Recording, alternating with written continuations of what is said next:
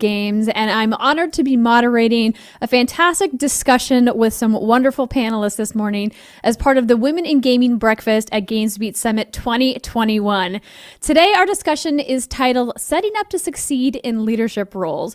And joining me in this discussion, please welcome the CEO and co-founder of Romero Games, Brenda Romero, the SVP and Group GM at Electronic Arts, Samantha Ryan, and the co-founder and CEO of Double Loop Games, Emily Greer. Ladies, thank you so much for joining me today. Thank you. Thank you. So this topic that we're going to be discussing, setting up to succeed in leadership roles, is kind of a giant umbrella of a conversation. We are going to take it in a few specific directions, but what I would love to kind of kick our conversation off with is talking about how each of you got into the leadership role that you're in today. Did you guys start out your career in the games industry thinking, I want to run my own studio one day, I'm going to be a CEO? Anybody? No? No. Well, that's not a surprising thing. Yeah, I got into the games industry when I was 15, so I really was just thrilled to play games and to be paid to play games. When I went to college, I realized and went out to get a real job, I found out that I didn't want to do anything other than make games. So for me, it was really just a progression of what's next. But I never set out to say, like, I want to found a company, I want to be CEO. That was just a natural progression, I think. I'm somewhat close to it in that I came into the game industry as a co-founder. I'd had a 10-year career in the catalog and e-commerce industry, essentially doing what we'd now call data science and user acquisition. But the idea for Congregate, my first company, was totally my brother's. I was just helping him with his business plan and then volunteered as his co-founder. And a lot of that had to do with, it just seemed like a great adventure as much as anything. I definitely didn't think of myself as somebody who knew a whole lot about games. I played them, but I wasn't an expert. So I was just there as the person who knows business, the person who's really good at telling my brother when his ideas are bad. That was sort of how I was thinking about my role at that time.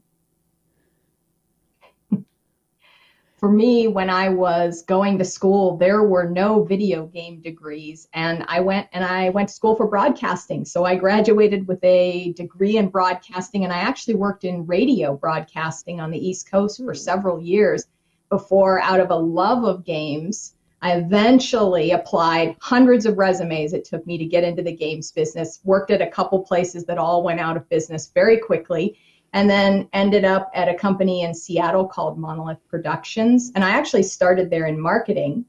And literally 2 months after I started, they came to me and said, yeah, this marketing thing's not going to work. We're going to shut down the whole marketing department.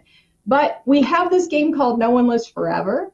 Maybe you'd like to try being a producer. You seem very organized. And 20 years later, I've been doing production for my entire life, and I never looked back. So I never thought that would happen. It's happenstance, and I'm so grateful to have had that opportunity. I think it's a common story among people in video games that they never saw this career path for them, mostly because there wasn't educational opportunities 20, 30, 40 years ago the way that there are now. I mean, we got esports scholarships at high schools and colleges today, which is phenomenal to think about. But I think that also has contributed to why we are seeing not as many women voices in those leadership roles, and why it's so important to really uplift some of the people coming into the industry to say, hey, you can be a CEO. Hopefully you start out your career thinking that that's a possibility, that maybe they can overcome or avoid even some of the obstacles that the three of you had to deal with along the way.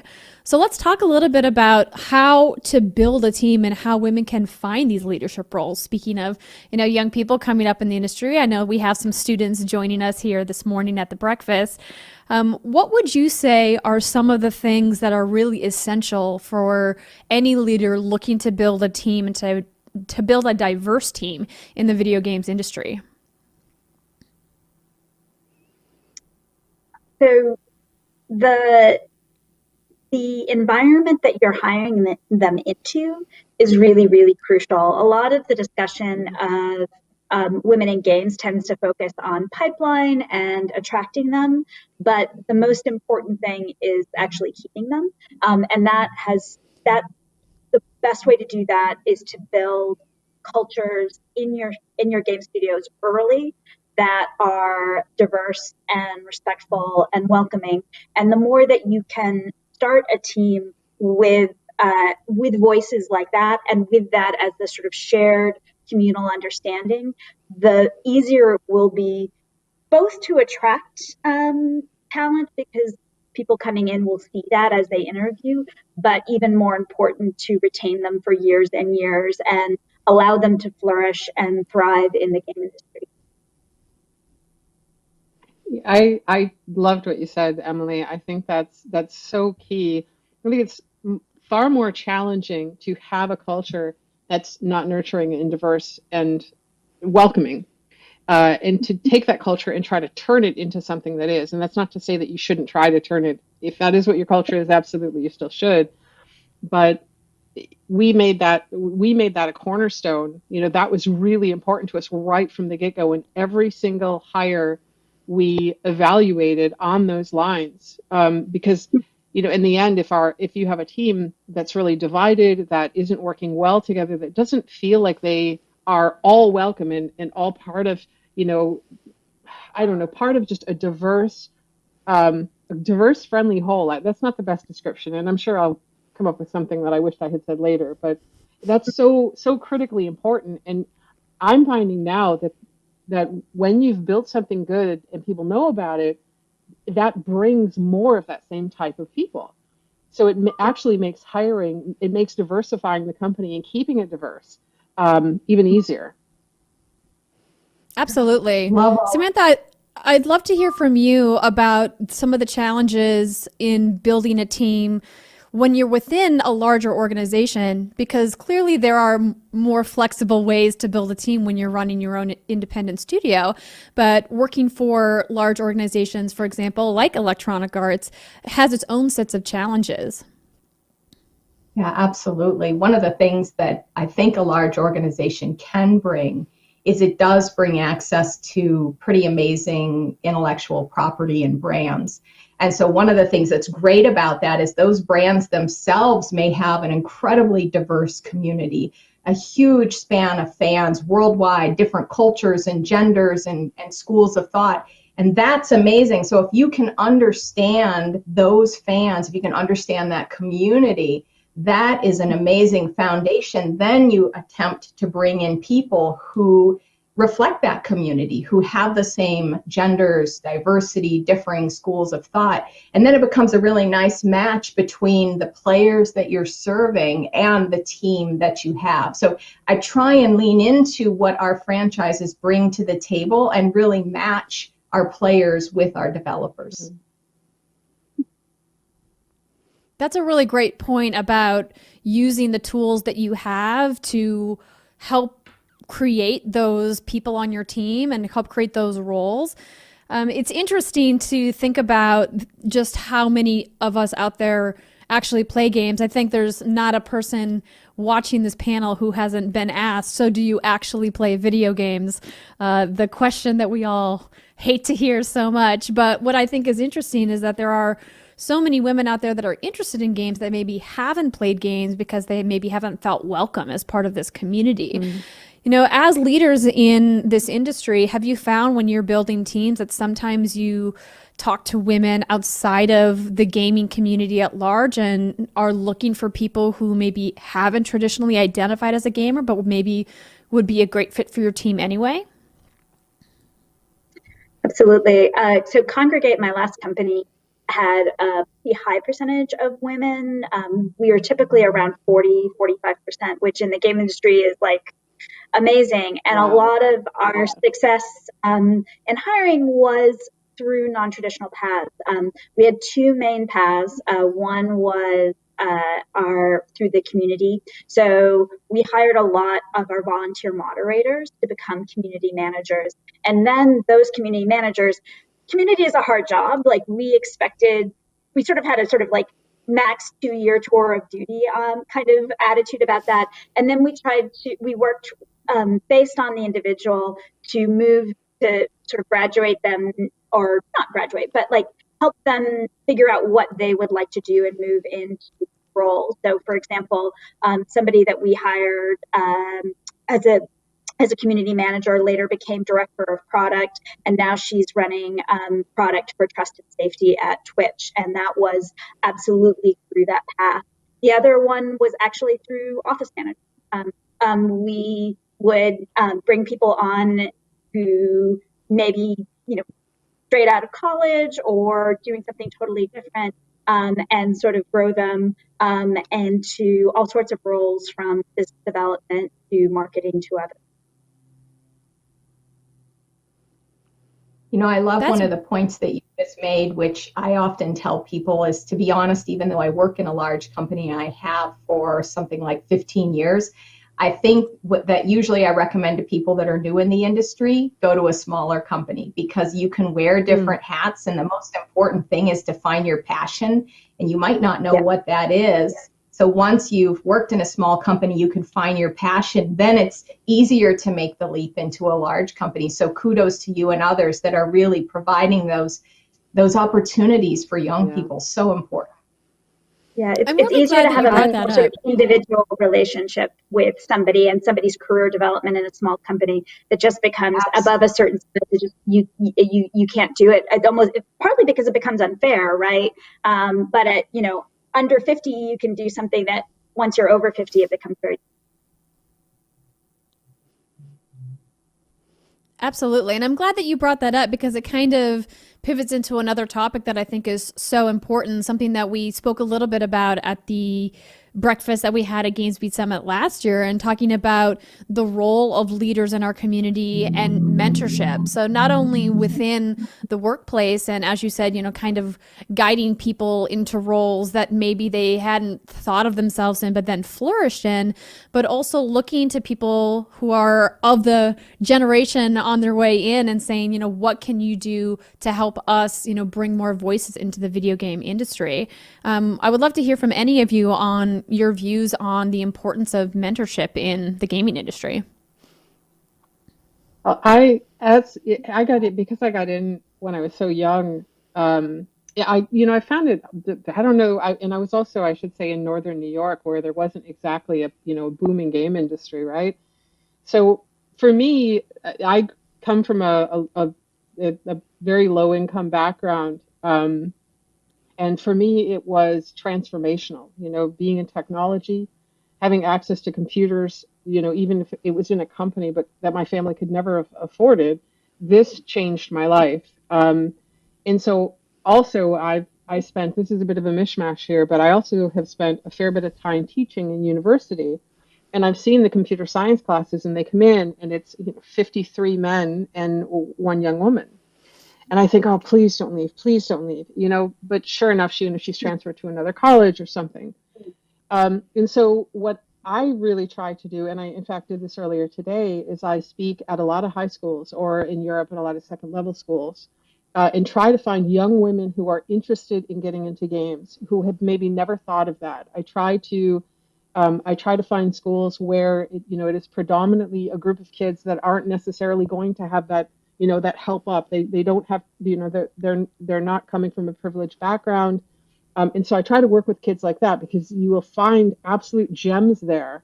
And so, and I just find a lot of fulfillment from that. And then I think it's also critical, like you mentioned, somebody mentioned, I think Samantha mentioned, there were no schools, right? So at some point in time, when you get out of college, there's everything from the basics is only learned by sharing that knowledge with one another. And so it is critical that we do that, and that we provide that information to one another. Absolutely. I think that is such a great thing that you're doing, going and speaking to students and letting them know about the different paths that they can take. I think it's something that we all get asked all the time as people who work in the games industry, like, how do I get your job? And it's like, well, there's actually quite a few different ways that you can work. And maybe you don't actually want my job. Maybe you want this other cool job that you didn't know about that exists in the games industry, which is an interesting thing to think about when you talk about career progression, talking about starting in one place and going to another. I know, Emily, you had mentioned, someone on your team starting in community management and then kind of rising the ranks and going into a different direction. I would love to hear from you guys about, career progression and just what people can do that are maybe currently in the games industry and looking to change their progression, or maybe, some of the younger people that are watching saying, I want to be in the games industry. What should I do to set myself up for success?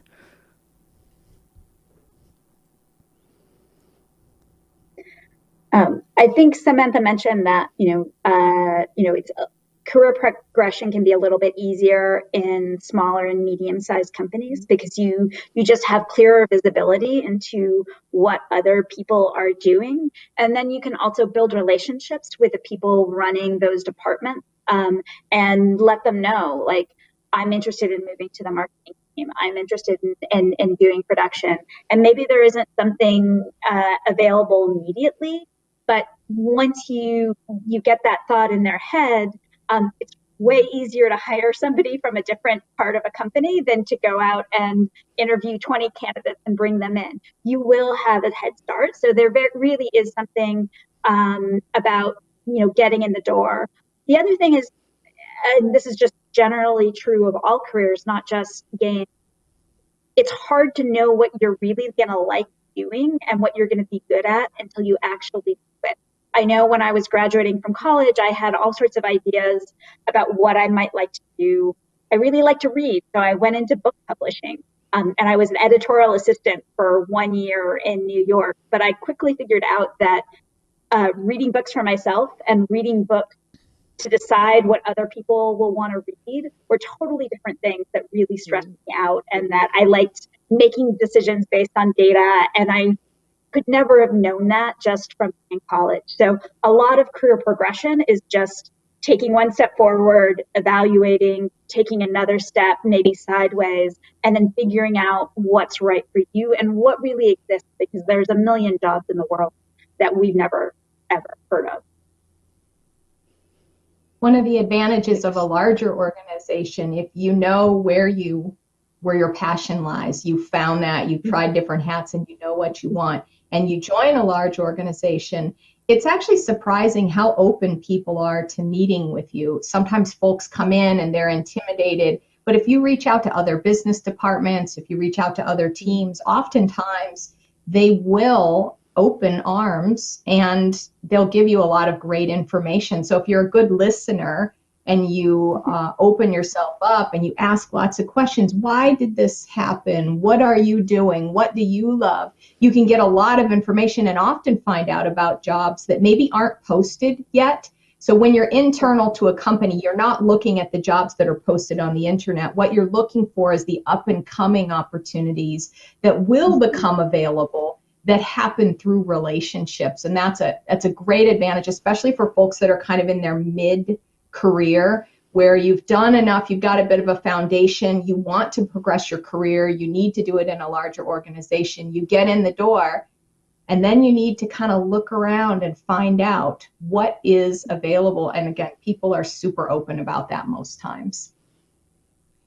I hadn't thought of this until Samantha said that, but most of my bigger steps have involved noticing that somebody or something is about to go out. So this is before the job even opened up.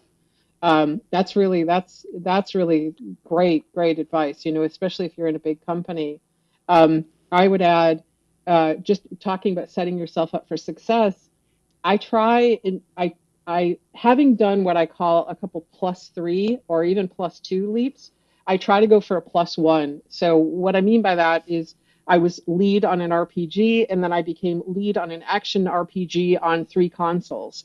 So that's a big step, right? Versus versus becoming lead on an RPG. Okay, now I'm going to be lead on an action RPG.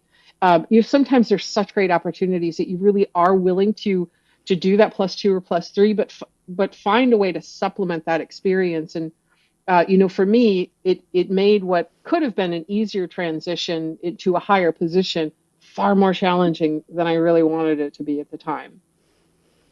That's such great advice from all of you. I think what's really interesting about it is that while those opportunities, typically come along for all of us at some point in our career path, it's possible that maybe we're not ready for them when they do come along, or maybe, your position inside the org that you're in is not secure for you, or maybe you're not secure in yourself. I know, Brenda, when we were preparing for this panel, you talked a lot about the benefits of being visible within your organization, and really the importance of advocating for yourself. And that's really kind of what you guys are saying here, of like, hey, you have to be on the lookout and advocate that you should be the one getting that position when it comes open. And that's something I think women really struggle with.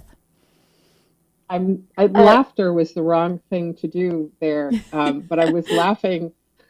I'm laughing because the reason I became CEO, I don't know that I brought this story up. It occurred to me, I was listening about how few women were CEOs in the game industry. And so I sent a message to my co-founder and said, I want to be CEO.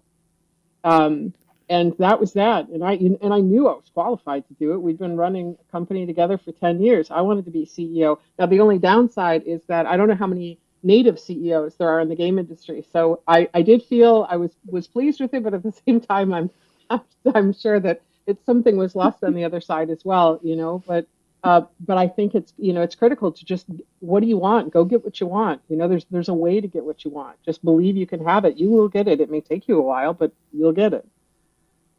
One thing I'd also like to mention is that you're talking about being ready.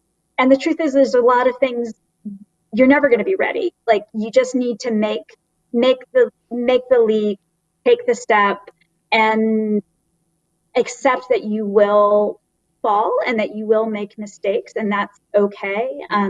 As a hobby, I'm a figure skater, and one of the things that actually helped me be prepared for entrepreneurship is that my coach was always telling me, if you're not falling, you're not trying, right? Like, that if you weren't falling and skating, it meant that you weren't putting yourself out there and really pushing. And that helped me frame building a company, because that if it failed, it was okay. It could only fail if I tried. And I could never succeed if I didn't try. And so that really helped me kind of move through leadership and sort of accept my inevitable failures and inevitable mistakes as learning and not just as screw ups. Yeah.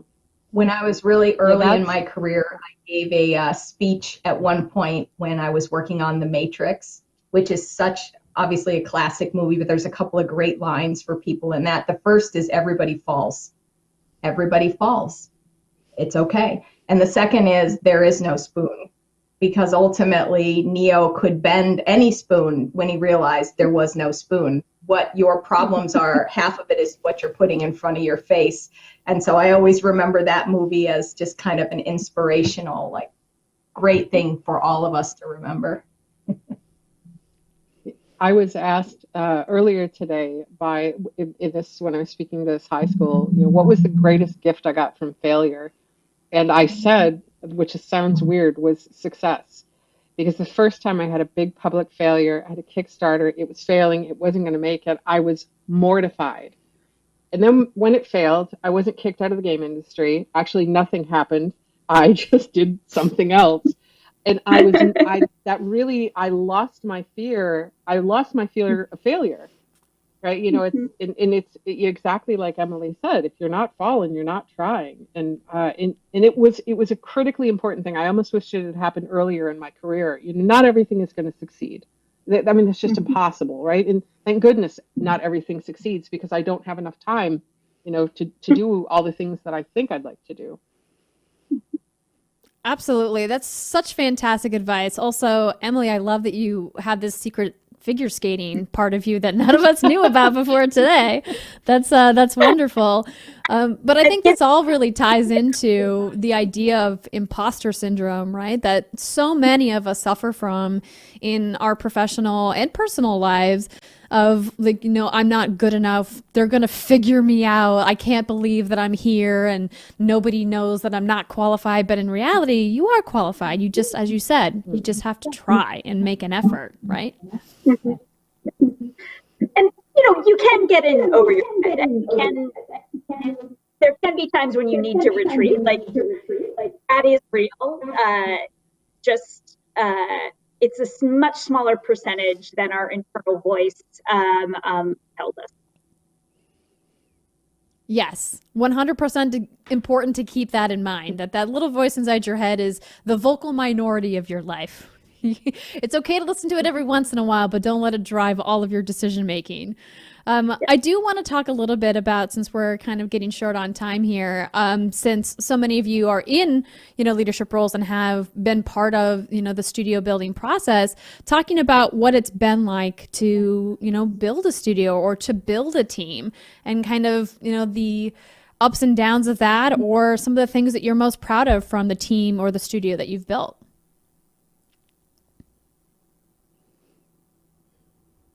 Well, I know that this is exactly what you think I'm going to say, but I love the team that we have right now. I have never worked with a better team. It is also the team that we took the most care building. We did double rounds of interviews. There was the why should we hire this person? And that was pretty easy. They have all these skills. But then we had a separate discussion about why shouldn't we hire this person? Because it's not just bringing somebody in, it's making sure that all the people who are in there are protected from whatever person we might let in. And it's made a tremendous difference. And, our studio is a studio of allies. Our studio is a group of friendly, dedicated game developers. All the things that I wished I had in teams that I worked with previously, or people that I've worked with, I've taken those lessons forward. I also I make mistakes. I make mistakes every single day. I want to learn from them. That old adage, hire people who are better than you. I try to do that constantly. But I'm really just thrilled with the team that we have right now. It's the best team that I worked with. I miss them because it's the pandemic, and this is how we communicate now. But yeah, I'm just delighted with the team I have now. I'd say one of the best parts of being a founder is that you get to choose who you work with for the most part. There's always partners and other external parties that you're working with, but your team, you do get to choose. And, understanding how much you're influencing your lives, each other's lives with those choices is really important. Over, now I guess 15 years that I've been in games, the other thing that I've really makes me happy is the careers that so many people who started at Congregate have gone on to have and who they've grown into. And so both working with them, but also seeing them, grow and contribute to the broader game industry has been a real pleasure and something I take a lot of sort of pride, not semi-maternal pride and satisfaction in. One of the things that I am so proud that I learned over the years is that you have to be a good listener. And being a leader is not just about making decisions. Being a leader is about listening to your people and really understanding them deeply. And that makes you a better leader. And I feel like that's something they don't really teach you in school. They focus more on decision making. And really, I just love my teams, and I am so proud to be there to support them and listen to them and take their concerns to heart. And so that would be a piece of advice I would offer to young folks that are coming up through, is learn how to be a good listener. All fantastic pieces of advice. Thank you so much, ladies Emily, Brenda, and Samantha, for joining me for this discussion. I could easily fill another 60 minutes or more of questions that I have for the three of you about your experience, but unfortunately we are out of time. But thank you to everybody for listening and stopping by this morning, and I hope you enjoy the rest of your GamesBeat Summit.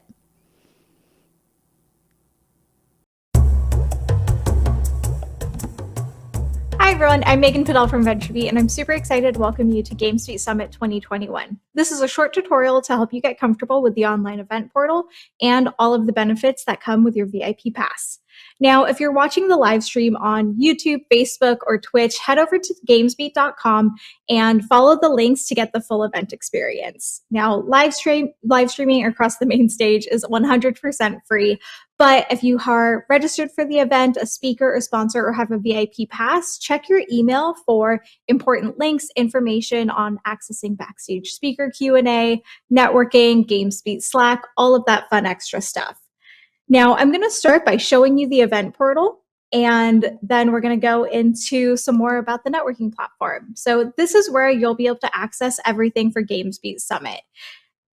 Now, during the session, you'll see a video here. Our Q&A and our polls will be rolling to the side, and then down below, we have the lounge, the agenda, and our on-demand section. The lounge will have all of the links that you need, including how to get to the networking portal, how to participate in off-stage Q&A, how to join the roundtables. The agenda, this is pretty self-explanatory, but you can go in and check out the full program and filter by dates, the type of session that you're looking for, and even search for speakers. And then the on-demand tab, this is where you can find any sessions that you missed about 30 minutes after they run live, and our full editorial coverage for the event. Again, if you're here on the main stage at GamesBeat, you can participate in Q&A by typing in your questions, adding your name, and hitting send. There's no need to log in to participate, but we do encourage you to add your name just so that we know who's asking. If you have any questions about this portal, maybe something's not working for you, you can email us directly at eventsupport@venturebeat.com.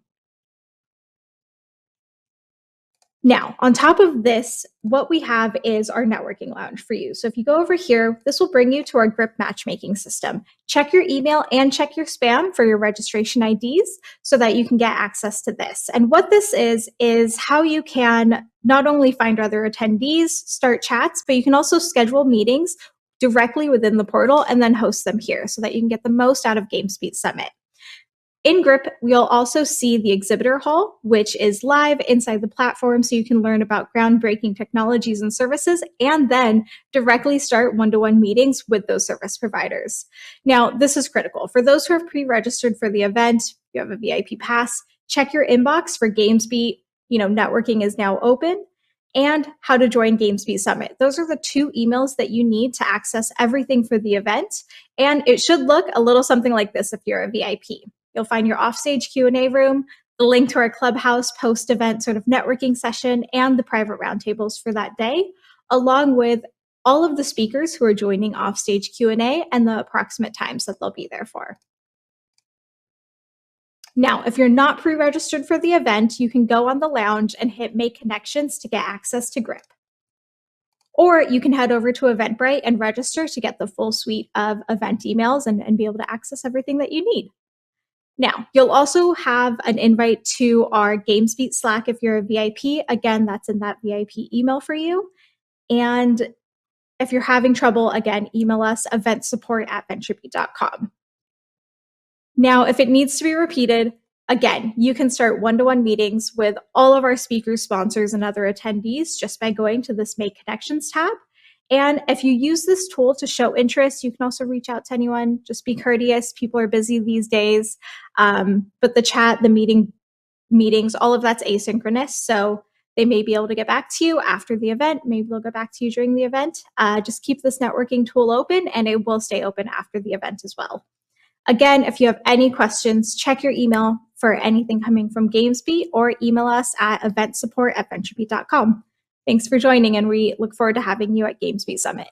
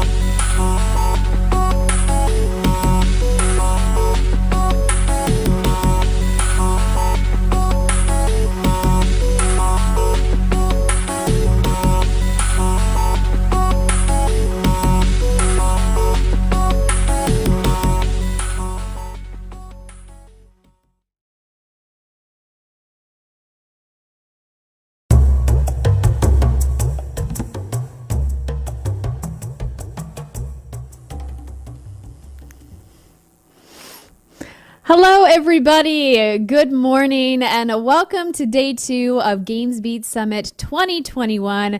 I am your MC for the day, Andrea Renee, and I'm so glad to be back for another wonderful virtual event.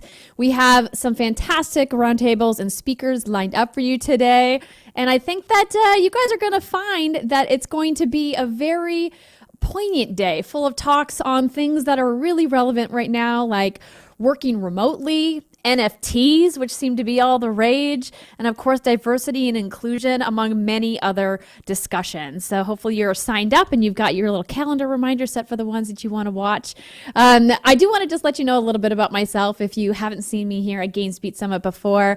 I'm the co-founder of What's Good Games, a women-run media company that specializes in podcasts, live streams, and gaming videos. But I've been working in the games media business for over a decade now, so you may have seen me working with a variety of publishers and developers on stages like E3 or Comic-Con or PAX. And of course, working with wonderful media partners as well. But enough about me. I do want to give a big shout out and thank you to all the wonderful women who joined us for the women's breakfast this morning. Had some fantastic conversations about setting up to succeed in leadership. And if you guys missed that panel discussion, it will be available later on as well. We're excited to have over 2,000 attendees registered for GamesBeat Summit this year, joining from home, staying safe, plus more tuning into the live stream across Facebook, YouTube, and more. Now, if you do want to interact with the stream, you can head on over to GamesBeat.com for the full portal. And of course, we could not be here without the gracious help from all of our wonderful sponsors. So be sure to visit the expo area in the one-to-one networking portal as well. There they are. Thank you again to all of those people for helping out make GamesBeat Summit 2021 possible. And of course, another group of people making it possible is our wonderful advisory board. If you guys want to join the conversation around GamesBeat Summit, perhaps you got a great quote from one of the speakers today, you can use that hashtag GBSummit. And you can also tag us at GamesBeat if you're going to be tweeting today. So please do, so we can, kind of keep track and find everybody else who is watching the summit along with us. You can use the live Twitter feed, of course, by following that hashtag in your tweets today. Now, for those of you who are pre-registered, you should have an email with access to the one-on-one networking platform. One of the fantastic opportunities here at GamesBeat Summit every year, of course, is to meet people and to connect with other people. Now, if you have not, check the links below the main stage to start networking, or you can also click on the link in the events portal page. Now, most of our sessions today will have offstage Q&A following the presentation. Access to these, as well as to our private roundtables and our private Slack community, is limited to our VIP ticket holders. For VIP ticket holders, you should see an email with information for accessing the private speaker offstage Q&A roundtables and, of course, the Slack. Now, if you are interested, you can also upgrade your ticket to a VIP pass. You're going to receive 1 full year of VIP membership, including VIP tickets to all of our GamesBeat Summit events and access to exclusive newsletters such as the Dean Beat, special member-only interviews, chats, and open office events with the GamesBeat staff. And of course, chatting with community members, GamesBeat staff, and other guests in our private Slack and Discord. If you're interested in purchasing a VIP ticket, as I mentioned, and you hear the word roundtable and you're like, ooh, this sounds like a great opportunity for me to connect with some other industry folks, you're going to see links right below our main stage in the lounge section with all of those informations. But of course, the staff here is here for you. If you guys are having any questions or any difficulties with the platforms, you can write down that email address, eventsupport@venturebeat.com. One more time, that's eventsupport@venturebeat.com, and someone will get back to you as quickly as possible. If you guys were joining us yesterday, you know that my co-MC, Khalif Adams, let you know about those fantastic polls that we have going on. We encourage you to participate. These will be shown directly to the right of the main stage, and you can simply click on the poll to respond. So we're going to give you kind of a softball to start the day off. Is this your first GamesBeat Summit? Pretty easy question, just a solid yes or no, just to kind of get an idea of who has joined us for one of these events before. And you can go ahead and answer now. I'm going to go ahead and answer it myself. so I can see what all of the answers are. But we're going to have several of these polls throughout the day. It's a great way to interact with other people who are watching live along from home, just like you. So it looks like we've got a pretty even split so far of people who have been here before and who haven't been here before, which is fantastic. Welcome to everybody who is enjoying their first GamesBeat Summit. I'm not going to go on for too much longer because we have a very packed day today full of fantastic speakers. So without further ado, I'm going to go ahead and introduce Mike Mignotti of VentureBeat for some welcoming remarks.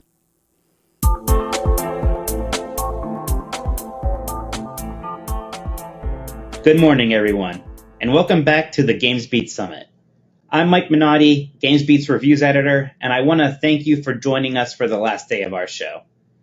You know, it's funny how quickly strange circumstances can become normal. Last year, the idea of an all-digital event felt bizarre. Now it's something that I'm used to, and while I do miss seeing all of you in person, I'm glad we still have this chance to connect and learn from each other. I'm also happy to see us continue our commitment to diversity. It's a major part of our theme this year, growing the next generation. I know that when I hear the words next generation, I often think of new hardware, like the PlayStation 5 and Xbox Series X. But the industry's future depends more on people than machines. And to make sure that gaming can be a career and hobby for everyone, it's important that we strive to be more inclusive. That includes being more open about mental health concerns. That's why I think that our panel called The Past, Present, and Future of XR Mental Health will be one of the day's most important. Medical professionals will explore the impact that virtual reality, augmented reality, and mixed reality can have on our mental health. As these technologies become more common, these discussions will become more important.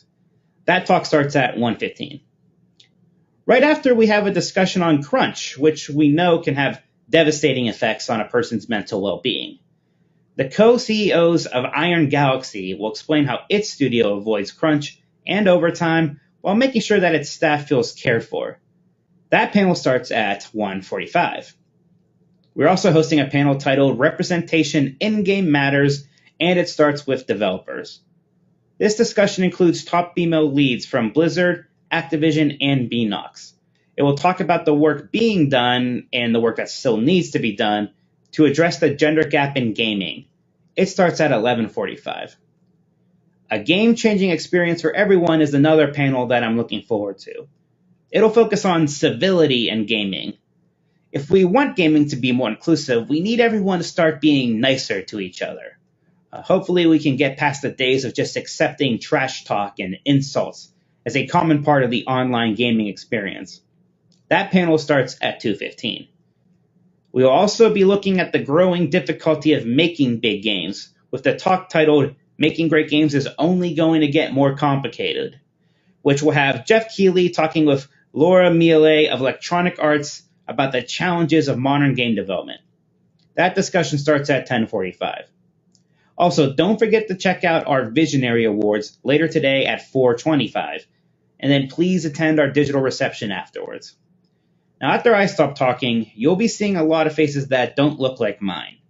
Dean Takahashi has told me that this year's summit features about 47% speakers from diverse backgrounds.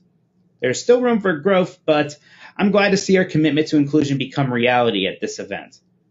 Speaking of Dean, I want to thank him for all of the work that he puts into this and every GamesBeat event. He also keeps letting me talk for whatever reason during these shows, so I'm grateful for that. I also want to thank the rest of GamesBeat's editorial team, Jason Wilson and Jeff Grubb, along with our regular contributor, Giancarlo Valdez. I'm proud of the work that we do on GamesBeat, and I'm lucky to work with such a talented staff. Thanks also go out to Andrea Renee, who is both our MC for the day and moderated our Women's and Gaming Breakfast earlier today. And thanks to Khalif Adams for MCing yesterday. I hope that you all have a fun and insightful day, and I hope that you join us in our commitment to inclusion and diversity. Maybe next year we'll all be seeing each other in person again, which is going to be great, even if I am going to miss being able to attend these things from the comforts of my Northeast Ohio home. But until then, please take care, be kind to each other, and be safe.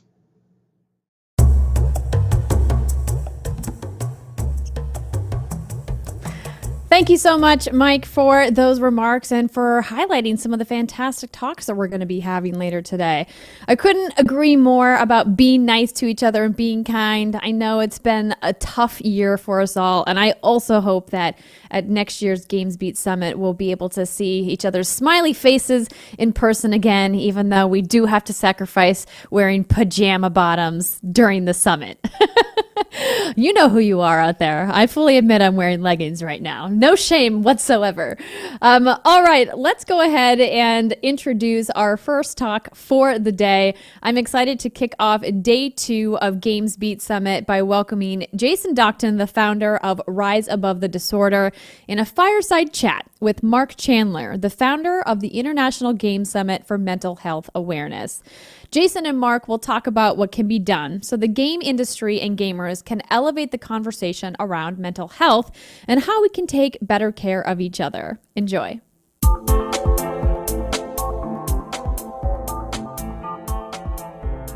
All right, so hi, it's Mark Chandler from the International Game Summit on Mental Health, and I'm here with Jason Docton from Rise Against the Order, or as they commonly referred to as RAD. And I'm not too sure if you're aware of this or not, Jason. When you type in RAD on Facebook, it actually gives you like one of those little things that jumps up, kind of like when you type congratulations or anniversary or something like that. Are you aware of that? No. You did call us Rise Against the Order. I like that. That sounds more... God. That sounds maybe more appropriate for us to... Might be.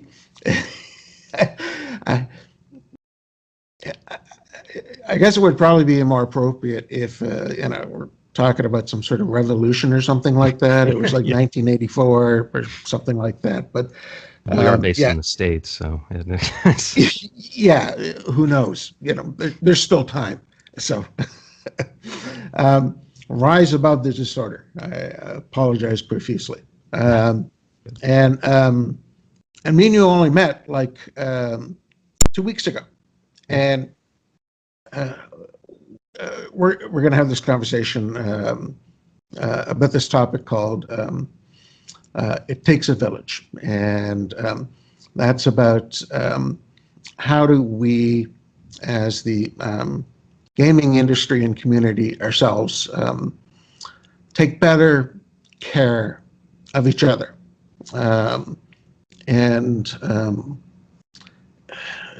This isn't the happiest thing to say, but it's almost a week doesn't go by where you hear somebody taking their life within the gaming industry. Sometimes I know them, sometimes I don't. When we did TIGS last year, which was October, I think 12th and 13th, only like 5 days before TIGS, or the Saturday before. We started on a Wednesday.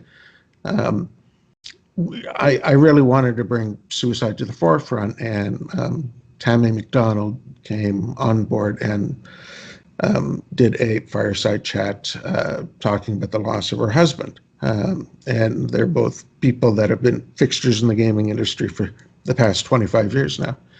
And it was a absolutely heart-wrenching talk, but it was something that needed to be said. And so some of these people that some of these people we might know, some of these people we might not know. And what happened was 5 days before TIGS itself, Tammy reached out to me, and we basically said, have you seen the latest person who, had taken their life?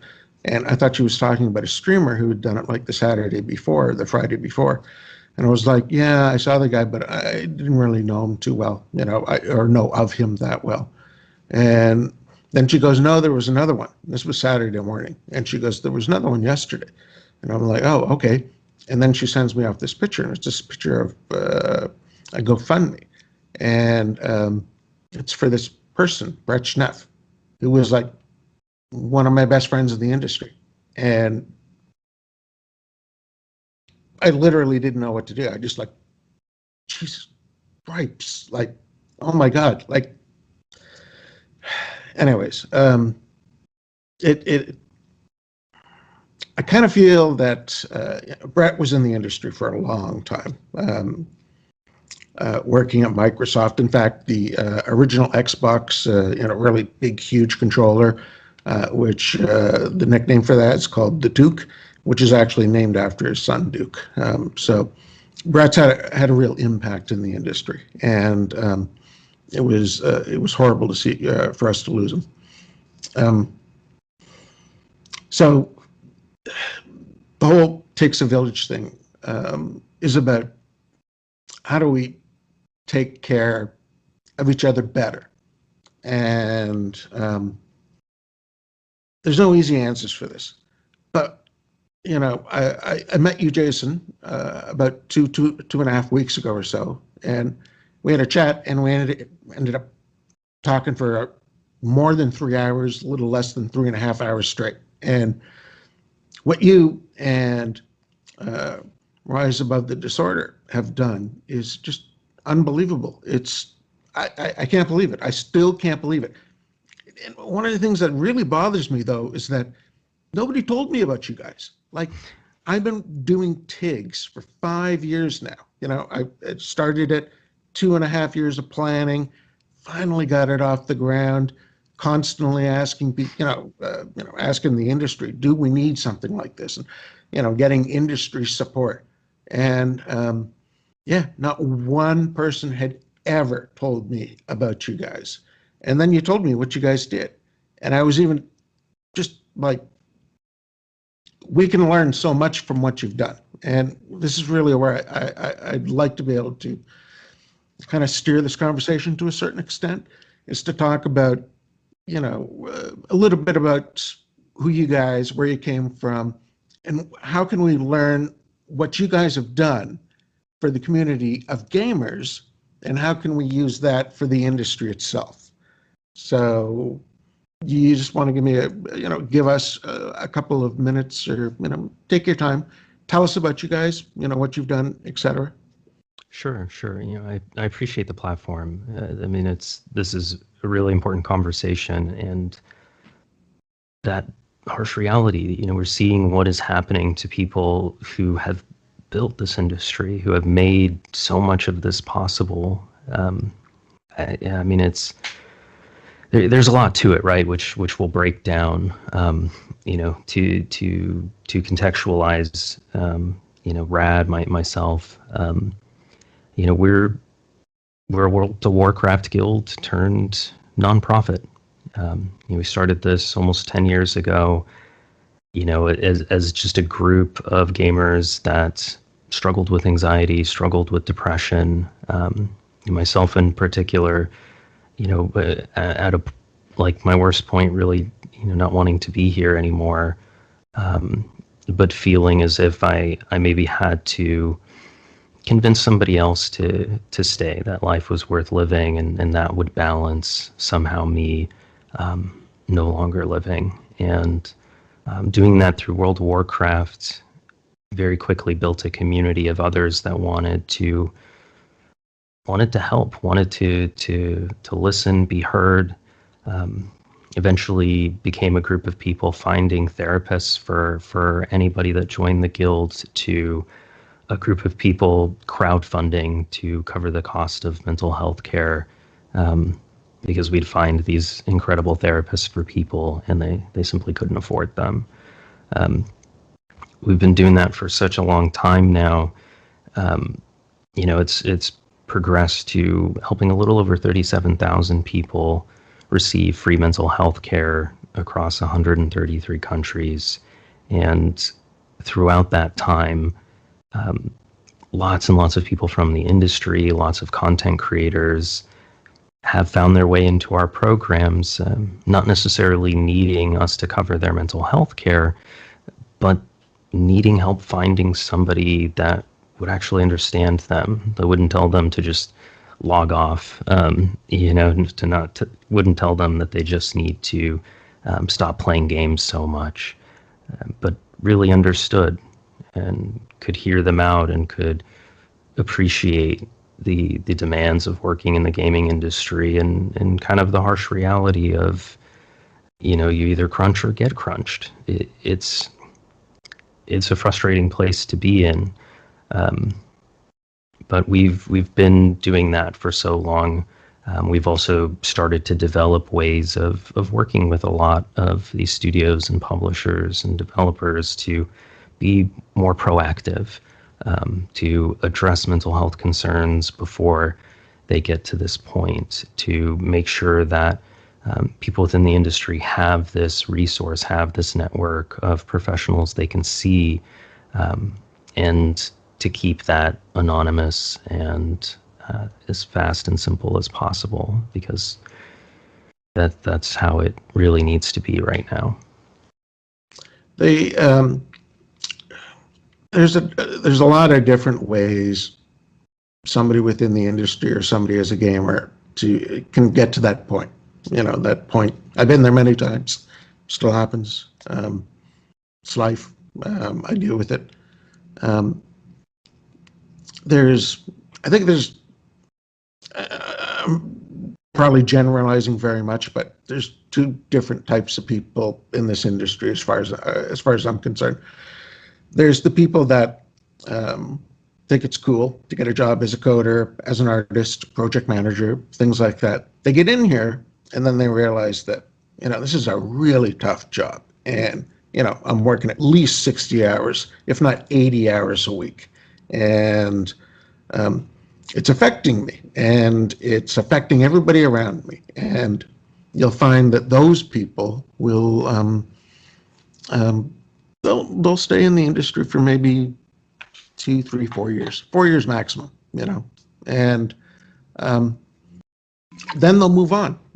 Go to Google, they'll go to Facebook, they'll get twice the amount of money, they get less, dramatically less stress, and they'll just kind of decide, I'd rather be a gamer than actually working in the gaming industry itself. But then you've got this other side, people like me, Dean, you, I'm sure, where this is it. I'm not doing anything else for the rest of my life. And when I first got into the industry, I didn't know that was going to be it. But after being in the industry for a couple of years, I was just like, well, it's bad. And, I get bad and I'll get really down, but I'd still rather be doing this than doing something else. So you've got these other people that we're just not leaving. We're going to stay here no matter what. And that's kind of an issue on its own, because you're devoting so much of yourself, your entire life and work to your passion of being in the industry. But what happens when, and this goes back to the whole suicide thing, is that what happens when you lose your job, and you'll spend the next 5, 10, sometimes less than that, trying to get back inside the industry, and you can't.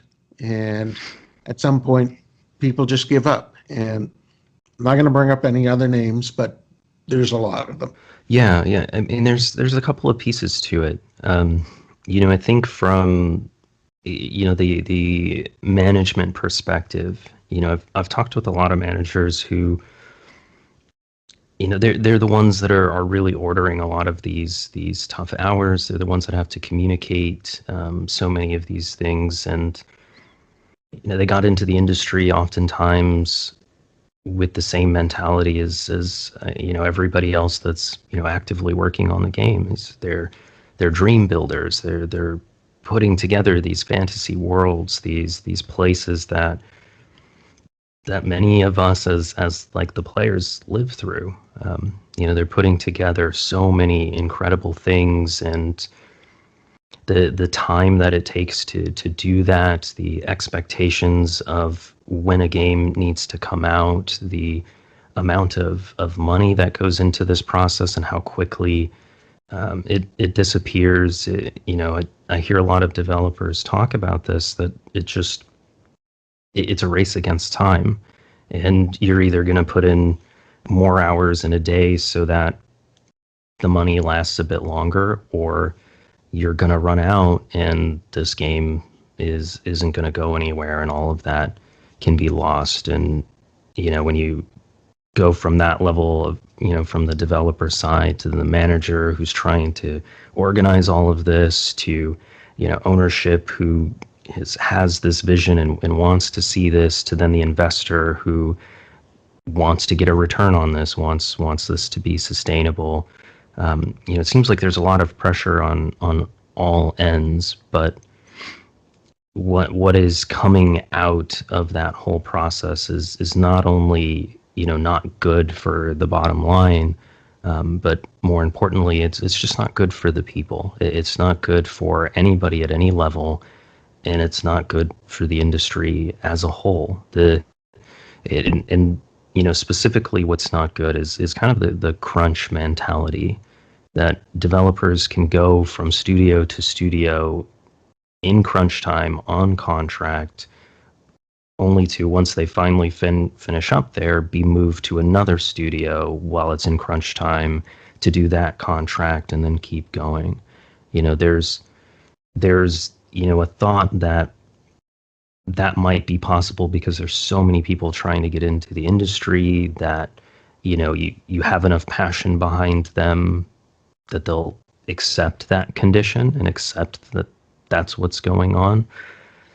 But that is not an infinite resource. It is a huge problem to work that way. Even if we just remove the morals, the ethics of why we shouldn't do that to people who are bright and excited and passionate, or have families, have friends, have a life that they should be able to equally enjoy. People who are able to balance their passion with things outside of work perform significantly better. They engage much better. We've seen study after study show what happens to people when they miss sleep. It really, really messes with us. It increases anxiety, depression, likelihood of suicide, likelihood of stroke, heart attack. So to imagine a developer needing to push 16 hours, especially as a game is getting ready for launch, knowing even too that when it launches, it's probably not going to be done to completion, and then the community is going to yell at them on Twitter. What is the mindset of so many of the developers right now?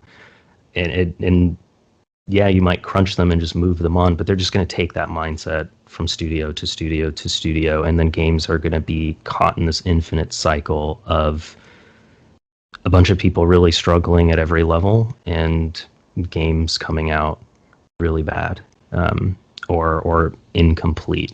I see that with some of the biggest title games, and the community of gamers is saying, why are so many games now coming out like this? They're pointing the finger at it. It's got to be money. It's got to be these investors. It's just, this is becoming too much of a business industry.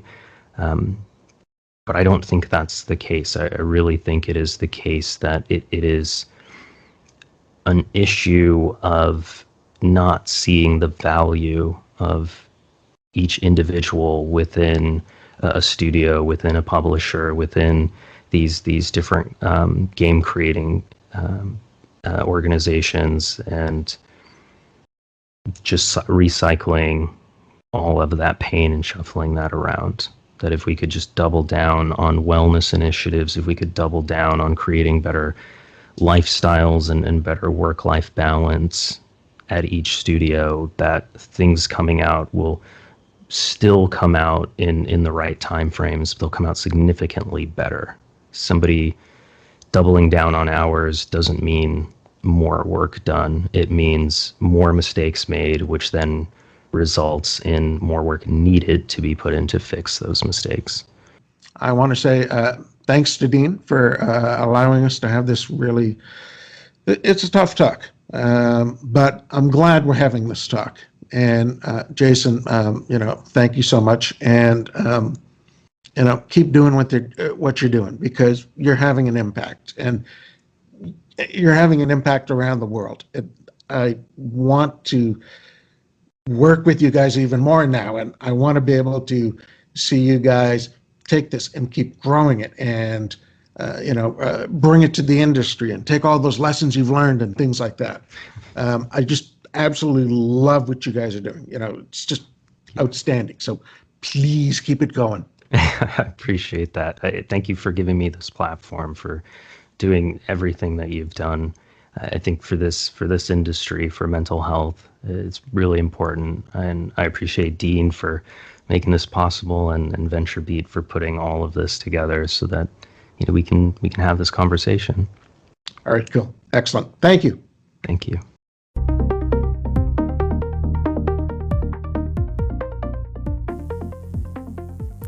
Thank you so much to Jason and Mark for that heavy but yet very important conversation about mental health and trying to destigmatize the conversations around mental health, something we in the games industry definitely need to work on and get better at. And organizations like Rise Above the Disorder are doing some great work there. If you would like to learn more about RAD and learn more about how you can potentially help your team or yourself about conversations about mental health, you can visit yourrad.org to learn more about Rise Above the Disorder.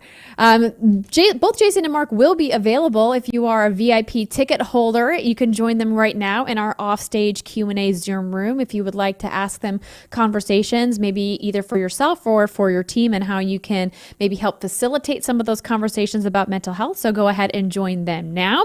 Next up, we are going to shift gears a little bit here and talk about remote game development, something that has greatly affected the video games industry over the last 12 months. I would like to welcome Brad Hart, the Chief Technology Officer of VCS at Perforce, Mark James, the CTO of Striking Distance Studios, and Karthik Bala, the CEO of Velen Studios. They will discuss remote game development and how to optimize your remote pipeline, overcome challenges, and build better games fast.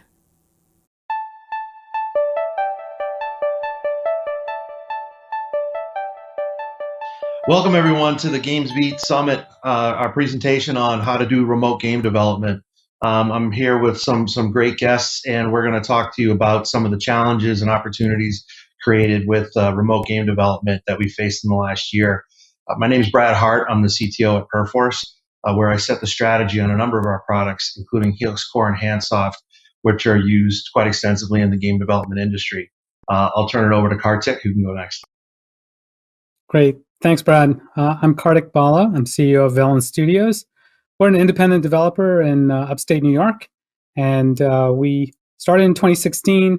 We shipped our first game last fall, which was Mario Kart Live Home Circuit, but in partnership with Nintendo, and we're just getting ready to ship Knockout City, which is an original IP in development of Velen with partnership with EA Originals. So shipping 2 games during the pandemic.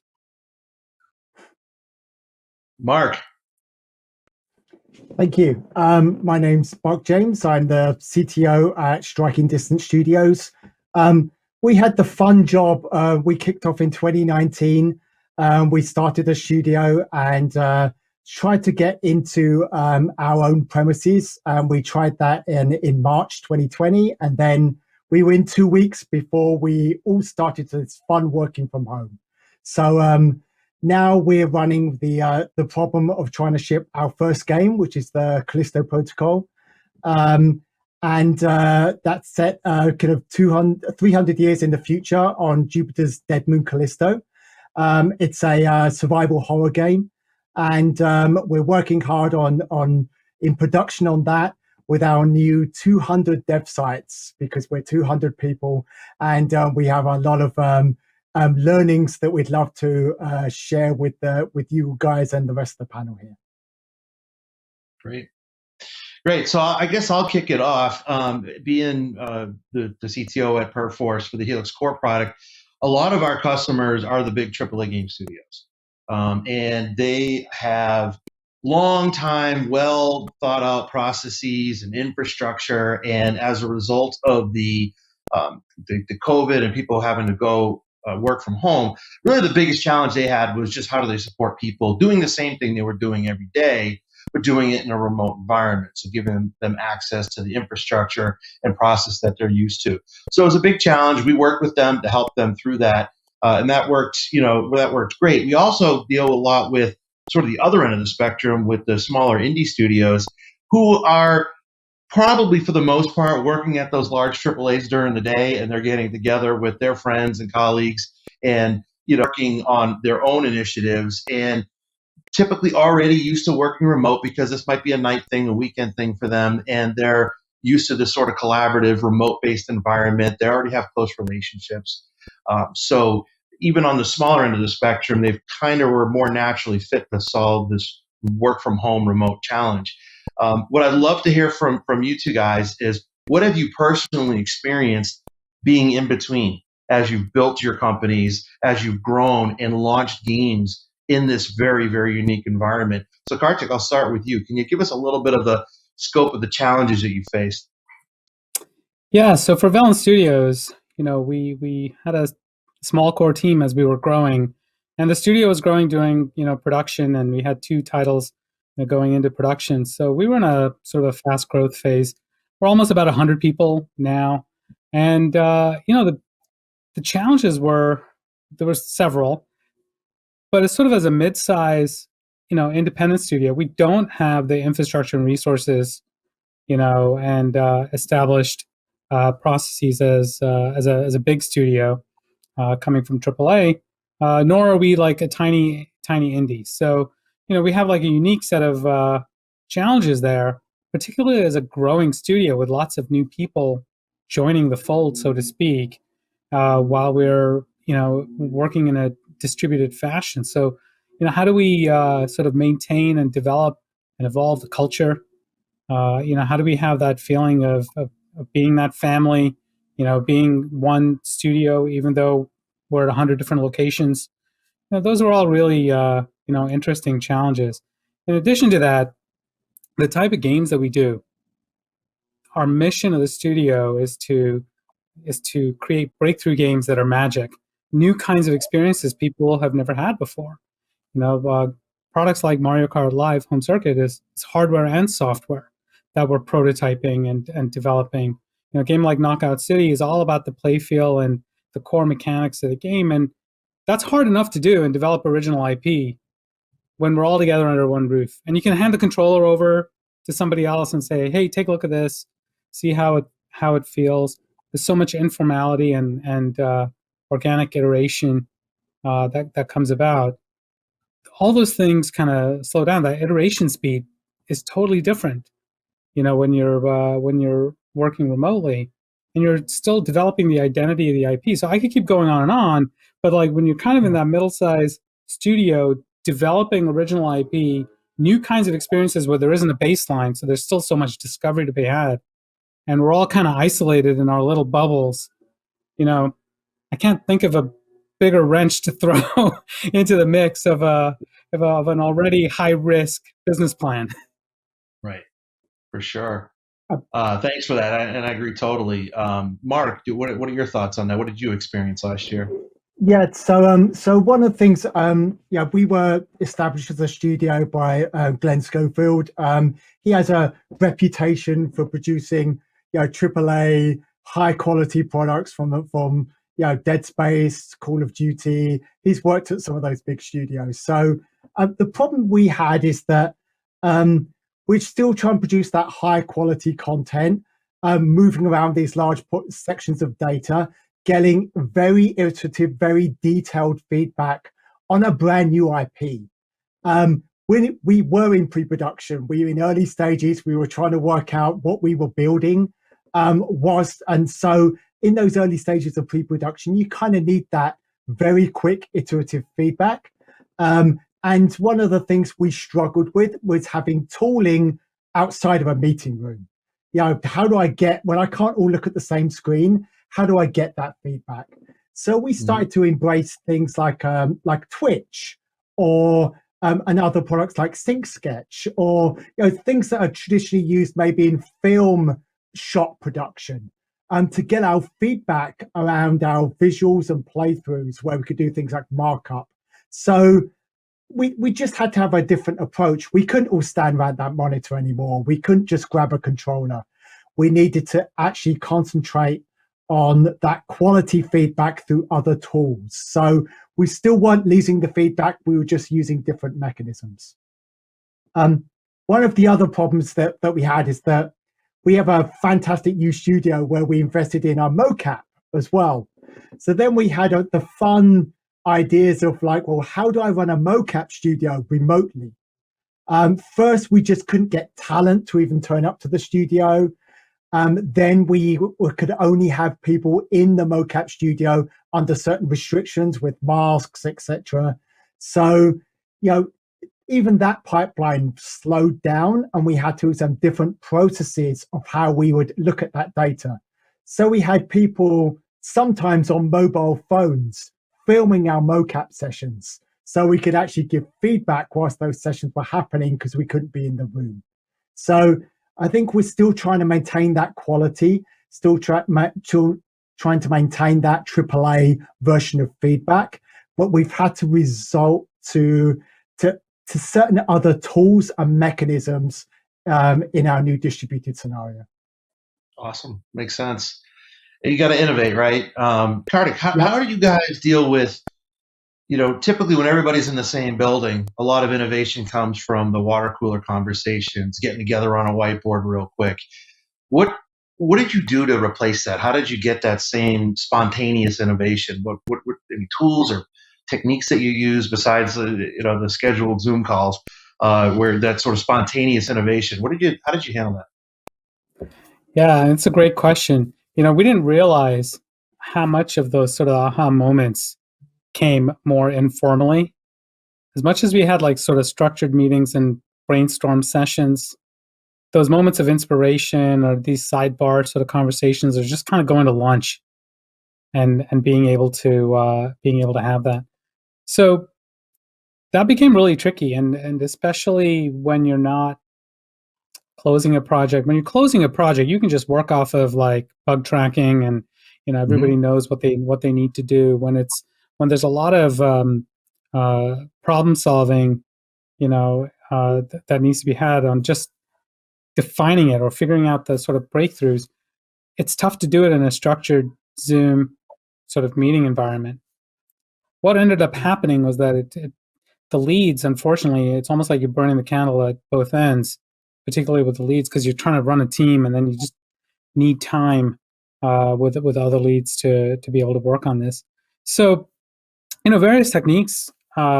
We had sort of more informal time, whether it's like sort of, hey, we're just going to have like lunch together, like we normally do, over Zoom, or, have basically, open video conference for people to pop in, and pop out. And those sorts of things have helped quite a bit, actually, to try and bring some of that informality back, and just sort of forcing ourselves, like, hey, who haven't I checked in with or talked to for one-on-ones? Because when you have bigger meetings, most people don't interact. It's very different than a one-on-one, and it's like having more of those one-on-ones. And I think that early on during the pandemic, it was a calendar that was wall-to-wall Zoom calls. Yep. And we had to like force ourselves out of some of that to have open time. And even if we're working, we just have that kind of open time. Actually, what the engineers were doing, which I thought was particularly clever, is like, especially as we're working towards milestones, everybody's working and they just basically are on Whereby or some other, sort of tool where, there's a screen that's got a half a dozen folks, who work together, and they're just, working on their own. If they have a question, it's just like talking to somebody the next desk over. As simple as that sounds, incredibly effective, to be able to problem solve. Or like, hey, come and take a look at my code or take a look at my work, screen share, and now you're pair programming or having a bunch of eyes on it. Well, that sounds great. You had to adapt. We did the same thing, Perforce, and I think we originally overcorrected with we're going to have tons of Zoom meetings to make sure everybody's staying in communication, and then we went to a little bit more free form, a lot more use of Slack real time, and I just think it helps streamline things. Mark, so you have a really interesting story going from, pretty small to growing to 200 plus people, if I'm correct. Yeah, What was it? that's right. I built a company before, and I know how hard it is when everybody's in the same building to sort of define and maintain the culture that you want for the company. What's the belief system of the company? What are you trying to build? Getting everybody to row the boat in the same direction. What was that like for you to Yeah. build on a company all remote in a game development environment? Absolutely, it's important. We've all worked for those companies where the company values are on posters on a wall, and no one ever looks at them again. We wanted to the company values we established with Striking Distance. We wanted to live every day. So, as a good example, one of our company values is people first, and it's an easy statement to make, but that means to give the example, we take time to have conversations with our employees outside of Jira tasks or their work. We set up things like we have a cake of the week where we'll run a Slack channel and someone will do some baking and we have conversations about cakes. We're working on a horror game. We recommend horror films to each other for people to watch, and then we have discussions about those movies next week. So we're trying to encourage the people aspect outside of the product aspect as much as we can in establishing those company values. Because as you've said, Brad, it's really hard to enforce those outside of a building. You have to take time and you have to spend time and effort. With the help of our amazing HR department, we do this. We do lots of tooling around this. We have quiz nights run through Slack. We have joke of the days, terrible dad puns that exist every day on our Slack. But we make an effort to make sure those water cooler conversations are happening through other means, and we're not losing those and therefore losing our identity as a studio. Awesome. That's all great stuff, and I think it's really helpful. And I think, again, people have learned to adapt, and putting culture first is paramount, I think, to success. So here, at Perforce, we're all about helping people, maximize their game development pipeline velocity, right? Improving quality, improving velocity. And I'm a personal believer that every challenge presents an opportunity, right, to improve something. Kartik, what have you seen come through this that was a challenge that led you to improve something as part of as a positive learning? What was a positive benefit of going through all this? Yeah, so great example would be, last fall, we shipped Mario Kart Live Home Circuit, which is this really innovative mixed reality, RC car experience. And that project was in development for 3 years, or so. And what the pandemic, just forced us to do was put it in the real world environment. We had, test tracks within the studio, and we were testing against different surfaces and, different Wi-Fi conditions and things like that you're trying to construct to simulate the real world. And all of a sudden, like 1 week, boom, we're all in the real world, at our homes, and all kinds of new issues are cropping up. And we're not seeing the same thing to be able to even narrow in on what's actually going on. And that just forced us to kind of develop new methods for testing in a more controlled way, but it gave us the advantage of being out in the real world, and the product got so much more robust as a result. And we had to rewrite key systems because we realized we were going to hit a hard wall. And Right. If we didn't realize it as soon as we did, it would have shipped with that, and we would have had more problems post-launch. So I think, where we got to was a much, much stronger product, that was resilient in the real world. And the same is true, as we're working on Knockout City as an online multiplayer game.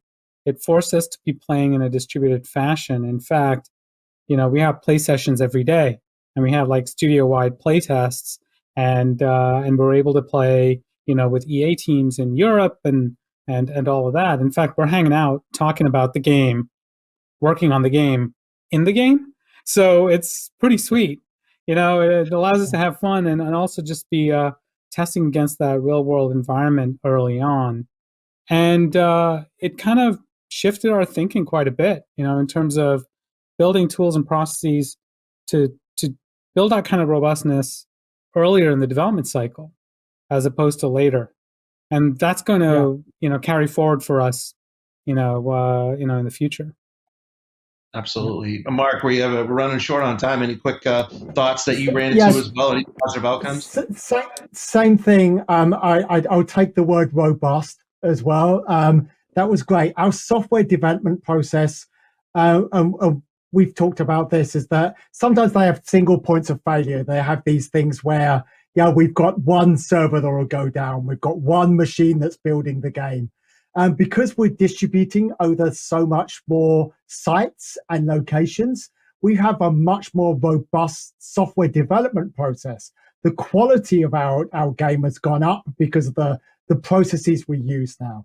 So that's great. It's actually something I hope in a positive aspect we take forward out of this pandemic as the way we build better games and more robust software development processes going forward. Thanks, Mark. Really appreciate that answer. Very insightful. So just wanted to thank everybody for joining. Kartik and Mark, I wanted to thank you for your time today in the panel. Very insightful information, very useful. I hope everyone found it useful. So thanks for joining, everyone. That's great. Thanks, guys. It's been a great conversation. Yeah, thanks, everybody. It's a lot of fun.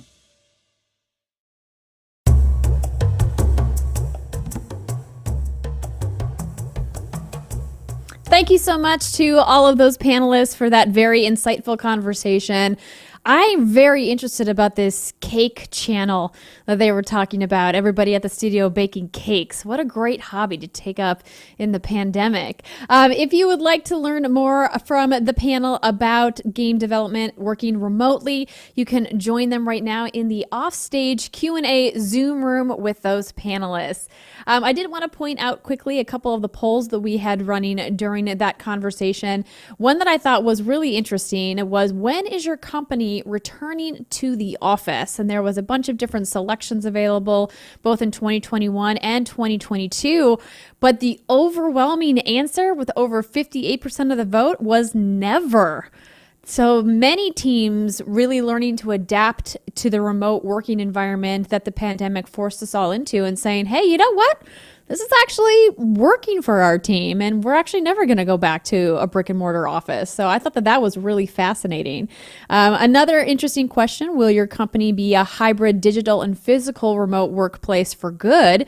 As we just talked about, many of you going fully digital, but it looks like an overwhelming percent, 97% in fact, said yes, there will be a hybrid format going forward. So I think that is one of the silver linings of this terrible situation we have all found ourselves in, is that, more work from home for most people out there. So that is great to hear.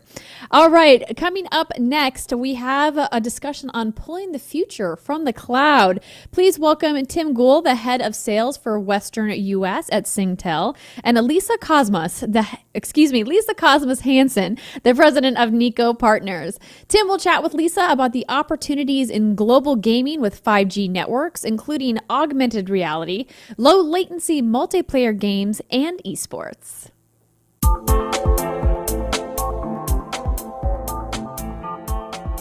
This is Pulling the Future from the Cloud, conversation with Tim Gould of Singtel. I'm Lisa Cosmas Hansen, president of Nico Partners, a market research firm focused on Asia. And Tim is the head of sales for Western US for Singtel, which is Singapore's largest premier telecommunications provider. So we're excited to be talking today. I'm particularly happy to be part of this conversation, as your company, Singtel, hails from Singapore, which is one of the primary markets in Asia, which is the region that my company covers in terms of market research on the games industry. So we have paths crossed, despite the fact that you yourself are working with United States and I focus on Asia. I think this conversation will bring a lot to bear for looking at what's happened in Asia and what's coming in the United States in terms of the services that Singtel specializes in. So welcome. Thank you. I'm going to just jump into these questions since this session is fairly limited. People have heard of 5G for mobile devices by now, but what can you tell us about the impact on low latency games, on augmented reality games, and on other trends related to games with regards to 5G?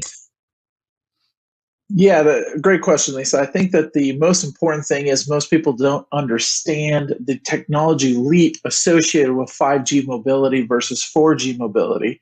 Just to throw a couple of things out there, the average network in the US is 4G, and most people with internet on their phones, which is most people at this point, they have about 30 to 35 megabits on average is the speed that they achieve on their devices currently.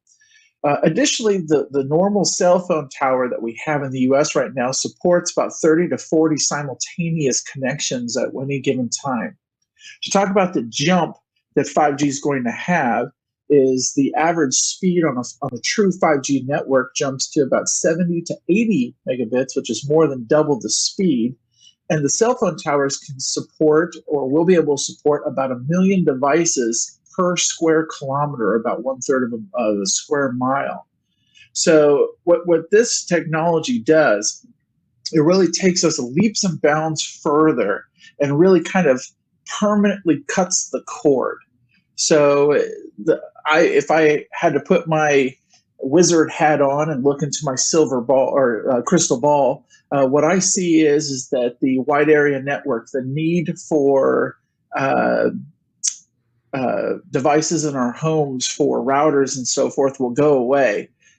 SIM cards that are used to connect devices to the mobility network will become standard in laptops, TVs, not just cell phones, not just tablets, and also in gaming devices.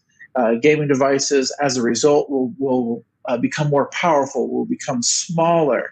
And then suddenly what we're looking at here is that the cell phone network is not just for cell phones, text messages, TikTok, but really it becomes a key integrator in allowing true augmented reality in video game systems. It allows us the opportunity to become connected, shorter latency times, less jitter, less packet loss on mobile gaming.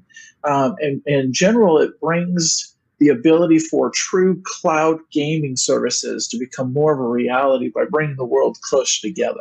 Hopefully that answers your question.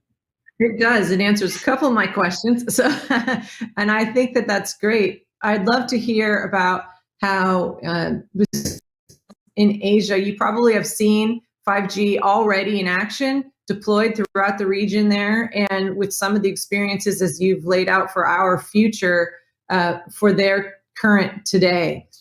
Can you talk to us a bit about, say, Australia or South Korea or Singapore or China or anywhere where you might have had some visibility into the deployment and usage of 5G and how it's impacted gaming so far? Yeah, it's interesting because Singtel is very integrated with the esports in the Asia Pacific community. We sponsor multiple events per year. And when you take a look at Singtel, it's easy to kind of put us into a package where we're in Singapore, but we're actually much larger than that, right? So of course we have Singapore, but we also own 100% Optus, which is the second largest telecommunication company in Australia. We own about 40% of Bharti Airtel in India. And overall, we have about 706 million wireless customers. Compared to the U.S. market, which is about 350 million wireless customers, so we're roughly twice the size. And to your point, I think or to your question, I think that the most interesting case study is Singapore specific, just because they're a 40 square mile country. And so being able to roll out new technology there is much easier than on a wide geographic area like we have in the United States. So as a result, for instance, 5G technology is completely rolled out in Singapore. So Singapore specifically is a fantastic place to look to see where the U.S. can be in roughly 5 to 7 years in the future. And what we're seeing there is a lot of tremendous growth in the Internet of Things. And what is the Internet of Things, right? Well, the Internet of Things is that instead of the average person having 1 or 2 mobilely connected devices, they're having 5 to 8 mobilely connected devices. And it allows for, in the realm of gaming, it allows for a whole new experience. Imagine a world where your smartwatch doesn't have to tether via Bluetooth to your phone, but can connect directly to the mobility network. Imagine where your 3D goggles or your augmented reality glasses don't need to tether to a device, but can actually just connect directly to the cloud via the 5G network. That's what we're seeing advances in the Asia Pacific community in the developed city-states that you have in micronations in Southeast Asia, in South Korea, in the larger cities in China, and also in Australia. It's extremely exciting, to be honest with you, especially I'm excited to see the advances in augmented reality. And I think that that's really where games are heading. At least I hope they are. Being a gamer myself, that is very interesting. Being able to kill a zombie that looks like it's in your room versus a completely virtual world is something that would be very interesting. Yeah, certainly. I mean, wow, 5 to 7 years behind Singapore for the United States. That is that sounds like forever, especially in terms of games and technology development. So I'm sure that we'll be watching a lot of trends that happen in Southeast Asia then as a result of their deployment being so far ahead of ours. And I'm sure it's just purely a factor of geography, although one could argue there might be some political decisions in play too, regulatory matters and whatnot. So we'll watch that, and we're not going to debate that issue today. I think, though, what we've observed as Nico partners, what we've observed in Southeast Asia and throughout the rest of Asia is that esports is the #1 driver for the growth of gaming right now and in the next few years. And that cloud gaming will really sort of take off in earnest a few more years from now, but not quite yet. Maybe that's because we're waiting for a dedicated cloud gaming device. Maybe it's, region or each sub-region or each country has disparate conditions for cloud gaming so far. And as you mentioned, even like the United States being 5 to 7 years behind, the developers may not have that in mind yet for, that kind of game development that makes sense for the 5G networks. So if we're thinking about esports, what kind of trends is Singtel observing that we can see benefiting from these technology advancements that your company is putting out? I've heard you say before that it's all about milliseconds, it's all about speed. So what can you tell us about the network as it exists now in Asia and as it hopefully will exist in the future here, or maybe it already does, regarding esports and how that will continue to be a proponent of growth for all games, even games that are not played in esports, but just like rising the entire ocean, as it were? Yeah, there's a lot to unpack there, Lisa. So I could probably talk an hour on this subject. So stop me when I start putting you to sleep. But what we're looking at here is that the impact of the pandemic, right? So, for instance, Singtel has sponsored multiple PvP game esports events in Singapore and South Korea and elsewhere. We've partnered with multiple game content providers and developers throughout Korea, China, and here in the U.S. as well. And really what we're seeing is that the pandemic is forcing us where, for instance, the last event that we sponsored in late 2018, 2019, right before the pandemic hit, it was held in an arena with roughly about 40,000 people in attendance. And obviously, it's going to be a relatively lengthy period of time before we have that opportunity to do such an event again. And so it shifts our focus, right? When you have teams all in the same venue competing against each other, speed, latency, packet loss, jitter, all those things become far more easier to control because they're all on the same network, right? So everybody has, or should have, at least the same latency and playing conditions. But what happens when one group or one team might be in Singapore, another team might be in Shanghai? And how do you make sure that both teams have the same experience in gameplay? Because like what you said, milliseconds can make a difference between living or dying in the video game world and winning or not winning. And especially as we see esports, the purse for taking first place continues to grow bigger and bigger to the point where a lot of professional esporters are looking to make this a full-blown career. That's pretty important in making sure that everybody has the same gameplay and the same experience as their opponents do. So how do we do that? How does this happen? You know, you mentioned cloud gaming, and cloud gaming is a challenge primarily from a geographic perspective, right? So it's a challenge just because the further people are apart, it impacts the ability to have a seamless real-time event. And so we're going to have to get better with our technology. And there are advancements on making sure that latency, no matter the distance, is getting better and better. A lot of amazing things. 5G is going to help that for sure, especially for mobile game platforms like PUBG and others like that are purely for mobile devices. But what I'm excited about is what we're going to see in the next maybe 5, 10, 15 years, where it's not just 5G, but it's 6 and 7G, where we start getting into the 1 gig, 2 gig, 5 gig range for mobile devices. And then that's when, to your point that you said earlier, cloud gaming is a challenge purely because it's geographic centric.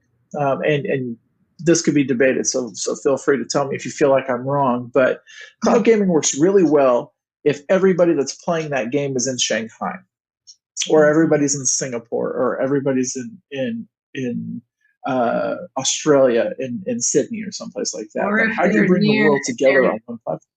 If they're near a location where there's an edge of the cloud, as we've learned from some technology providers, there has to be an edge so that you can pull down from the edge. But it's when the distance to the edge has a large variance from understand, and that's where the trouble comes. Exactly. And I don't know if you're seeing the same thing I'm saying, but their content providers are starting to put what are called cache servers in order to try to implement cloud gaming, right? So there's multiple servers in a geographic region, and you ping to the closest one to your location. So that way the edge comes closer to the end user. Of course, that's expensive, right? Being able to set up points of presence, multiple points of presence in a single region is quite capital intensive. There's going to have to be some additional advancements, but those advancements are closer than what I think most people realize when they're talking about quantum communications, where distance no longer becomes an issue. So I think in the next decade, we're going to see some pretty significant advancements that will allow cloud computing and cloud gaming to become more of a mainstream opportunity for the end user and the companies involved. Great. Well, what about, I'm really curious about the here and now. There's a lot of talk in this conversation about what's going to be in the future. And I know that, trigger happy gamers and developers are all keen to know what's going to happen with their games in 6 months, in a year. That's sort of as far out as anybody wants to think. And then the strategic planners go beyond that. But for the gamers themselves, so many of the people at GamesBeat Summit are true gamers as well as being professionals in the industry. We all want to know, what does this mean for me now? So can you give me some real examples of Singtel helping real games or real game developers and publishers, expedite their games, improve their excellence in the network, or things that you've learned along the way that perhaps have been, or things that you've taught some of the Western publishers you've worked with that perhaps was new to them, things that we might not be aware of? Sure. So, Singtel works very closely with a lot of content gaming companies out there. Some of the publicly released names that we're working with include Riot Games, include Ubisoft, and really what we're working with them on is as games almost all become online, being able to penetrate the market of the Asia Pacific region, right? I think that Americans in general think about America, and that's a great great market, right? It's the number one market currently, right? But then you take a look at the most populated countries are in the Asia Pacific region. We're talking about China, we're talking about India, we're talking about the very populated micronations in Southeast Asia. How do you get to those? How do you make them your customer? How do you get them to start playing your games? And those are the questions that we're tackling together with the key people in the gaming industry to be able to take advantage and to grow their base of end users, their gamers that currently don't have access to their games, right? So we're working on what's considered a general nebulous term called the Internet of Things in order to make this happen. So what is the Internet of Things? It's a purely connected reality where there's multiple connections, including in the gaming industry with their the actual units, with the actual games. How do they deploy their hardware and their services in those countries, where they go, what's their priorities? These are the things that we're helping them solve, and really kind of Singtel specifically, where I feel like our advancement is and where we provide the most value is we can sit down with those providers and with those content makers and say, listen, here's where your priority should be. Here's what the technologies will work best for you. Here's what we're doing in the future, and we'd love to partner with you in order to really understand how this works and how we can make it better.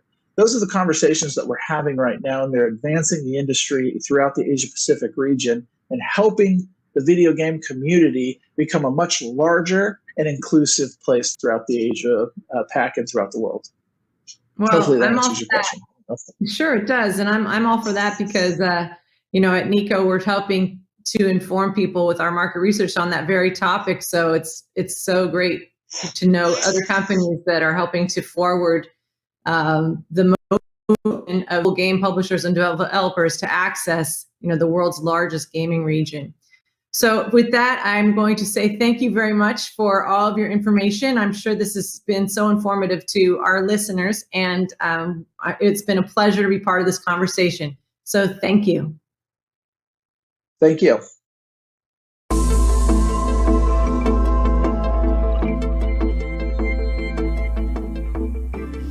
Thank you so much to Tim and Lisa for that conversation about cloud gaming. They will be available in our Q&A in our offstage Zoom room for our VIP ticket holders. Please remember to check your inbox, or you, of course, can register in Eventbrite for more information. Once again, if you are having trouble or you have any questions at all about the event today or access to specific parts of the event, event support at VentureBeat.com is the email address that you want to send your inquiries to. Moving right along today, our next conversation is titled How Making Games is Set to Change. Here to discuss the ever-changing world of game development are Laura Miele, Chief Studios Officer at Electronic Arts, along with Jeff Keighley of the Game Awards. Laura will chat with Jeff about how she navigates through internal and external challenges to deliver the best possible games to players. They'll discuss how it gets done and what we need to be thinking about for the future. Enjoy.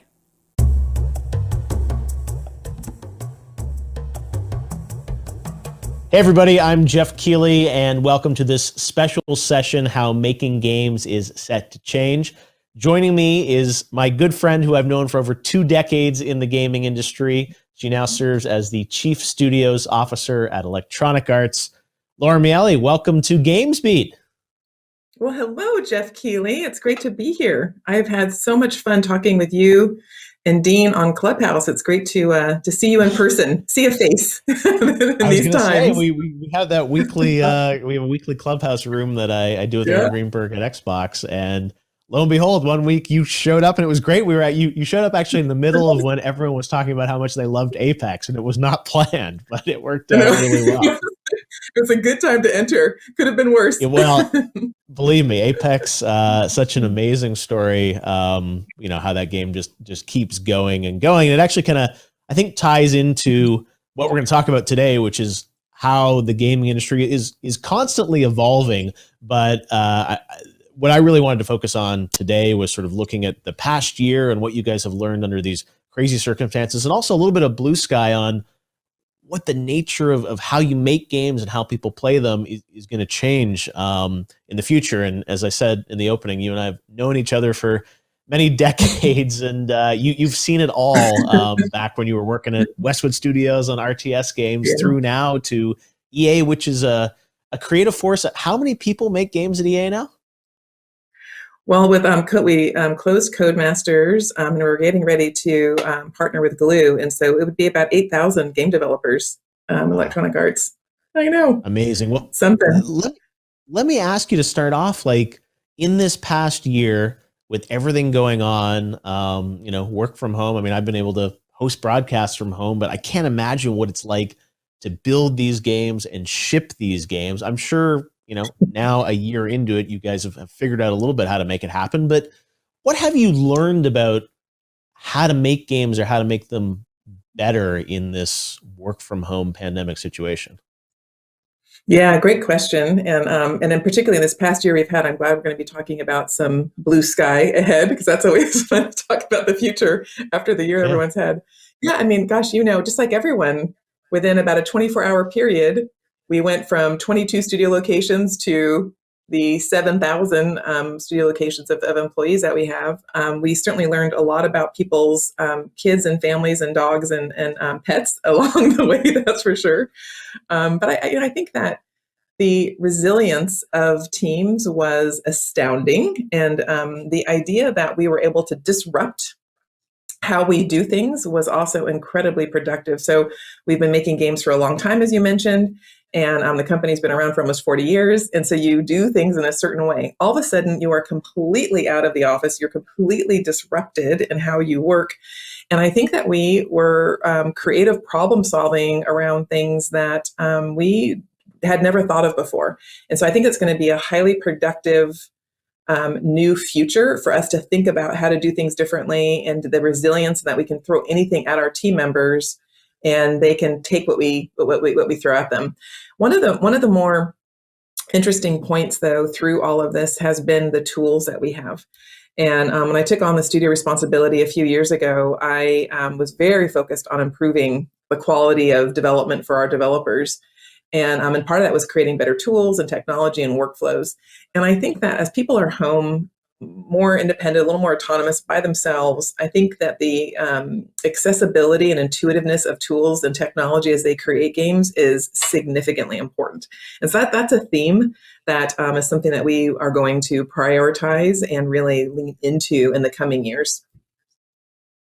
I wanted to ask you a bit about Apex. We mentioned at the start, you know, live service games are so prominent right now. I mean, when I look at some of the charts online of like the top games every month, it feels like, you know, 6 or 7 of them are the same games month after month because people keep playing Fortnite and Apex and Warzone and all these titles. How have you had to sort of shift your development philosophy because of that? Because those games, you know, they're doing updates, it feels like every week or 2 weeks, right? I mean, there are new things coming out. Was it easier to sort of adapt those live service games versus, you know, some huge story driven epic with motion capture? I know some of those teams have been more delayed. I'm curious, like the live service games, have they been easier to sort of adapt to this environment? Well, you know, I think that there's certainly, I mean, everything has its unique challenges, I will say. And again, these teams are incredible. We put out over 400 live service updates last year, and we launched 13 games. So 400 live service updates, to your point, means we are showing up every day, every week, every month for our players in these live service games. I think that the scope and the sprint to get something out is smaller and more contained for live services as you're putting out an update for sure than, to your point, working on something like we launched Star Wars Squadrons last year as an example.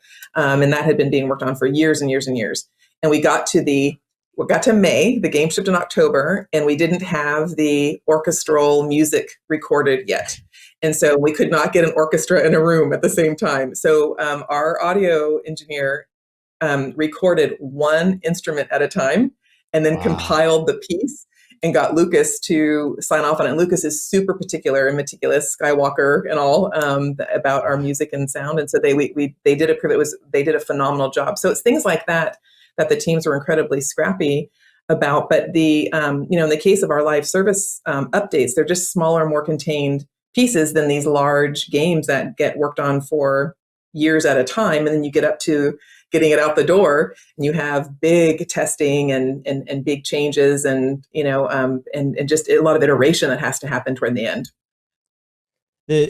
You talked about some of these franchises, and big franchises like Star Wars, and EA has had a long history with Star Wars games. But I wanted to ask, as you approach shipping more games, I remember, years and years ago at the EA Games label, it felt like there was, a game coming out almost every month. And as you said, 13 games across the year last year for EA. I'm curious, as you think going forward with these big franchises, is it about kind of building more content and on-ramps to those franchises? Like, I think, Apex, obviously, free to play was, a massive opportunity. I know you've talked about, I think there's an Apex mobile coming at some point this year. Are we going to see more of that, of different ways to sort of get into these games? I think so. I think that's what great franchises are about. I think great franchises have as many entry points and are meeting players where they are. So FIFA, as an example, we have free to enter, we have mobile, we certainly have the premium game, we have live services. So yes, I think big successful franchises allow for as many entry points into the game experience for players as possible. Battlefield this year, we are going to release a mobile game for Battlefield. And and you would imagine, we're really excited about it. The team's working on it for years. Industrial Toys out of Pasadena has been creating it and working on it for years. And we're just super excited to bring it to soft launch at the end of the summer. And I think it's going to add to the Battlefield experience. I think it's going to be really meaningful for Battlefield players, and it's going to reach a lot more players around the globe for this brand. And that's how we're thinking about all of our big blockbuster brands and franchises. Free to enter business models, premium components of the game, mobile components of the game, and just getting it, like I said, in many hands on many platforms as possible. Another thing that I see increasingly in the industry is this idea of giving players access to tools. You mentioned the importance of tools for developers. We've certainly seen Fortnite Creative. I did a thing last week on this new game, Core, this platform that kind of lets you build games. And I was thinking about EA company.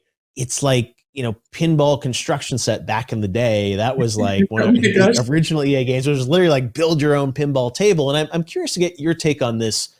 So I think it's always been there with like people building mods and other content around games. But I'm curious from the EA perspective, when you think of kind of design overall and where games are going, the concept of allowing players to build and create in these games, is that something that is on the roadmap or top of mind there?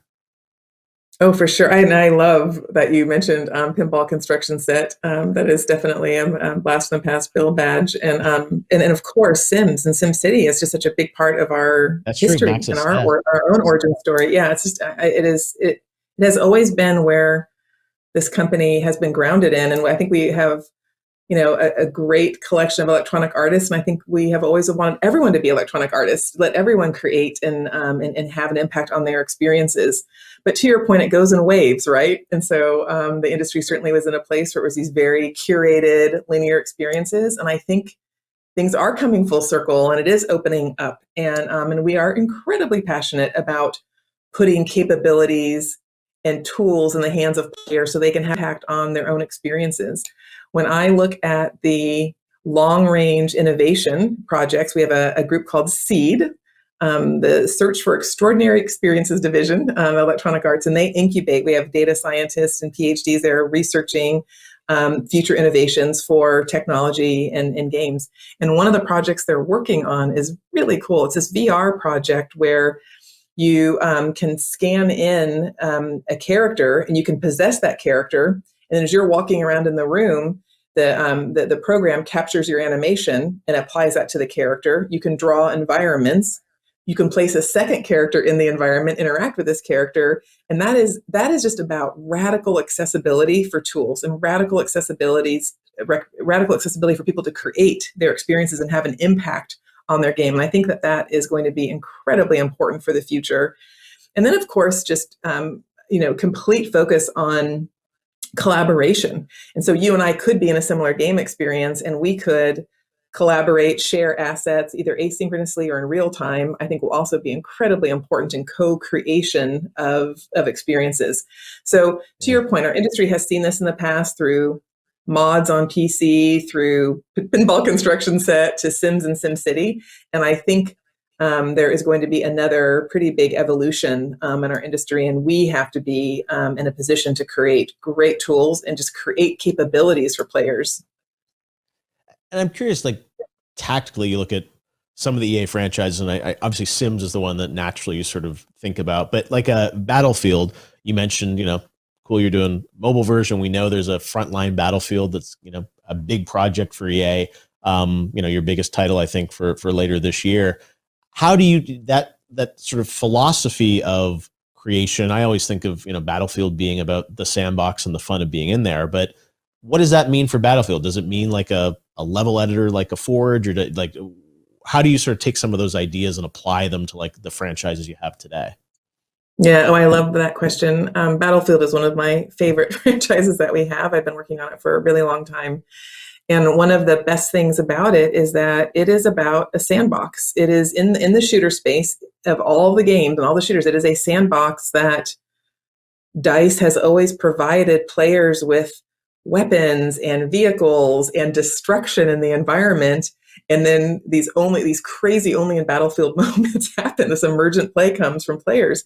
And so as you can imagine, taking that strength and taking that superpower in this franchise and building on that in the future game is definitely part of our strategy. So new modes that are going to be added to the game experience are really in service of this this ability that we want to give players to have a bigger impact on their experience. Wow. Well, I cannot wait because, as you said, it really is this playground of sort of destruction and fun is what we've come to expect from Battlefield. On another note, I talk a little bit about Sims. You mentioned that, which is a totally great point with Maxis really, and I remember SimCity, Sim Farm, those early games, even the Sims Online. When Will Wright had done that. Online. I was going to say 20 probably years ago or something, kind of ahead of its time with letting people, build a character and build your environment. That's still, The Sims is a very vibrant franchise for EA right now. Is there sort of an opportunity to do more there? I look at, what Roblox is doing and Fortnite Creative and things like that. Like, it seems like Sims out of all your franchises is the one that maybe is best equipped to sort of play in this world. Yes, a lot of fertile ground here for Sims for sure. And the idea that we will build on the tools for people to play with life, that's our brand simulation, and the idea that people will be able to play with life together. And to your point, we had Sims Online that came out in 2002, so it was almost 20 years ago, which I can't believe. We certainly were ahead of our time. And I think 20 years later, we've learned a lot about how players interact, what motivates players, how players can come together cooperatively. And so, as you would imagine, as we think about the next generation of Sims, super important for us to have the best tools, the most flexibility, and for players to really expand on their creativity, remix items and objects in the world, and then do that together. And I think that's one of our biggest opportunities with The Sims is the social connection and component that we need to bring to this brand and this franchise. And then the team is hard at work on the next generation of that experience. Yeah, I think almost the create and then the share aspect of that. And I think being able to, build things that you can share with other people. Like I remember years ago, Blizzard tried a thing, was a failed experiment with Diablo of like sort of this marketplace, but it's almost like creating this like player economy, which I could see at some point even happen in a Sims where people could, build items. And that happens sort of on the edge of the internet with people creating, items that you can bring into games and 3D models and stuff like that. But I imagine like as a Sims sort of becoming more of even a platform for creativity feels like an opportunity. Absolutely. And it's us being able to create a framework and that players are actually going to create these experiences. And again, as they're doing it together, they're doing it collaboratively. They are sharing, they could create marketplaces and what we arm them with and the capabilities and frameworks we arm them with. And then where they take that, I think is going to be a pretty significant surprise and a pretty exciting time for us as we bring these tools and this platform to market.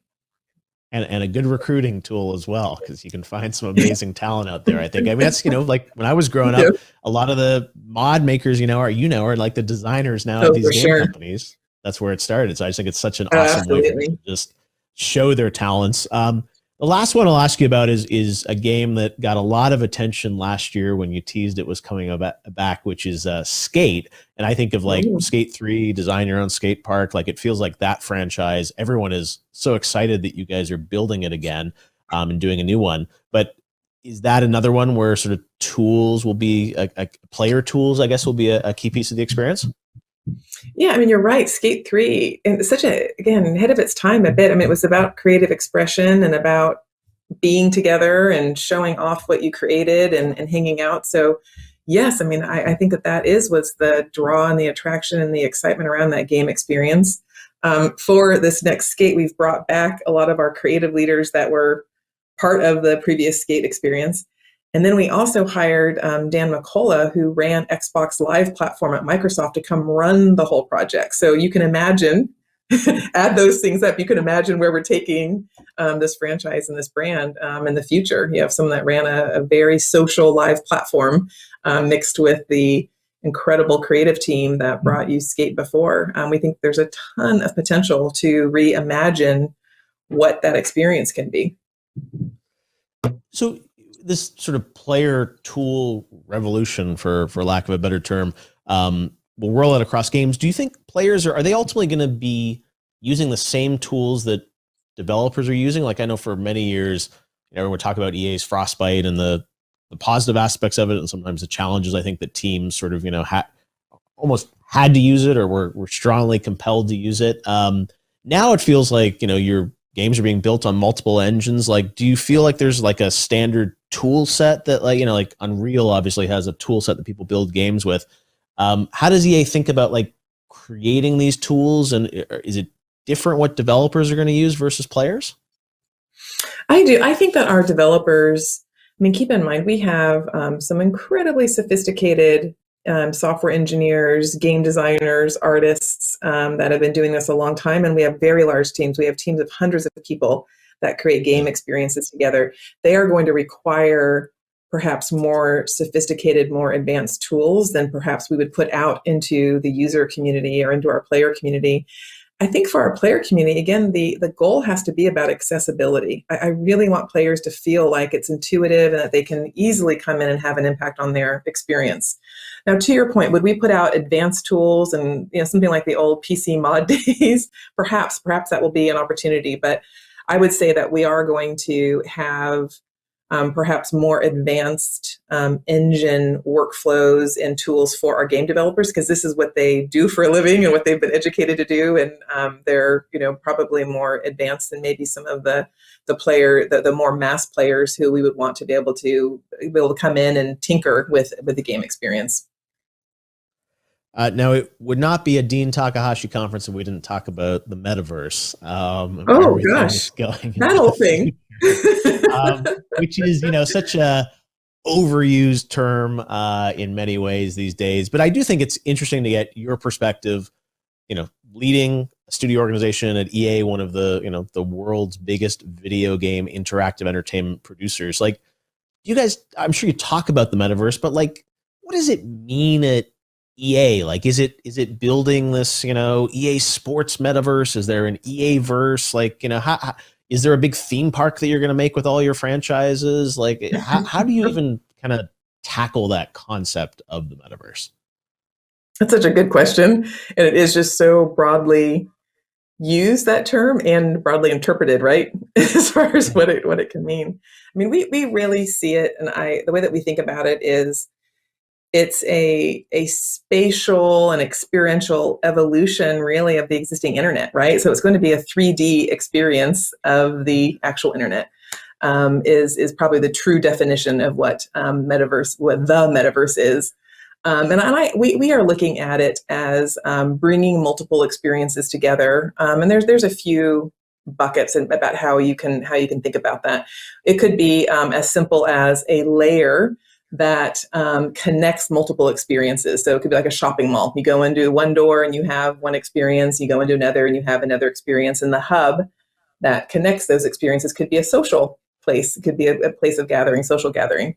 The other way to think about it is that it really comes from a game experience. And so we were talking about skate earlier. So skate could be a game experience that starts in a certain feature set and can expand. And it can be a place that people come to gather. They can build things in a world. They can share, interact with other players. So I think that a metaverse experience that starts with a game experience and builds from there. I mean, like Fortnite has concerts in it, and they certainly are looking to expand what that definition of that game, what that game once was, is different today than it was then. And I think they're thinking about that. So I think that's an interesting way to approach it. And then there's perhaps more of what we think of a Ready Player One kind of, again, that 3D experiential place, the sense of place that you walk through a world. And I really love to think about our sports opportunity in that area, and that there are so many ways that you can consume sports media, and whether it be watching real sports games, checking data, connecting and talking with friends about sports, playing sports, and comparing that. So I think we have opportunities everywhere across the company, with our franchises and our brands, to really explore out and push out the definition of metaverse in those buckets that I talked about. There are some foundational things about the metaverse, and we talked about them a lot earlier. I think creativity and self-expression and creating your own objects is certainly an important one, which I think, again, the value of creating capabilities for players is super important and foundational. And then, of course, the aggregation of masses, the aggregation of bringing a lot of people together, is another really important foundation of the concept of a metaverse that I think are going to have to be factors in how you think about pulling that experience together, the technology that's required, and then just the pure design and what that means for consumers. Yeah, and I think what's also happening, at least I sense, is that some of the social media platforms are kind of experimenting in this world. And certainly Facebook's done a lot in sort of AR, VR, and Snapchat with Bitmojis and everything. And so there's these social networks kind of playing in this space to some degree. And then there are the game companies that are, becoming more social, but using sort of games and interactivity at the core of it. And I'm curious, when I sense this sort of coming, not conflict, but sort of, tug of war between sort of game companies and social networks to sort of figure out how this all ultimately manifests itself as this metaverse. And I always think that gaming and interactivity really is going to be the core of what you're going to do there. You're not just going to chat with people. You're actually going to want to do things, and think of, EA Sports, like the killer mini golf game that you guys could do, or things like that, sort of in these spaces. Like, how, not that you're going to release a $60 mini golf game, but like, it would be really fun to have sort of, something that you could play with your friends and do that. And I'm just curious, like, how does that factor into your roadmap at EA when you're used to doing these, traditional kind of yearly sports releases? And I remember there was like EA Sports Big and other things off the side. Like, do you look at that and say, hey, there's something fun we could do in this space? And I guess my big question is like, well, what does that look like? Like, is it this sort of free to enter, EA Sports verse, or is it, as you said, is it a mode of FIFA, right? And like, how do you start to sort of, introduce those concepts in this? I mean, people are, you and I talked about live services earlier today, right? And so the idea that people interact with us every day as it is, and we show up every day to provide experiences, I think some of it is going to be knitting some of these together. I like your idea in thinking about how to think about our content in a different way. Do we work for 4 or 5 years creating a big epic drop of a game launch versus, hey, we can have episodic content, so we can have programming, almost like TV programming across an experience. And so I think some of the fundamentals may exist, but perhaps the consumption and how we launch them and how we serve them to players could change in a world like this. I think would be incredibly interesting. And I think game companies are incredibly well positioned and well poised to lead in this area. I think the things that we've been doing for decades in creating worlds, creating social experiences, creating shared experiences for people, that the scale of that technology, the scale, the broad global reach in bringing these experiences together, I don't see any other entertainment medium or social platform with the ability to do what we have done in the past year. So I think it's going to be a really great evolution and a great build, and the connection of a lot of things that we do coming together for the future of this idea of an aggregation of a lot of people coming together and having shared experiences. EA has such a diverse portfolio of games. I remember a few years ago there was lots of drama about, was EA no longer making single player games and everything was multiplayer. And then he came out with, Jedi Fallen Order, which was, an amazing story driven game. And now we're talking about, the metaverse and live service and mobile, and then you bring in Glue and Codemasters. I'm curious, like when you look at all these opportunities, like the metaverse is clearly a huge, idea, at least. How do you apportion, resources towards something like that? Like, it's fun to brainstorm, but then you've got all these games to ship, you've got all these different priorities. Like, how do you decide on the development side how to even, scale that or begin to resource that? Well, I think that at Electronic Arts and with our creative teams, a lot of these ideas and experiences need to come from the game teams, and that they need, because they are so close to their players, and I think that they really can see the big picture about how to bring these experiences together. And then we have technology requirements that is a platform, and we as a company have been investing in that for a long time. We have a player network. We are one of the few companies, to your point, we have a broad breadth of games and diverse franchises and brands. Electronic Arts is one of the only games in the industry where if you came into Sims, we would recognize you, Jeff Keighley, as you're in Sims, and you could come in and play FIFA, and you can come in and play Battlefield, and we know who you are when you come in. And we're one of the few companies that actually has, that unique user ID across all of our games. And I think that our investment and prioritization and connecting with our players and knowing you and recognizing you as you're coming through our experience is going to serve us really well as a foundation. So I think we have a lot of big parts and pieces to this.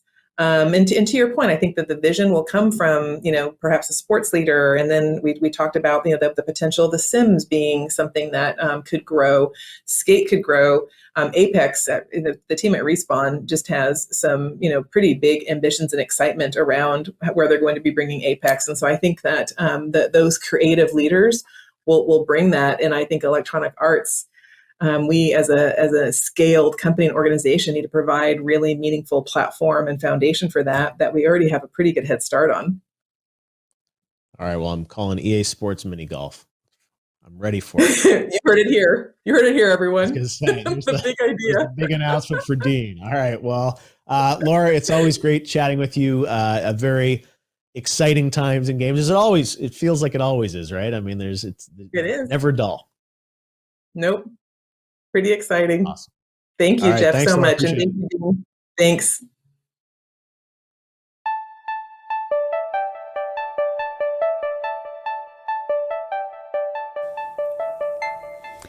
Thank you again so much to Laura and Jeff for that conversation. I loved what Laura had to say about radical accessibility for content creation and creativity. in the world of video games. Certainly something we're seeing across the board in conversations about UGC, or user-generated content, which is actually one of the polls that we had up during that conversation. Will user-generated content be a bigger part of gaming in the future? 96% of you said yes, it will. And based off the trends we're seeing in games like Core and Fortnite and in Roblox, no doubt it will be. If you would like to chat more with Laura and Jeff about their conversation, they are available for VIP ticket holders in the offstage Q&A Zoom room now, so you can make your way there. But coming up right here on the main stage is our next conversation about advertising in games, tapping into the next wave. In our next session, panelists will discuss the evolution of advertising in games and why brands are now finally looking at games as an advertising category, and why brands are, and what's next on the horizon. Please welcome Ronnie Nellis, the CEO of Lion Castle, Itamar Benedy, the co-founder and CEO of Anzu, Gabriel Heyman, the head of global ad sales at Zynga, and their moderator, Steve Peterson, the CEO of Storyforce.com.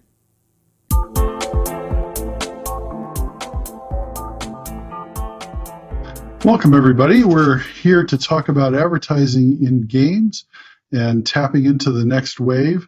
So we're going to have a discussion with some people in the industry who are intimately involved in this subject. And let me first frame it by saying that this is a huge area that's expected to grow at a 20% compound annual growth rate for the next several years. And we're talking about in-game advertising reaching over $10 billion over the next few years. So this is a very large revenue area that if you are not fully on top of now, or if you thought you were last year, you need to know what's going on now. And that's what we're going to talk about. I'm going to go through our panelists and have them introduce themselves. So we'll start with Itamar from Anzu. Itamar? Yes. Thank you, Steve, for having me here. Nice to meet you all. Great having you in this panel. I'm Itamar Benedy, CEO and co-founder of Anzu, leading in-game advertising company. We work across all platforms, console, PC, mobile, and we basically bring branded content inside the game in a way that on the one side, it's a new business model for game developers, but most important, it doesn't harm the user experience. It's exactly how we interact with content in the physical world. Okay, Gabrielle, can you introduce yourself? Yes, thanks for having me here today. I'm excited to talk about this. My name is Gabrielle Heyman. I run global ad sales for Zynga. So I actually run a direct sales team working with brands and advertisers from everything from video ads in game to playables, integrations. It's been an exciting time to be at Zynga. We have really grown, made quite a few acquisitions, released some excellent titles. And so we're here to entertain 140 million people monthly currently and bring advertisers to people through the power of play. Thank you. Ronnie, last but not least, please introduce yourself. Yeah, thanks for having me, Steve. Ronnie, CEO of Lion Castle Entertainment. At Lion Castle, we concept, market, and publish the games, as well as secure the right partners for the right video games. That means Xbox, PlayStation, but also mobile, and of course also everything VR these days. My involvement spans design, marketing, monetization, production, and I played a key role in 3 worldwide #1 hits on mobile and on the console front. A couple of 100 games for every possible console since 1998, together with a lot of big partners like Procter & Gamble, Discovery, countless others. Now, the company is facing the latest evolution in gaming, which is actually the switch towards the game subscription models. There's more focus on reach, games being more immersive, but also being more than just brainless fun, so to say, and definitely also becoming more a mass product, becoming integrated in other industries, VR and e-commerce, and also advertising. And that's why I think advertising is definitely going to play a huge role in the gaming space. Well, already now, actually, but let's say for the future. Well, thank you, Ronnie. The first thing I want to go over is how have gamers and their behavior changed over time, and how is that affecting the advertising market for game for games. Itamar, can you address that? It's not just mobile gamers and advertising that we're talking about anymore, right? It's every platform. Correct. I mean, yeah, it's a big topic and we can speak a lot about this, but I think maybe few interesting points is number one, console and PC games, I think, are seeing the success with mobile games. They're looking at free-to-play games, which wasn't very popular for console games in the past. And as that's happening, now advertising has a bigger play in that world. So the gamers understand that, to make something free, advertising is one way to build a business model around it. So that's one thing that we see. And second, I think this is this connectivity topic. So, the word metaverse was mentioned in many cases, but I think it's about people spending more time in virtual environments and looking as a game as also as a platform, as a social platform, and so consuming content in the gaming world. So having expectations of what the game plays in the role of the individual. And I think that will have a lot of implications, advertising one of them, but of course a lot of others. So that's maybe two points to highlight about this. Thank you. Gabrielle, what is Zynga's take? Zynga has a great deal of experience in this area. And how are the gamers changing, and how is that reflected in advertising? Zynga for a long time has made games with high reach, and that's really what brands want. They want high reach. So you could have a very successful game with under 1 million uniques, but it's driving so much in-app purchases, it's great. But for an advertiser, they want high reach. So of course, Zynga started on Facebook gaming. And at that time, we would get 30 million people in one day playing Farmville and do a takeover. That was that experience. Obviously, when I started at Zynga around 8 years ago, we were beginning our transition from web games to mobile games. The smartphone is not that old. I think we have to remember that. So, of course, this change in gaming going from web to mobile, what I will say about that is it's been more difficult to reach that many audiences every single day in one title. So that's something that's changed. Of course, there's events that drive a lot of usership in games, Little Nas X concert in Roblox or Travis Scott in Epic's title. But I think that what has happened is that a company like Zynga, we deliver many different titles for many different audiences. And so when you have a publisher that, is releasing a lot of titles, you still can get that scale. But of course, mobile gives you different other ways to interact, to engage, and then for advertising, obviously to, be able to immediately click into the App Store, download the app that you were advertised, or make a purchase. Well, thank you. Ronnie, what's your perspective on how the gamers have changed and how advertising has changed with it? Well, they are getting more spoiled because lately, especially last year with COVID, there was more and more games, and they were just those really big games, the best games, like Roblox and Fortnite. They have a whole lot of users. It's all free to play. There are more and more games, and on the other side, Microsoft, Sony, they've got their Xbox Pass, the Sony Pass, EA has their Pass. All the games are free, so that is making the market more difficult, and that means people will get more spoiled anyways. In that sense, the console market is growing more towards the mobile market, because people are now not really easily to be convinced to spend $40 on a game, or 50, or even 60 or more, unless it's of course the Call of Duty or the Assassin's Creed, but everything else. It is going towards free-to-play there too. Then advertising is the obvious choice, depending on what title you have. We have a PlayStation 5 racing title in development right now, and there it makes complete sense to find advertisers and sponsors, because the racing fans feel this added value when you have the real brand for tires, for body kits, turbos, but also energy drinks, anything that fits their imagination and the game. On the other hand, you've also got medieval fantasy games, and you can't just place a McDonald's or Kentucky Fried Chicken in some kind of elven village, But those are now the difficulties we are facing. But for my end, what has been changed most last year is that it's now all towards free to play, also in the console market. Well, thank you, Ronnie. It is a changing landscape, and that is providing more and different opportunities for game developers, both as programmatic advertising to acquire users, but also for brands to reach a large audience and influence them. And now that gaming is of a scale that compares favorably to any other media, that is changing. Itamar, what's your perspective on brands and how they're going to be using gaming in the next few years? What should game publishers and developers be looking at?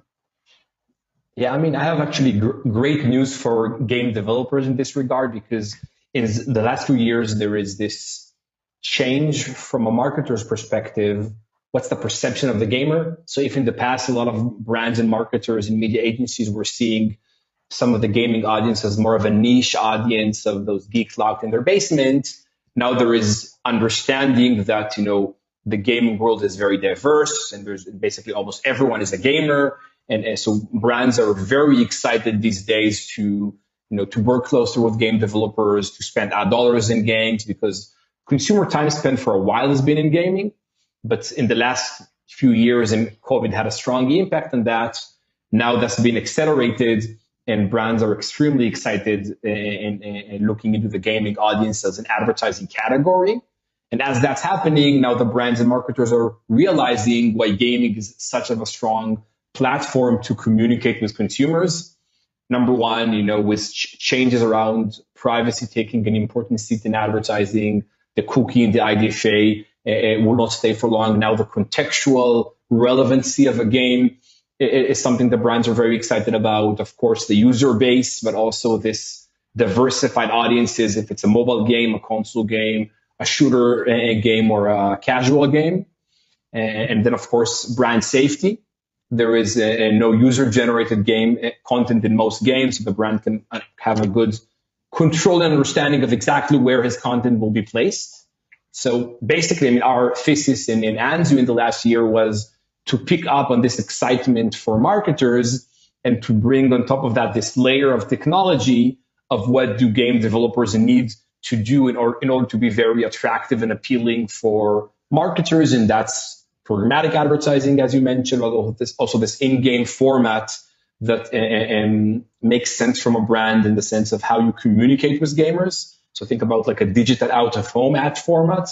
And then, of course, making it easy for the brands to buy media, and more important, have strong ways to be convinced around media value. So this doesn't be seen as a one-off campaign, but more like as a reoccurring month-over-month ad dollar spend.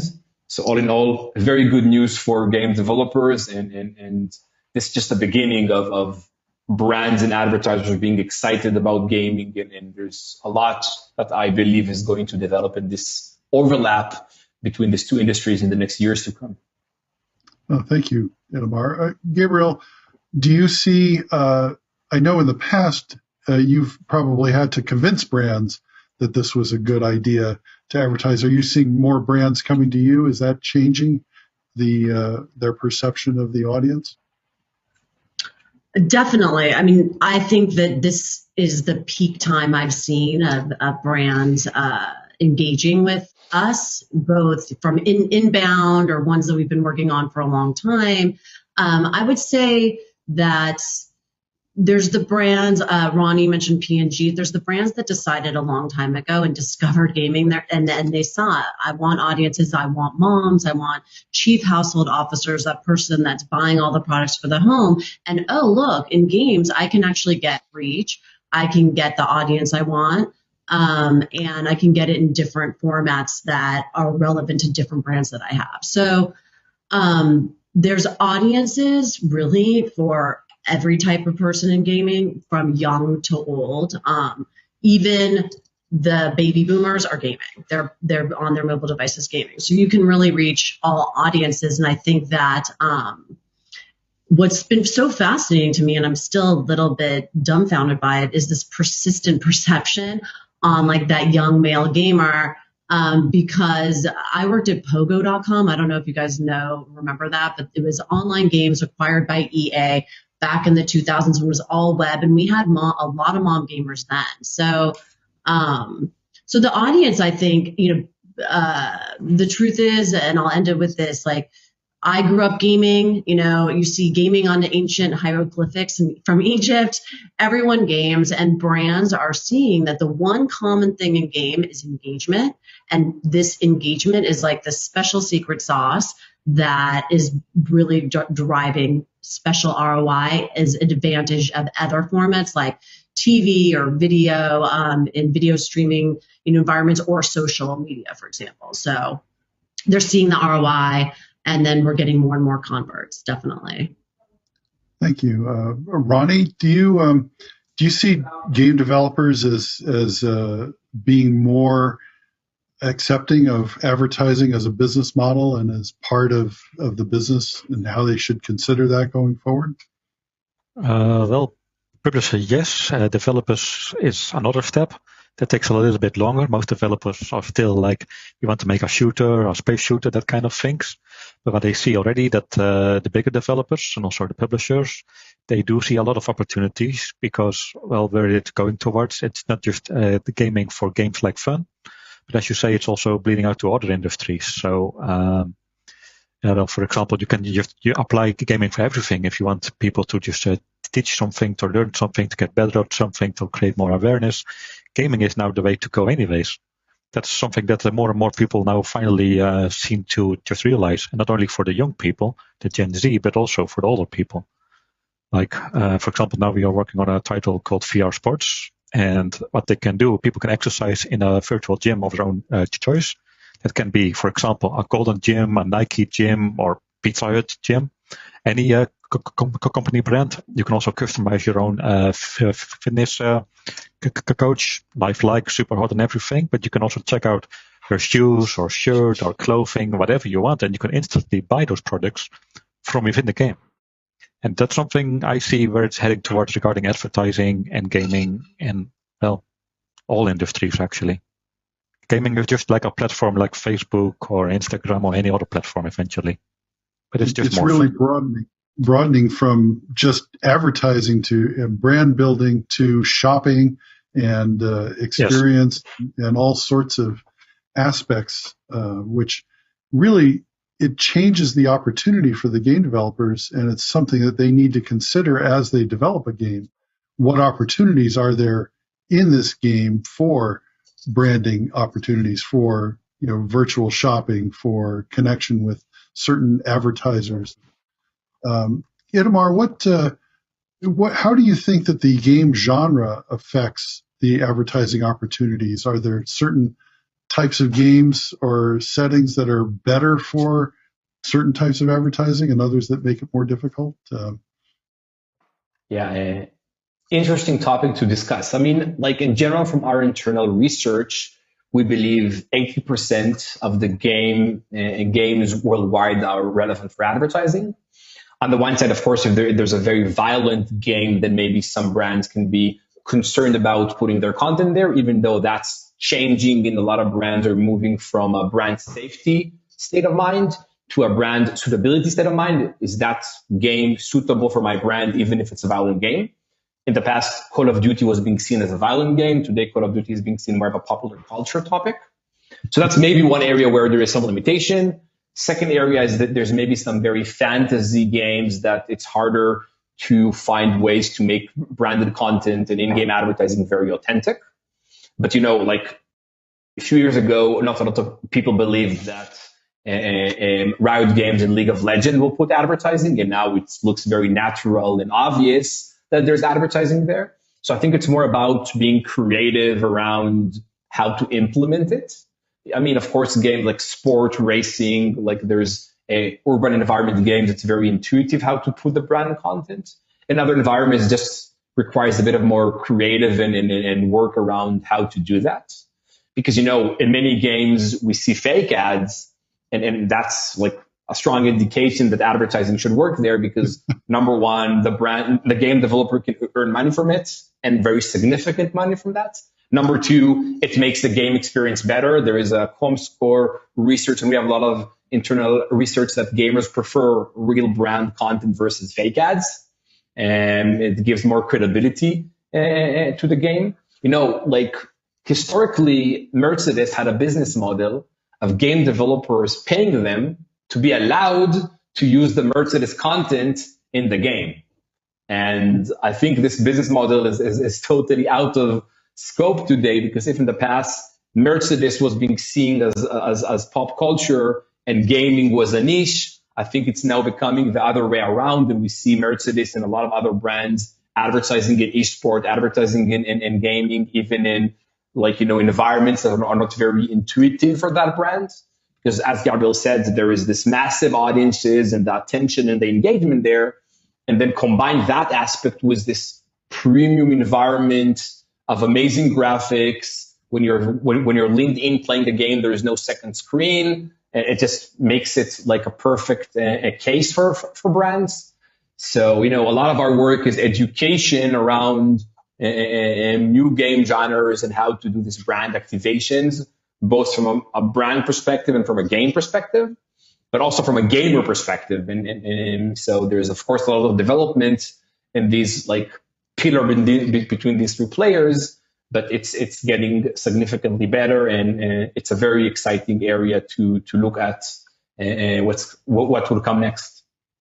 Well, Gabrielle, you had mentioned big events in games and concerts and other things where they're becoming cultural influences on their own, and that's another aspect to it. It's not just advertising or brand placement. It's you can become a cultural phenomenon and be viral and get in other media by virtue of doing something in a game, which is not an occurrence that happened before.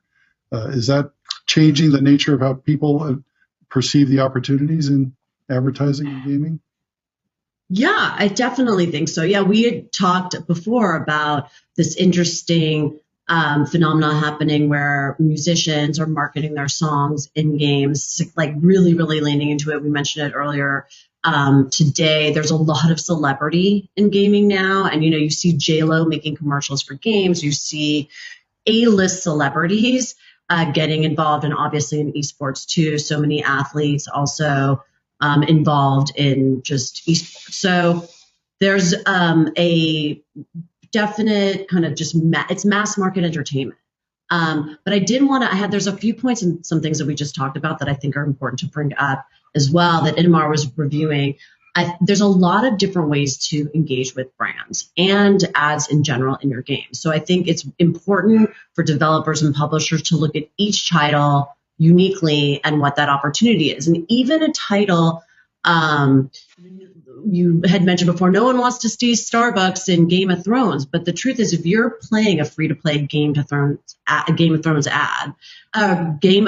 game, you might exchange your attention to watch a video for something in exchange for something in the game. And so it might make sense just to put a video ad in some of those games. It doesn't have to be, perfectly in the environment. But on the other extreme, a car racing game, obviously there's a lot more opportunity because just that whole entire segment is just got so much branding in it in general anyway, right? Whether it's NASCAR or billboards when you're driving, or the radio station. We were talking about it makes perfect sense to have musicians playing on a radio station while you're racing a car and have an ad. Why wouldn't you have an ad on the radio in between? So you're making these things that are bespoke for every single game, but there is standardization. So sometimes rewarded elements make sense. Sometimes just a video ad and a commercial break, just like on TV, makes sense.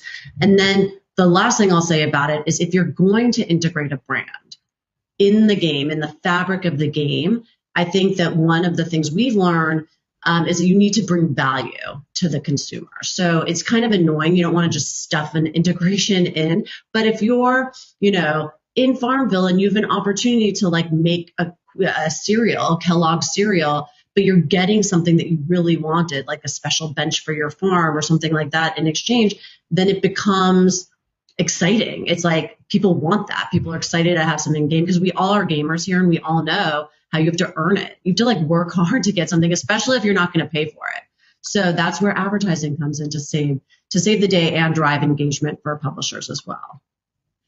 Well, before we wrap up, which we're getting towards the end, I wanted to talk about one area, and that is, as a game developer, what do you recommend they do as they're hearing about, advertising is a potential good monetization for my game?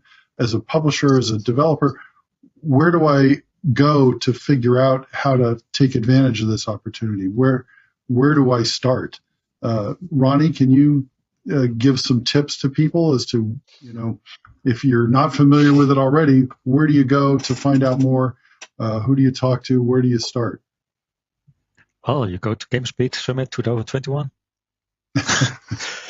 Yeah, there's a lot of resources you can find on the internet, of course, and there are a lot of companies involved in this too. So I think there's plenty of people, companies you can learn from. Anzu, of course, there too, but they are in this call too. If you have time for the Q&A afterwards, Anzu can answer all the questions on the console marketing in particular, of advertisements. But the game developers specifically, they should really think twice about the game design, not only if the game is fun, but also keep in mind for who am I actually creating these games, and what does that also added value for the sponsor of the advertisers. And that is not something they are used to just yet. And that's a mind change they need to make. Yeah, think about the potential as you are designing the game, not after you're all done. We have from the beginning on, yeah. But it's also not only the. Oh, sorry. I was just going to say it's not only like it's not only the fit, right? When do I want to reward it? When do I want an integration? What does this make sense? It's also the ad tech. That's a big recommendation. I have built it with the ad tech requirements from advertisers. So if you're going to consult with a network who might be funneling through your supply, or a brand and an agency, there's viewability requirements. There's targeting requirements. So you want to just understand what that ad tech is too. So build the game right so you don't have to fix it later. I know this from experience. Yeah, it's much easier if you design it that way early on than rather you have to go back and, we need to yank this out and redo this. And yeah, Itamar, obviously you have some thoughts on where to go. Of course. I mean, basically we have two types of partners, right? So with mobile game developers, we're offering them a new revenue on top to monetize new placements of the game on top of their existing ad dollars. So there is no cannibalism with the revenues that they're doing today with rewarded and interest shells. And then there's placement that they cannot monetize today that we can monetize it on top. And with console and PC, it's more of something new. Most of the console and PC game developers don't monetize today with in-game advertising or with programmatic advertising. So it's more of like for the first time to introduce something like this. And in general, we see 4 pillars when we speak with game developers around if this is a right fit for them. So it's number 1, how much time will the integration take? Number 2, what's the revenue opportunity? Does it justify the time it takes me to integrate? Number 3, what's the gamer's response and feedback around that? And number 4 is like, can we trust our technology in the sense of tech performance and memory allocation management and security and privacy? So our work is around going one by one in those 4 pillars and explaining why this is and what this makes sense. And of course, we can offer, revenues up front and in ways to make the developers comfortable. And, we have 2 very exciting investors. I think this speaks about the excitement and the opportunity. WPP is the biggest advertising group in the world. It's the first ever investment they're doing in gaming. And Sony is the owner of PlayStation. It's one of the biggest, gaming platforms and companies. They invested in us the first time they invest in advertising in games. So I think this helps from a credibility perspective, both from games and from brands. And in general, if there's any game developer and listening here, I would be happy to chat and explain about what we do, why we're excited about this. And this basically keeps us busy. Well, I think the takeaway that everyone should have is that things have changed a lot. There's a huge and growing opportunity for advertising of varying kinds and all sorts of games, and that every game developer and publisher should really try to be on top of this issue and understand where advertising will fit into their overall strategy as they move forward, because this is a big opportunity and a growing one and a rapidly changing one. And I want to thank Itamar and Gabrielle and Ronnie for being part of this panel. And we're going to move over to the chat area and take questions and continue our discussion.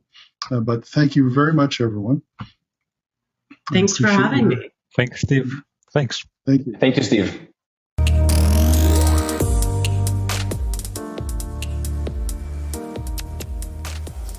Thank you again to all of those panelists. As Steve mentioned, they will be available in the offstage Q&A Zoom room for additional Q&A for our VIP ticket holders, so feel free to join them now. And next up, I would like to welcome Tim O'Brien, the Chief Revenue Officer at Scopely, Amir Rahimi, the President, Games at Scopely, moderated by Nick Tuosto, the M&A Advisor at LionTree, to talk about how to do M&A right. Set against the landscape of heavy consolidation in the games business, Tim and Amir will chat with Nick about lessons learned and how to do M&A right.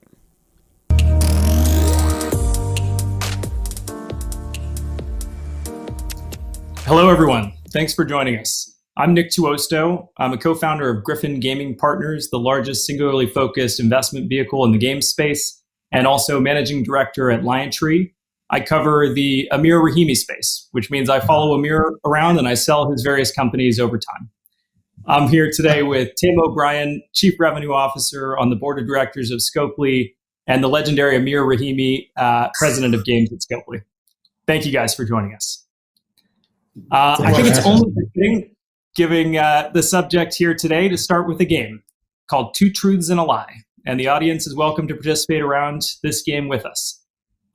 Amir, Tim originally wanted to name Scopely A, Play Possum Games, B, Beat Dead Horse Interactive, or C, Walter Driver named Scopely.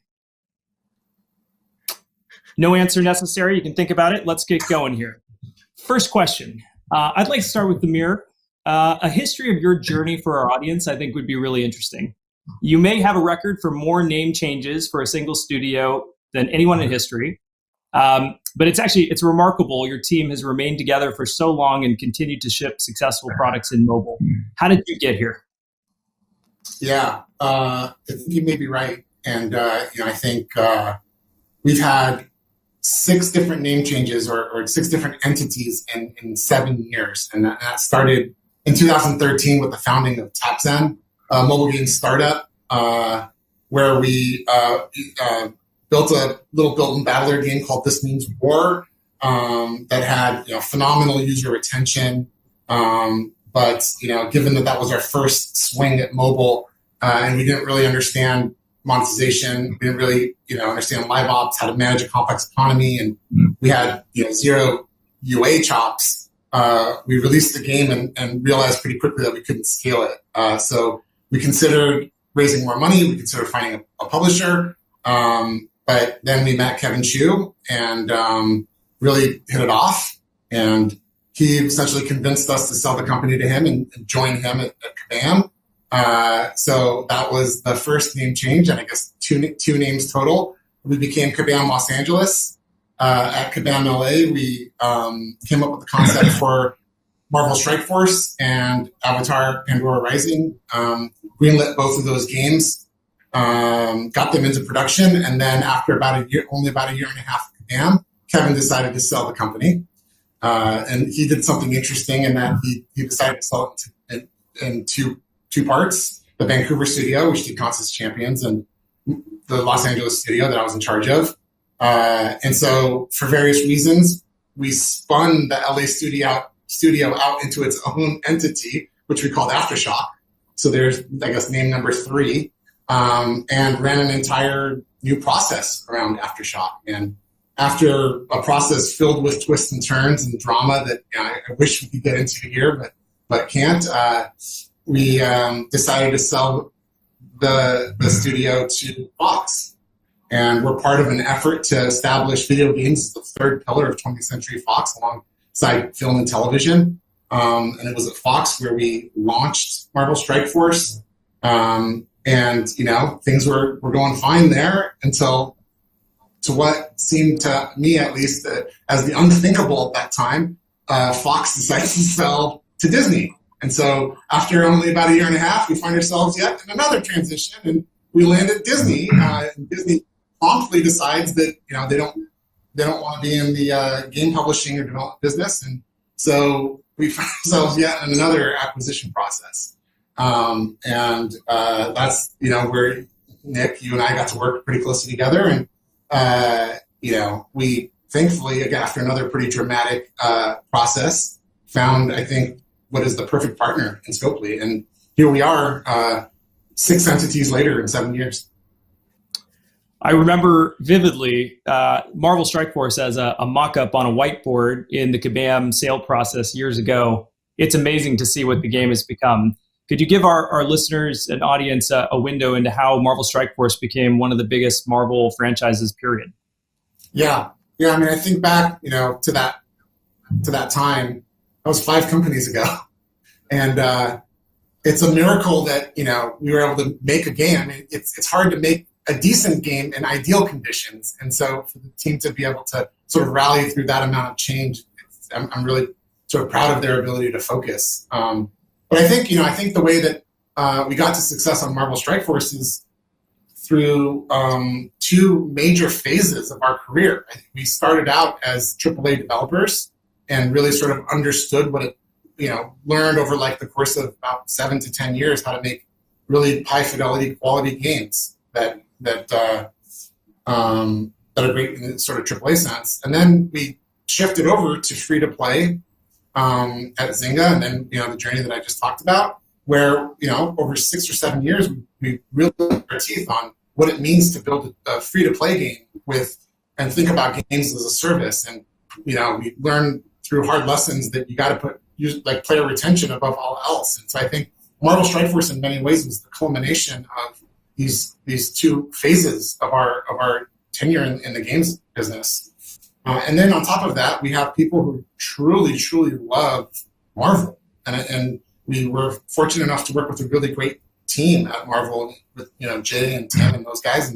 And so, I think it all just kind of came together in a way that surprised us with the amount of success we've had.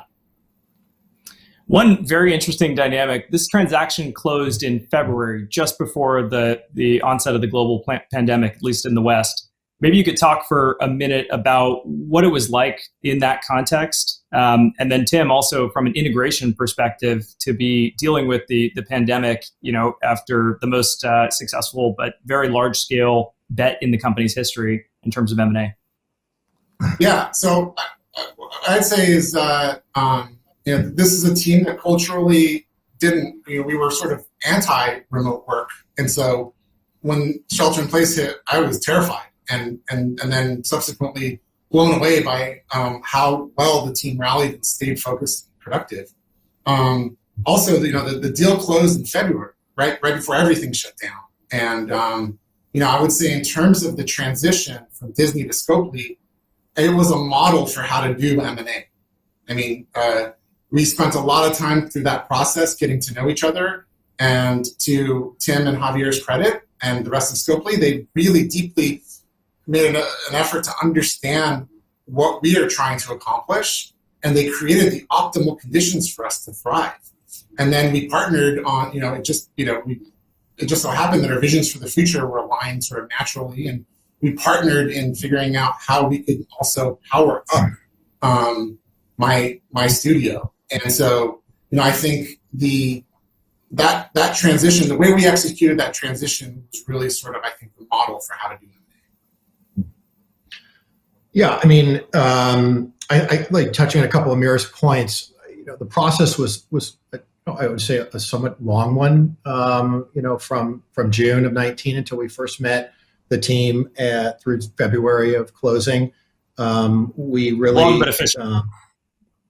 Well, I mean, one could argue whether it was efficient or not, but I'm not sure who the banker was. But we'll have to talk about that in a regroup someday. But and we were we really wanted to build the right foundation with the team, and so transparency and openness and sharing a vision and cultural values and all these things, and also it was Also, when you can build conviction early in a process, which we were able to do, I think on both sides, or at least on the game team sides, it really helps things. And so we had a lot of conviction throughout the process. And then, going into COVID, which has just been of course, a really difficult thing for the whole world.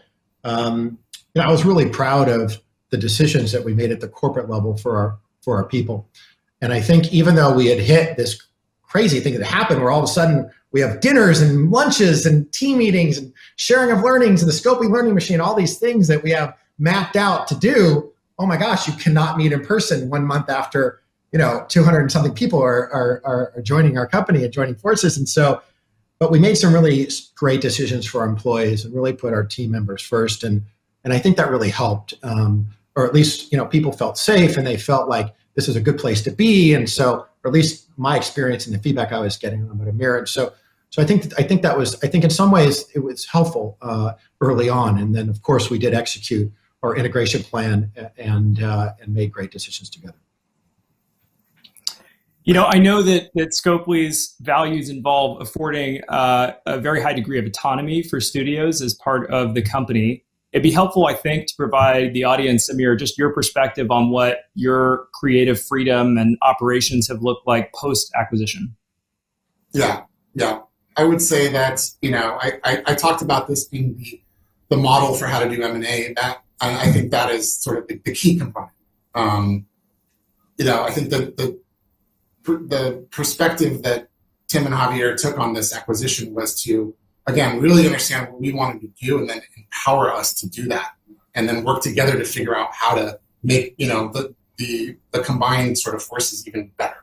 And so I personally feel more empowered at Scopely than I have anywhere, and that allows me to then empower my people, and that benefits everybody. And so I think. Unfortunately, there are companies that approach M&A in a very different way. They approach it in terms of on paper, if I could just switch out this one leader, or if I could just get this group to work on this one IP or use this particular piece of tech, they would be so much better. And you can't do that. I think the way you need to approach a team, especially a team that's already successful, is really understanding what they do well, really understanding what you could bring to the table, and forming a partnership that is based on trust and transparency and candor, and figure out together how you can take that to the next level. It'd be helpful to also just hear each of your perspectives on what do you think has contributed to the acceleration in growth post-acquisition? It's been remarkable to watch. I think everyone looks at the charts and are just astounded at the continued growth in Marvel Strike Force. But what is causing that? Yeah, I think, again, Scopely, right off the bat, creating the ideal landing spot and the ideal conditions for this team to do what they do, I would say, is a big part of it. It's unfortunate how rare that is in the M&A space. You hear just so many horror stories about things going wrong in the second teams land.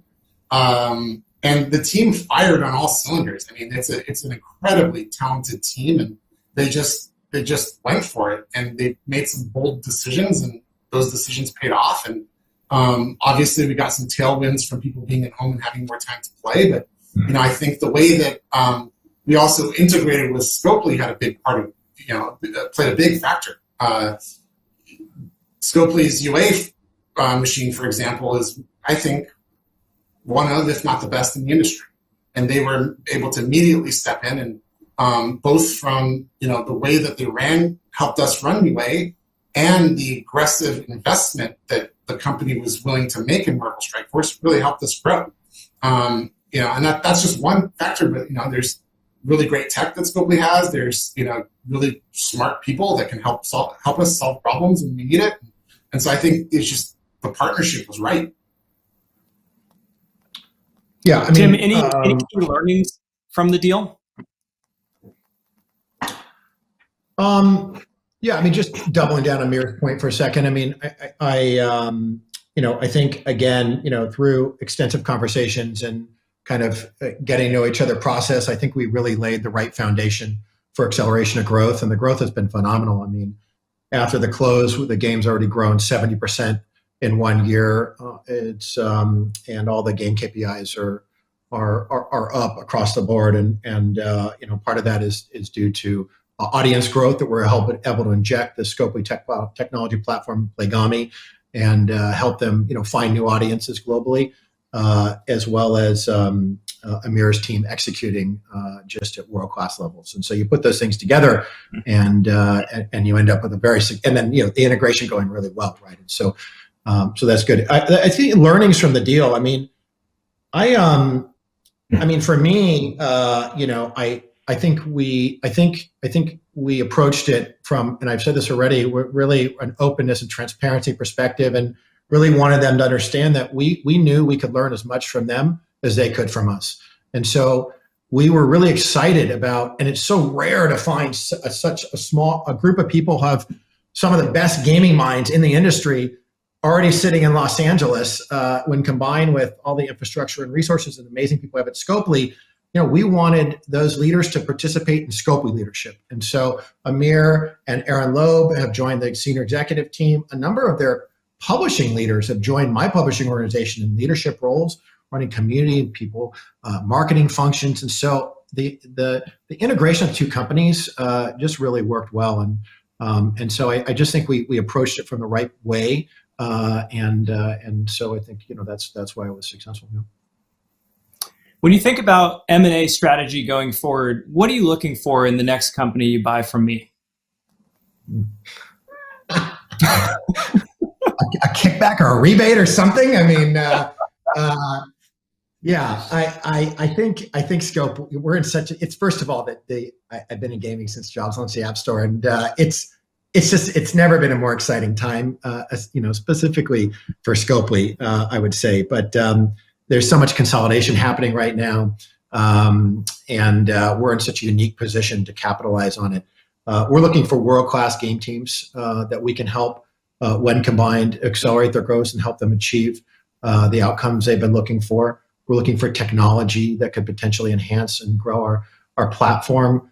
And we're also really interested in new things that are happening, that are emerging in the ecosystem. And I think we're just so well positioned, being a global company with a lot of capital to deploy and just an incredible learning machine behind us, and technology platform and Playgami to really accelerate growth for our partners. And so it's just a really unique and interesting time to be in gaming itself. So. It's also an interesting time from a market perspective. What's your read on the current market environment in terms of public company activity, M&A activity? Multiples are moving, the pieces are moving across the chessboard. How do you take that in and incorporate it into your M&A strategy? Yeah, I mean, it's nice to see the marketplace or the public markets finally recognizing how unique and valuable free-to-play gaming companies are. In Asia, it's been happening for many years, and it's now happening here. It's also, fascinating to watch companies like AppLovin and Unity and some of the enablers in the industry. The multiples they're achieving. For us, we're just very focused on our strategy and executing against it. Being in a really unique position to have the infrastructure and capital to go out and deploy against that, and as a company, being profitable and this type of revenue growth, we have a lot of options and opportunities in front of us, and hopefully we get to keep partnering with people like Amir and the Foxnext team to grow even faster as we move forward. Ending on a lighter note, what are each of your favorite games?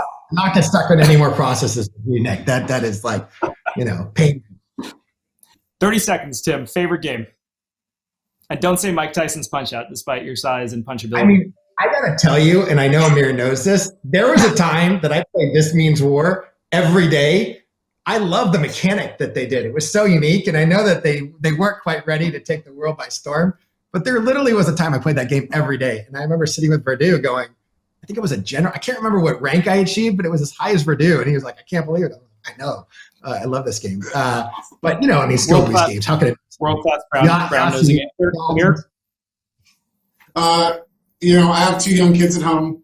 a 5-year-old and a 3-year-old, and so I'm rediscovering Nintendo through their eyes, and it's marvelous. And so like a lot of Animal Crossing, a lot of various Mario games, and then on my own time, I'm pretty addicted right now to Valheim. That's a really great game. Wonderful. Thank you both for joining us. Thank you, Nick. Thank you. Thanks, Nick.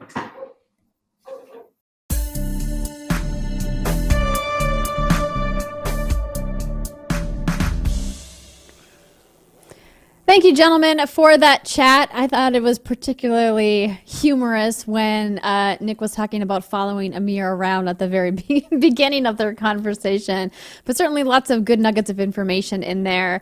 We do have another session coming up right here on the main stage. However, we also have roundtables available for our VIP ticket holders. The topics for those roundtables for today include NFTs in Games 101, understanding the future of consolidation, expanding capital pools and hyperactivity in gaming M&A, and expanding audience for esports. Please check your email for access to those roundtables if you do have a VIP pass for today. And once again, if you're having any questions or difficulty with your access, you can email eventsupport@venturebeat.com. But coming up here on the main stage next to discuss representation in games and how we can create a kinder and more inclusive environment for everyone, which is something that we all want. Please welcome Jen O'Neill, the Executive Vice President of Development at Blizzard, Lydia Baragoni, Executive Vice President of Story and Franchise Development at Blizzard, Noor Poloni, the Studio Head at Beanox, and moderator Eunice Lee, the Senior Vice President of Call of Duty Development at Activision.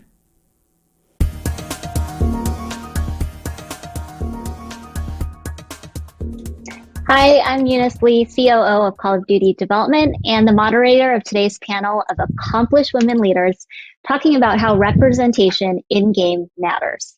There are more than 1 billion women active gamers, but in the development community, especially at the highest levels, there remains a gender imbalance, and we're very aware of that.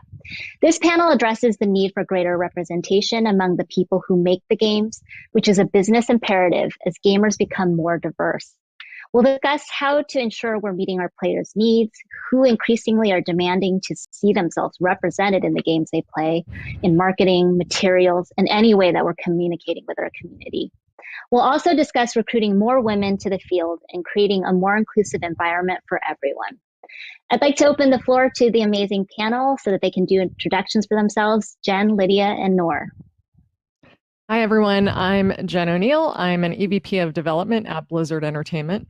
I have over 20 years of game industry experience, and I have had a long history with both Activision and Blizzard. In my current role, I'm focused on driving the success and growth of some of our key franchises, providing our teams what they need to do great work. And I'm Lydia Baragoni. I'm the EVP of Story and Franchise Development at Blizzard. And I oversee the team that develops and executes our cross-media content. So things like gameplay trailers, in-game cutscenes, cinematics, comic statues, pretty much any expression of the game that happens outside of gameplay usually falls to my team. Hello, everyone. My name is Noor Poloni. I'm the co-studio head at Beanox.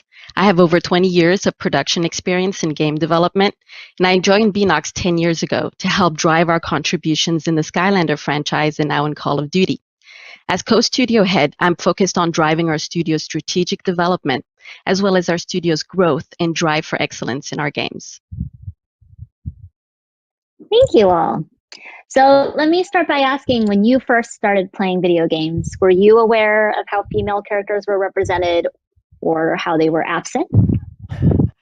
Well, for myself, this is definitely going to date myself. I think when I started playing video games, it was text adventures and Pong. So two sticks, didn't have a whole lot of shape to them. But, over time, as the graphics of games matured, so did the content. And so I think what evolved was the fantasy of the attractive damsel in distress.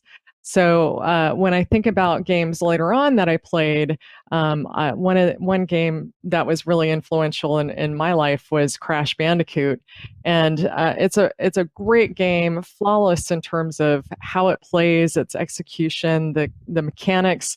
But the one thing that always stuck with me is Tana, Crash's girlfriend. Whenever I would see her, she was definitely that stereotypical damsel in distress, and so. Recently we got the opportunity to remaster the original 3 games, and we really thought hard about it and realized that, hey, this is an opportunity to treat Tana with some respect, have her have a personality. So, in one of the very first cutscenes, instead of being held down and having no personality whatsoever, she actually fights back and has some level of agency. So, Right. certainly, there's a big difference between then and now, and what gamers expect.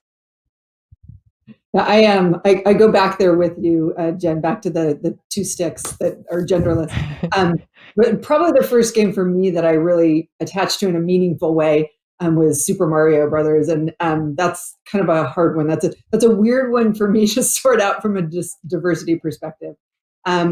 But I also played in the early 2000s. I played a fair amount of Tony Hawk, and I will say that I was so happy to see how far things have come. At that point, playing back then, the game didn't really represent what I thought was, the world around me. And just seeing what a great job you and your team at VV did remastering that game, and just sort of how far we've come was pretty exciting. Yeah. And I think we're all in the same generation. So it's the same period of time when I played video games. So at that time, I really didn't pay much attention to the characters. And I was really just focused on the game experience itself, like I played Myst or Descent. And the first time actually a female character was meaningful to me was Lara Croft. And I wasn't really focusing on her appearance. It was more on what she represented in terms of personality, like an experienced woman adventurer, a pure survivor, intelligent and independent, dedicated and fearless. She just wanted to push her own limits to attain her goals.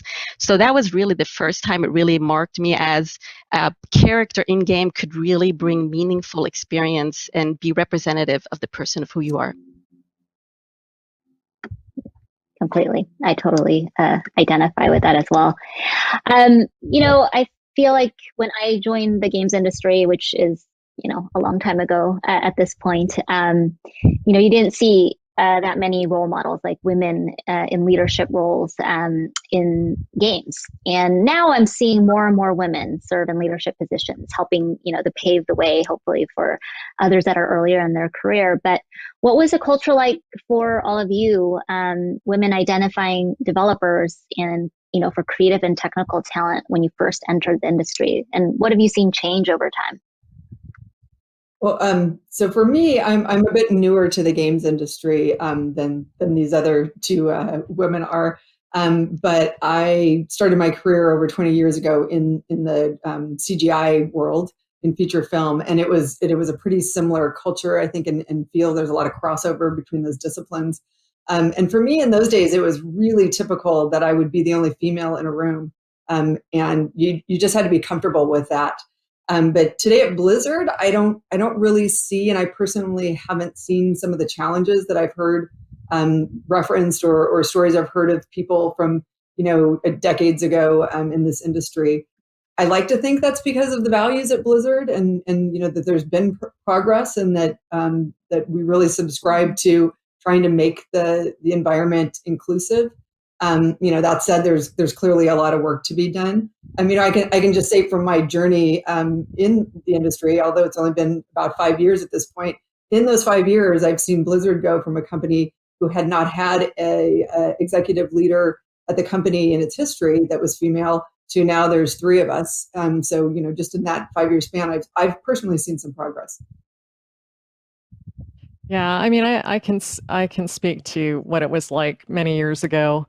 There were very few women in the industry, definitely very few women in leadership roles, specifically development. I think we saw a lot of women in more administrative roles, but I think now we're seeing many more. We're still few and far between, though. And so what's been super helpful is that within our own company, for example, we have employee resource groups, but beyond that, the industry as a whole has created a number of venues for support networks for women in gaming. And it's really important to have a network of other women that you can connect with and share your experience with. But overall, I would say we as a company, we as an industry are becoming much more conscious to the need for being inclusive. And so we're really taking care to invite women in, making sure that our job descriptions are worded in a way so it doesn't feel like only a certain type of person can apply. We're actively recruiting at events like Grace Hopper, so women-focused talent events like Grace Hopper.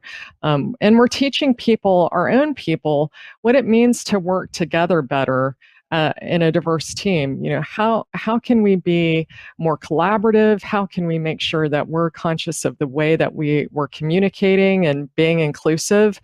That's been just really instrumental in creating a new way to work together. Definitely. And it's funny because when I started in the video game, initially in the video game industry, I was in the video game publishing before moving into game development. And in publishing, there were more women in the roles that could be found in other industries, like, for example, marketing, PR, or finance. But when I transitioned to game development, same thing. We were very like a small group of women that stood out amongst a long group of developers, and very few of us were in leadership positions. And I was fortunate in my career to have actually several managers and colleagues, both men and women, to actually empower me in my leadership role and support my career growth with opportunities to be, like, for example, key member in the studio's executive committees or a key speaker for our public game representations. So I think being together, not just like women, but also with men that can help support our initiatives and just be like advocate for gender parity, would it be in opportunities and salaries or job positions? I think it's really important just to encourage more women to enter the industry today. Yeah, I couldn't agree with that more. And, you know, the sponsorship, mentorship, allyship, all of those things are so critical to creating that inclusive environment that really do support female careers. So I couldn't agree more. And, you know, exactly. I think we've done some great things. Yeah, go ahead.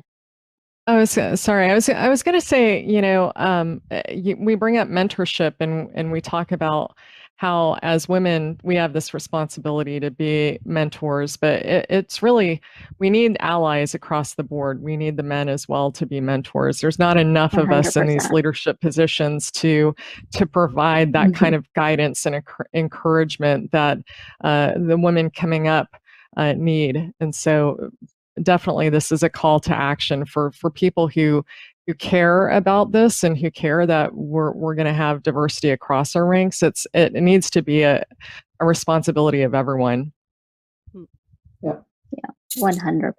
Exactly. Yeah, and we talked a little bit about, you mentioned Grace Hopper, for example, how we show up there, and that's, you know, one of the avenues by which we, you know, try to recruit diverse talent in. What do you all see as the barriers from a recruiting perspective in hiring female developers, whether that's programmers, production talent, whatever it is?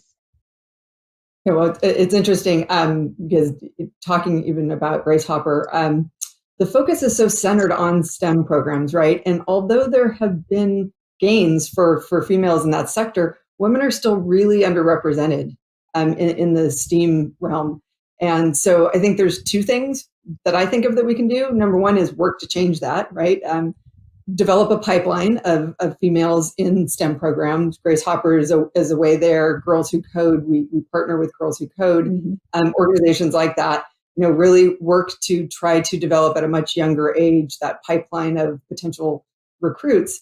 I think the other thing we can do is remind people that STEM isn't the only option. There are so many other disciplines in the games industry. And so I whenever I talk to high school students or people who express interest, especially young girls, I remind them that if their passion is in games, there are so many other options. Just because they're not an engineer doesn't mean that they don't have an option to work in the games business. They just need to find their superpower and then figure out how to apply that superpower to this world. But there's a lot of opportunity to do that. I think that's true. I think when I go to events like Grace Hopper, or even I'll go to colleges and meet with women in computing groups, I'll find that there's definitely a perception about what the industry is. And so doing panels like these are extremely healthy because we can hear Lydia's story and her background from not the gaming industry. We can hear Noor's experience of having grown up in the industry and having great male mentors who have worked with her along the way, and that really counterattacks the perception, the reading the stories on Reddit. Like, that shouldn't be the only perception you have about the industry. And it makes me sad when I think that there might be women out there who decide that they're not going to pursue this awesome career where you're surrounded with the most brilliant technical and creative minds because you've heard that there's some story about how the industry is in general. Right. Yeah. Yes, and Jen, I think there's one point there, which is like there's a challenge of actually understanding what the video game industry is composed of in terms of variety of jobs. Because like for women or non-binary talent looking for career change or wanting to apply from other industries like Lydia. So like the video game industry structure itself is not very well known like films and television. And for women who are in the industry themselves, there's not a lot in order to be able to go and recruit these women from where they're currently employed. If I take Canada, for example, where Beanox is, if we refer to the latest studies in the video game sector, there's an average of 19% of the task force who identify as women working in the video game industry in Canada, with 18% of them working in the Quebec province, which is basically one of the largest talent pool in the industry. And competition for talent is really fierce across all the board, all the different disciplines. And it becomes more difficult to attract women amongst the different opportunities available in the market. I think you've mentioned like specifically maybe senior talent, there's more offers for them than there is. So it's difficult for us to go and recruit women in the industry as well. Yeah, I love what you all are talking about in terms of you don't have to be a hardcore gamer. You don't necessarily have to be in the STEM fields in order to pursue a career. And, certainly we're here saying that. I think there probably are still perceptions, even within our own company, that says, oh, you must absolutely be a hardcore fan of our games and have played forever. And is that necessarily true? I think it actually is great to have that diversity of experience of having non-fans and see them become fans as they're working with you. And certainly there are certain roles in our industry that don't require that. Yeah, 100%. Yeah, and I have a, non-linear path. I went, up the ranks in HR, and now I'm on the development side. And I am passionate about games, our entire portfolio. But it's, it's not a normal path. But I think, all of us are demonstrating that there's different ways to make a career out of it. It also makes me think, it's not just about recruiting, right? Like, what else do we need to do to drive meaningful change in the industry? And what do we need to do to create a welcoming and inclusive environment and culture? Like, once we attract, wonderful talent, how do we grow and retain, our women? What are some of the ideas and things that you've seen? I think Jen talked about employee resource groups, for example. What else? I think it starts at the top. For me, a big piece of it is the tone that's set by leadership. Our president, J. Allen Brack, is a huge champion and believer in the merits of D&I. and he sets that bar and that expectation for our leaders, and make sure that it's a priority for the company, and that we understand the tone that we're meant to be modeling, and we try to imbue that in the thinking and the culture of the company across the board. And I think that's really important. You have to see that, and you have to know that is the expectation. And I know we feel that at Blizzard. And also, like we're doing a panel today, and in addition to this, having more panels, more women in panels, but also women in product promotions, media interviews, industry events, more presence, basically providing more visibility to all the talented women and non-binary team members from their different cultures, their backgrounds that are currently in the industry today, and just showcasing their accomplishments. And this will inspire more people to project themselves in the industry and in these roles. Yeah, that's a really great point, Nor. I was thinking about just even in our marketing materials and the advertisements that we put together, do we have representation in there? It's something that I look at. I think we've seen plenty of ads for our games where there's a live action component. Are the people who are being portrayed, is the cast that we've casted in our marketing materials, do we have a diverse group in that group? I think, again, people want to see versions of themselves represented, and it makes them feel like they belong. Yeah, 100%, 100%. So, even though there's been that rise in female gamers, the number of female gamers, and some of the change we're seeing in the industry, the positive things we're seeing, sexism and harassment still exists. How are your teams working to create a more inclusive environment for all our players? Well, I'll just jump in and just say that, first and foremost, we all take disruptive behavior really seriously. I know all the people on this panel do, and I know that our developers and our designers do as well. Our mandate, our goal is to bring people together with our games, and we want our games to be fun, and we want them to be fun for everyone, not just for a subset of the players. And we've done a lot. We've invested a lot and done a lot with AI-based programs across Blizzard. Trying to detect disruptive behaviors and chat. The game teams work hard to try to come up with features that also are the positive reinforcement of and try to encourage the right behavior. So things like the endorsement system in Overwatch, which tries to help curb bad behaviors and reward players for the right and good behaviors. Game design itself, another feature in Overwatch, looking for group.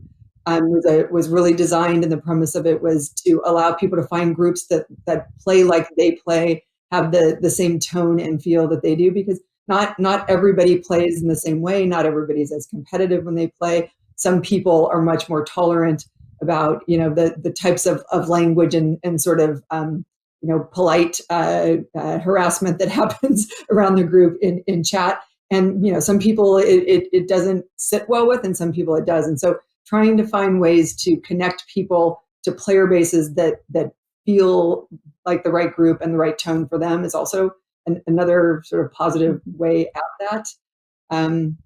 There's other things. I think, Jen, you and I were just talking about Fair Play Alliance. I don't know if you wanted to maybe say some more on that. Yeah. So Blizzard participates in a group called the Fair Play Alliance, and what the Fair Play Alliance is, it's a coalition of game industry professionals, all dedicated to making gaming a safe and fair place to play.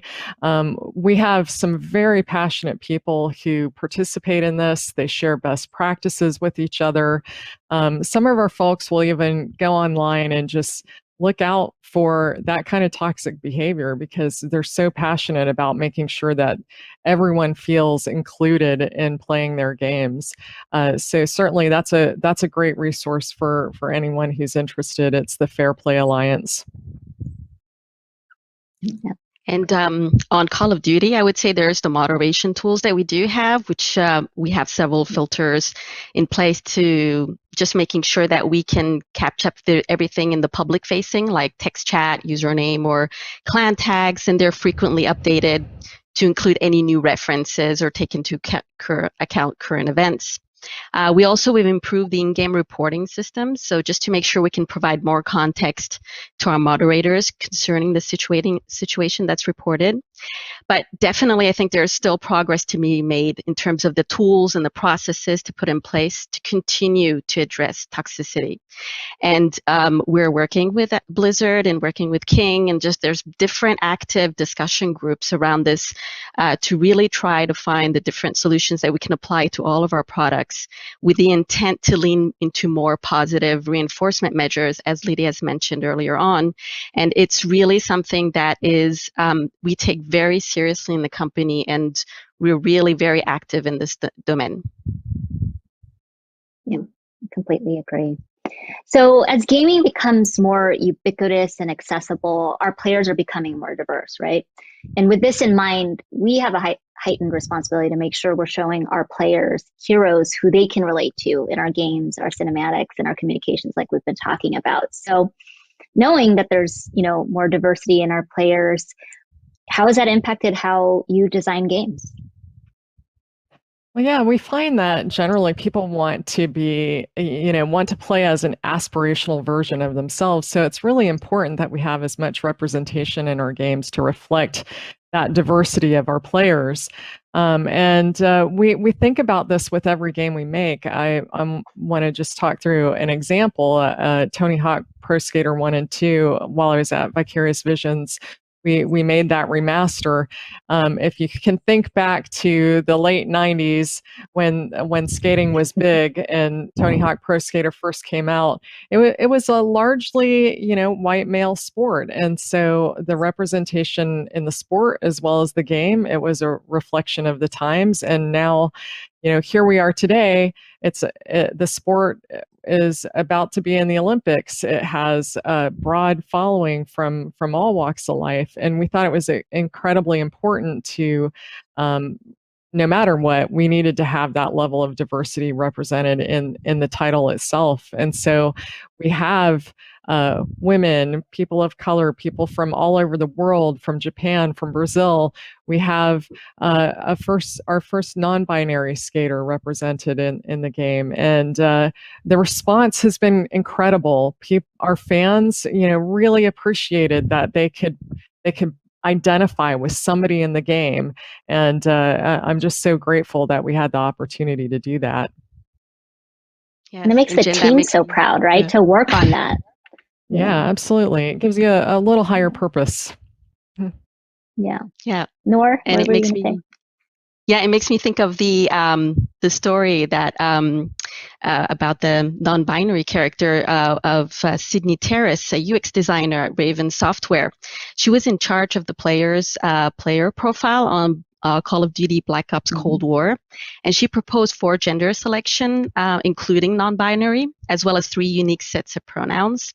And she really had the support of her manager. She had the support of the creative director at Treyarch and her coworkers, and they really leveraged, the research to make sure that whatever they create is respectful and takes into account, the gender inclusion in what they propose. And when it came out, she mentioned that there was incredible outpouring from players who felt recognized and just like recognized in this biggest game in the world. And it was also very meaningful to the devs across the company who felt proud of what they created and how many people they touched with this feature. And actually, to this extent, it actually created an influx of candidates and new employees at Raven Software that are gender diverse. So it actually created this, positive reinforcement and recruiting in the positive sense. Yeah. Oh no, continue. No. Sorry. No, it's and another story is like on Crash Team Racing Nitro Fuel that we've worked on. We've worked on bringing like strong female playable characters in the Nitro Squad team.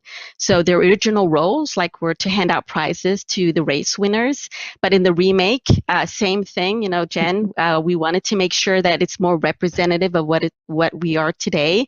So we made them more complete individuals that take part in the races, and all the character skins and characters' names been reviewed by our diversity, equity, and inclusion committee, just to make sure we're mindful and respectful of that. And same thing, like very positive feedback from the fans in the community. And actually, we've seen a lot of dedicated fan art for the Nitro Squad team that we put all over our offices because we're really proud of that achievement.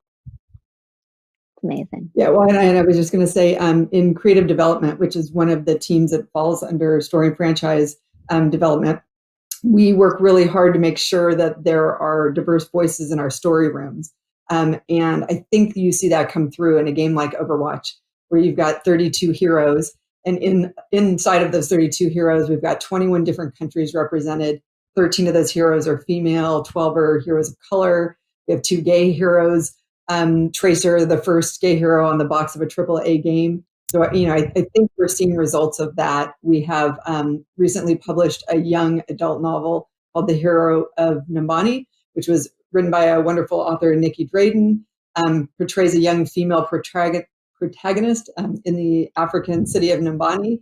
And I feel like these are the things that sort of speak to the fact that it's working, making sure we have diverse voices, and we're trying to make sure there's a lot of representation in the creative endeavors of designing our games is the place you start. And I feel like we're seeing the outcome of that. Yeah, 100%. Well, I just want to thank this amazing panel of women leaders for your insights. I learned some new things about our shared company and shared journey. Suffice to say, I think if you put attention and effort into it, change can happen. And, it's probably slower than we all want, but it's possible. And we're all witnesses to that. So thank you for those amazing stories, and thank you for your time. Thank you very Thank much. you. Thanks, Eunice. Thank you, Eunice.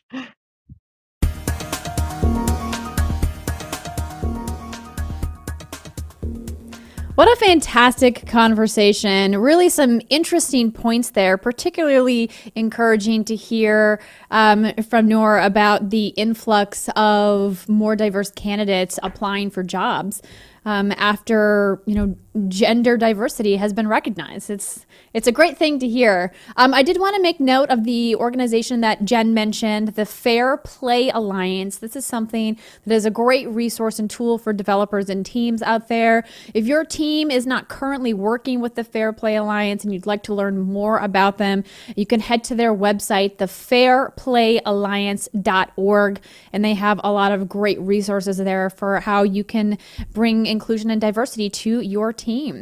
But moving on to our next session of the day, I would like to introduce Katie Jansen, the Chief Marketing Officer at AppLovin, and Katie Madding, the Chief Product Officer at Adjust, here to discuss scaling the right way and how to maintain quality, consistency, and culture in the face of rapid expansion.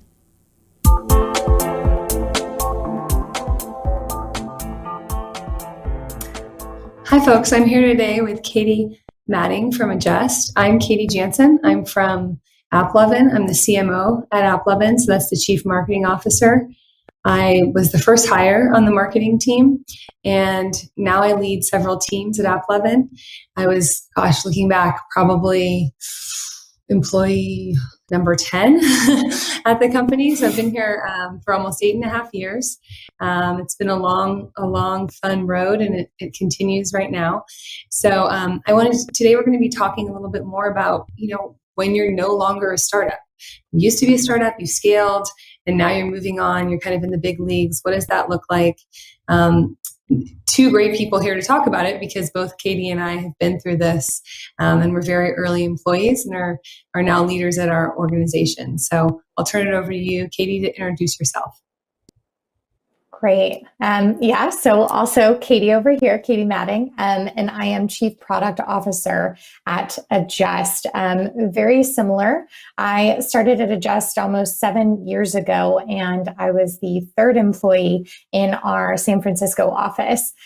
Since then, we've grown to, I think, over 550 employees at a global level, and so really seen all the different kind of stages of scaling up an organization and what you need to go through to get there. So really excited about the topic, and as a part of this, I think in the growth journey, I'm now Chief Product Officer at Adjust, which means I really focus on overall our product offering, our product strategy, as well as our development. So lots of different kind of nuts and bolts in terms of how exactly do you scale and what do you do at this point. Cool. So I probably should have said that most of I just joined the AppLovin team, officially actually just a few short days ago. So Katie and I will get a chance to work together a lot more. So really looking forward to that. So let me go ahead and jump into some questions today just about growth so we can kind of get into the meat of things. Katie, what are some of the challenges you experienced in the face of your company's rapid growth over the years? And not just the challenges, right? So what are some of the surprise successes as you've grown? Yeah, there's so many. It's hard to pick, but that's what makes it fun, right? So, I was thinking about this, and in general, I would say one of our biggest from the product standpoint was actually our decision early on in terms of our infrastructure to choose to go bare metals rather than the cloud, which I think for most companies is probably a pretty unique take in terms of how we were going to decide to scale. And I think that that's probably a big piece of advice I'd give to other companies as well, is to make sure when you are choosing some of those huge decisions that will carry on with you throughout your growth stages, they're there to support you and they're in line with your business values from the start.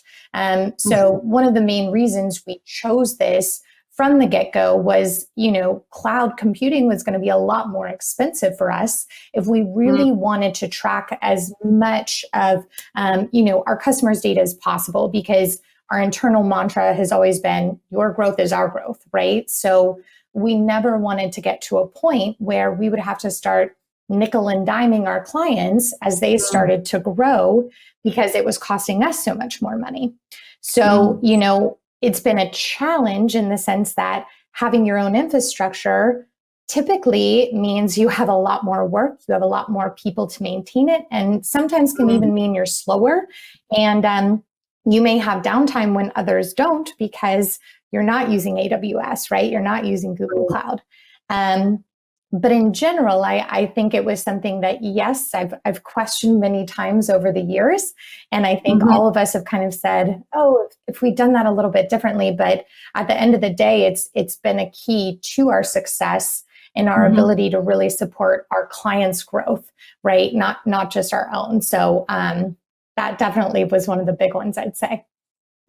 Yeah, and what I hear you saying too, because you said it several times, in your answer here is that it really seems to be all about your customers.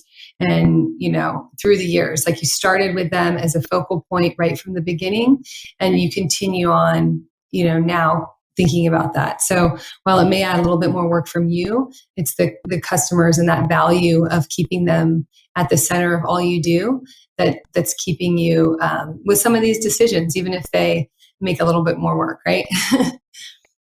For sure. And even to that point, I think it's a lot of times as well, it's been one of those things that has really helped our clients ramp up and grow as quickly as they had. So, we really do care about that. And a lot of times you have to make some unpopular decisions to really remember what you're here for, which is your customers. So, okay. Yeah. And then how do you, so this let's kind of change things up a little bit. How do you keep up we talked about what I just hinted at was a little bit about the customers being a core center part and that continuing on. There's other core values that you place that adjust. And I've heard you guys talk about it. We talk about it a lot at AppLovin. It's that entrepreneurial growth, that spirit that's so, strong when you're a startup. And I've noticed both, I see it obviously at AppLovin, but I've also noticed it with Adjust. It's the same. And one of the great reasons why I think we're such great partners, by the way, it's the same with you. We still have that entrepreneurial growth no matter how big the organization's gotten. So how do you take these values, this being one of them, and continue to kind of pull that through even as you grow? Yeah. So what's interesting, and I'll be curious to hear your take in terms of growing teams, but one of the things that I noticed early on in hiring, because that's a huge piece of scaling your company, is getting the right people. And I actually call it my Nike.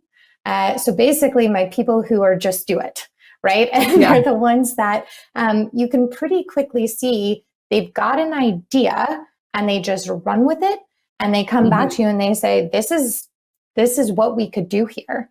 And it's really identifying those types and those people that, you know, really aren't just seeing the problems, but are coming through with solutions. And I feel that that's in general a very entrepreneurial spirit that, you know, I believe is also very common in AppLovin as well. It's kind of that mentality of just, you know, if we spot something, if there's an opportunity there, let's go and get it done. And finding those people that feel similarly and have those similar values. So that was always something I tried to kind of look for at the beginning, and I would say still look for today. So curious your take on that, because I know you've had to build some pretty large teams too. Yeah, same all the way through. I mean, a lot of my team, you know, started out with me and they're still here today. You know, in my first, second, third hires, they're all still here, and they've grown into much larger roles, right? Directors or VPs, but they still are doers. I mean, I'm still a doer. I still, you know, I noticed you do the same. You and I are both in docs editing things. It doesn't, right? It doesn't really work too well if we have people that just want to manage. You know, they really need to be more entrepreneurial doer. They may also manage, of course, but I think it kind of needs that to be that person who can do both, and also can just. I guess with entrepreneurial, I also think about like thinking outside the box, right? Like moving beyond the existing processes, because as you grow and get bigger, you do have to add processes, which can you know, initiate some growing pains at times, because you're kind of used to being super fast and startup, and you do have to kind of add a few layers and processes at times. But it's those people who can work within those processes, but also move beyond them to find creative solutions to the different problems that come up that really make a big difference on the team. And I agree, that's kind of how, I mean, you're only as good as your team, right? And so, and your product, I suppose, but you know, your team is so important in all of that. And definitely so, your product. yeah, I know. Sorry. Product matters too, right? But the people who are working on the product also matter. And so I think about just making sure that those people are kind of aligned right from the beginning. How do you find, as you grow and you obviously need to hire more, how do you find those people as you're a bigger company? Because I've noticed, obviously you just get all sorts of people who apply for different roles. And it can be a little tough to weed out people who are willing to do the do and strategize. So how do you do that? It's hard. And that's definitely, I would say I still don't have the perfect solution for that. You know, you have the challenge too of people who are incredible in their interviews, incredible at other places, and then just don't quite fit once they get in. And I would say that's what I say to my managers as well when they're hiring is, obviously, there's certain things to look for just by hearing experiences, the people who are in an interview and start to talk about examples immediately of what they've done or ideas and can actually brainstorm with you. Already telltale sign that they're going to hit the ground running. But to that point, you can always have something amiss. And so that's where I say, you know, just be able to track it quickly. Because the worst thing you can do is hire someone that you think is great and then it goes unnoticed. And especially if you're scaling out that team, then you could have a real problem. So basically, I put much more emphasis on tracking within those initial 3 to 6 months, overall contributions, problems that they've not only identified, but actually solved. And that's, I think, a key piece of kind of figuring it out, because I don't think anyone out there has like the perfect way of always finding the best candidates. Maybe you do. What do you do, Katie? No, I don't. I was looking for your advice. No, I agree. I've really started to evolve things by giving actual practical problems for people to solve in interviews. I found that is helpful early on. And then when they come on board, I think you're saying the same thing, is setting very clear goals for them as they ramp and making sure they achieve those goals. Now, that being said, when you're a company that is big but still operates a little like a startup, you also need to be flexible with those goals, because things change. Right? But then going back and aligning the goals, I think, is also helpful, right? So they still have those goals because they're new. So I think, we can talk more about this as we help each other out on the hiring front. I think this is a good one for AppLovin and Adjust, and we'll probably have to end up closing with this question, but I wanted to make sure that we got it in. Is how do you grow the brand and the product to meet the growing needs of the company without overextending it? And this is one, to be candid, that I get a lot, because AppLovin started as an ad tech company, and then we started adding more developer tools, monetization, brand safety, etc. And then we started adding first party content, right? And so I get this question a lot, like how do you take your brand, evolve your brand message without going beyond that to a place where people may or may not understand it? And I think the same thing goes for product, right? Yeah. It's really hard. And I would even say, to the point of us being a global company, my best advice here is, especially from the product side, and I think it works very well with the brand too, is really knowing and understanding your personas and your segments, right? And by that, I don't mean your vertical in your country, because I don't think that's what personas are. And I think a lot of times that's mistaken, right? But it really is identifying what are the client you're going after, what are their business models and their interests in order to achieve that. And if you have a unique opportunity in that area, then yes, you should absolutely grow your product to fit that business need. But something that has happened to us over time is our product, luckily, was adopted, by almost 4,000 different clients now across the globe, across many different verticals with very different business models and unique needs. And that caused a ton of noise, right? A ton of noise versus signal, where on the product side, we were asked to do a million different things that ultimately is kind of the Shibuya crossing, right? Was what I said, where we're just being pulled in a million directions.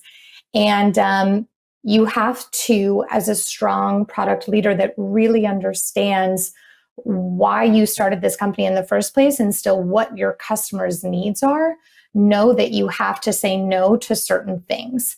And I think that in your gut, you typically know when something's perhaps exciting, but also still not in line with really long-term what your client's going to actually drive growth and value from. And so I'd say that's probably my biggest piece of advice, is resetting and saying, why did we start this in the first place? What is it truly that our clients needs and why? And focusing. Because without that, then you have a diluted product that tries to fill the need for everyone and everybody, and then misses the mark on all accounts. So what would you say from the branding perspective? I'm curious. I think it's similar insofar as your voice needs to be clear, and you can't try to make your brand speak to everyone at all times, right? So you can have the general overarching brand. And I always say, we're not pivoting, we're evolving. Because you're evolving the message. You're not leaving those other things behind. Those are still a big part of the business. But you're adding and evolving.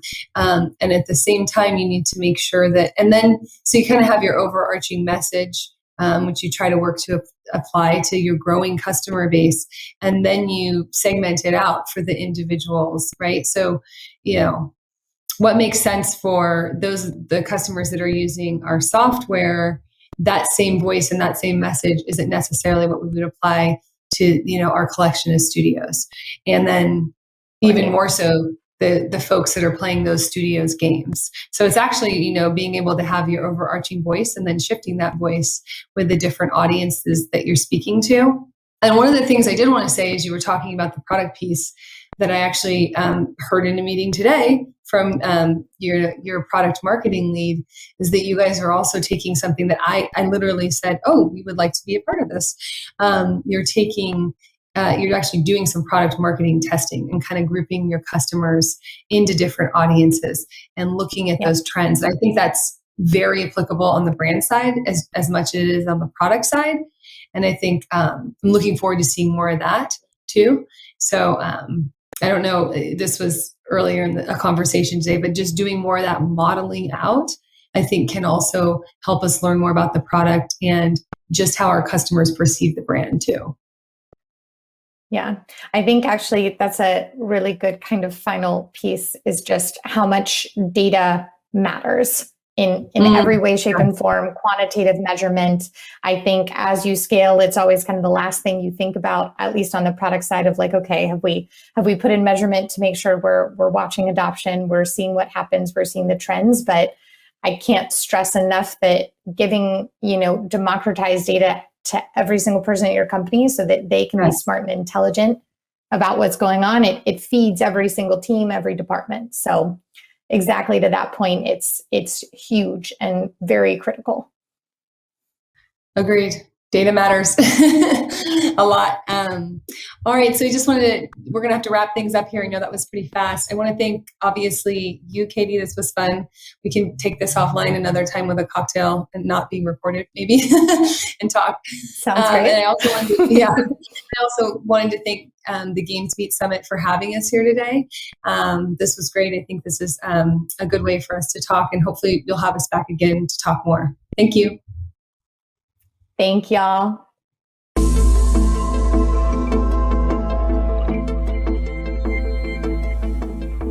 Taking it offline with a cocktail sounds lovely indeed. Thank you so much to Katie and Katie for that session.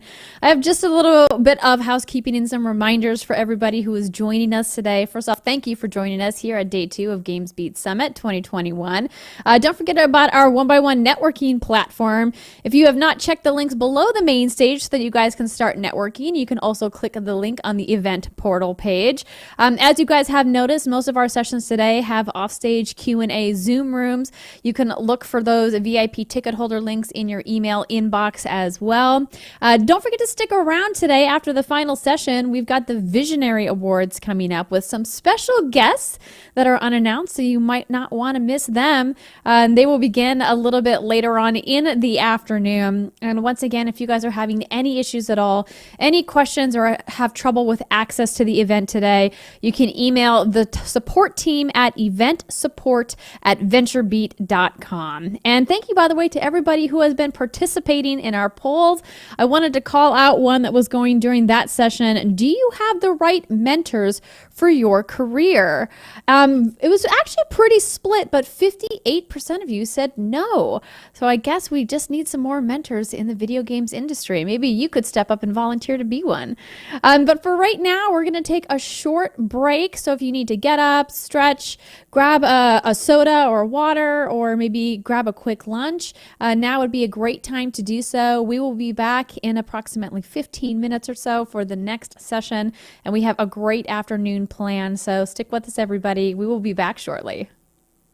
With a bang, energy and change came to every part of our universe. Seismic or small, it continues. Change is all around us, shaped by technology and human ingenuity. We can make it work for you and your business.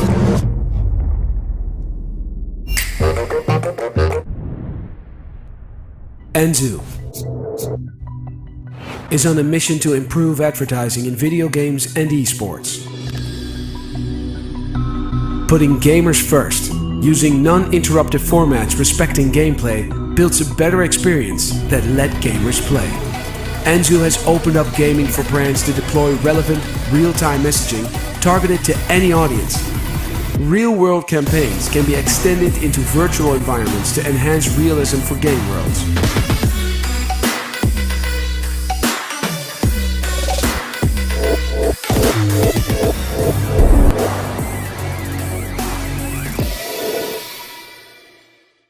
Bob and his team are game developers, and they finally released the game they've been working on for years.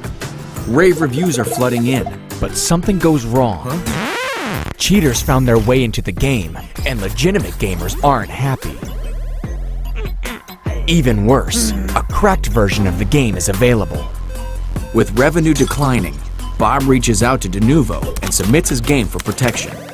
Minutes later, he gets a secured version of his game without requiring changes to source code. The game is now protected from piracy and cheating, with no impact on the gaming experience. With the secured game republished, its secrets are locked in, pirates and cheaters are locked out. Revenue is protected, and Bob's game is secure. This allows Bob and his team to get back to what they love doing, building great games that gamers love.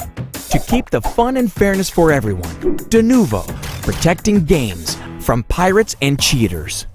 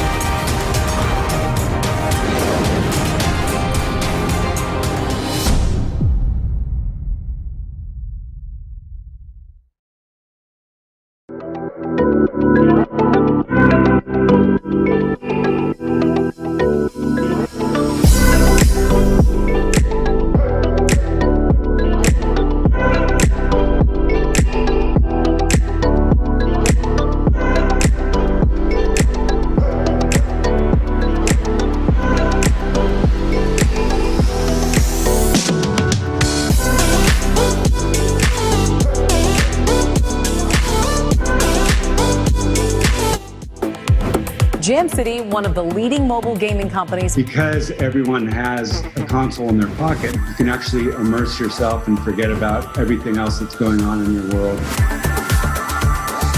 Jam City is the creative powerhouse behind some of the most popular, top-grossing games in the world. It comes down to always thinking about the player experience, to focus on the magic and the measure.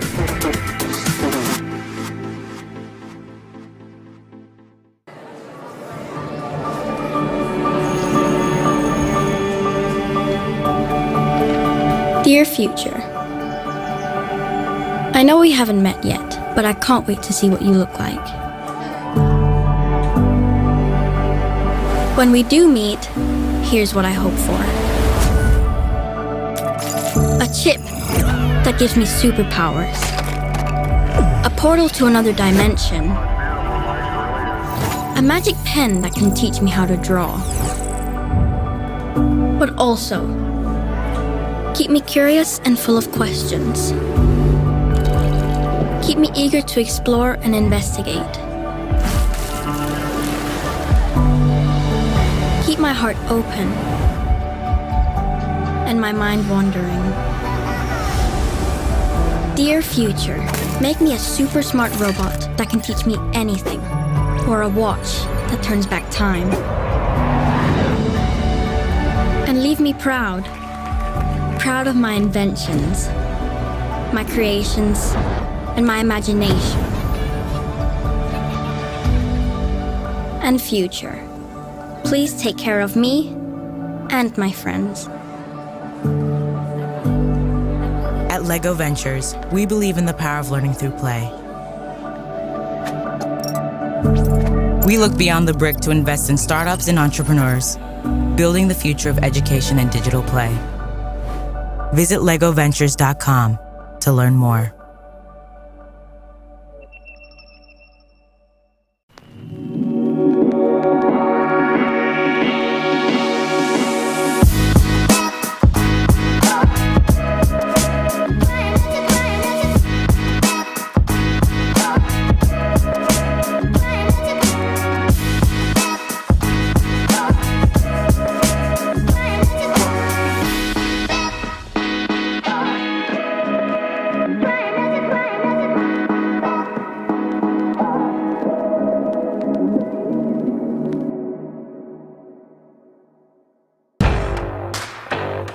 I've upgraded my ship since our last dance. I just want you to ask yourself one question.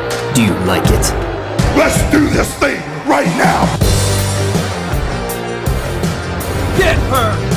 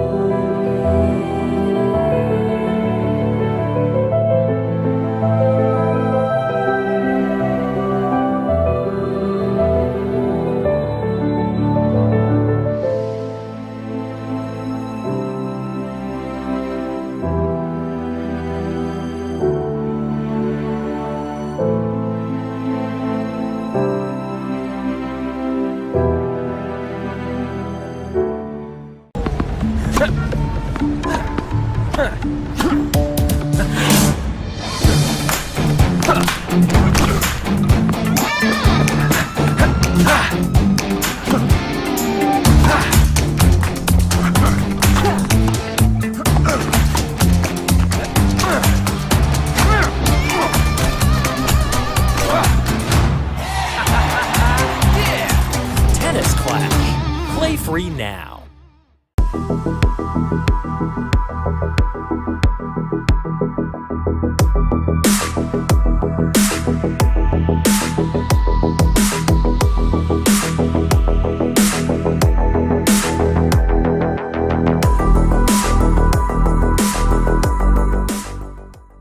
With a bang, energy and change came to every part of our universe. Seismic or small, it continues. Change is all around us. Shaped by technology and human ingenuity. We can make it work for you and your business.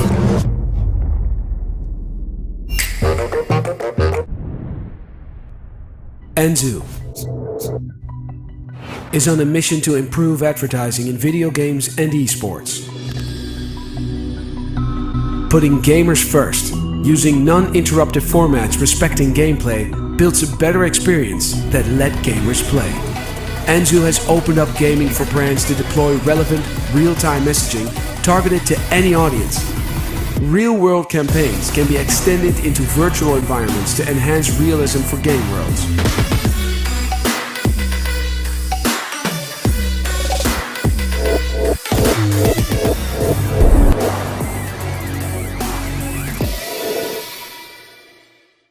Bob and his team are game developers, and they finally released the game they've been working on for years.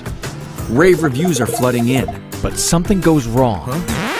Cheaters found their way into the game, and legitimate gamers aren't happy. Even worse, a cracked version of the game is available. With revenue declining, Bob reaches out to Denuvo and submits his game for protection. Minutes later, he gets a secured version of his game without requiring changes to source code. The game is now protected from piracy and cheating, with no impact on the gaming experience. With the secured game republished, its secrets are locked in, pirates and cheaters are locked out. Revenue is protected, and Bob's game is secure. This allows Bob and his team to get back to what they love doing, building great games that gamers love. To keep the fun and fairness for everyone, Denuvo, protecting games from pirates and cheaters.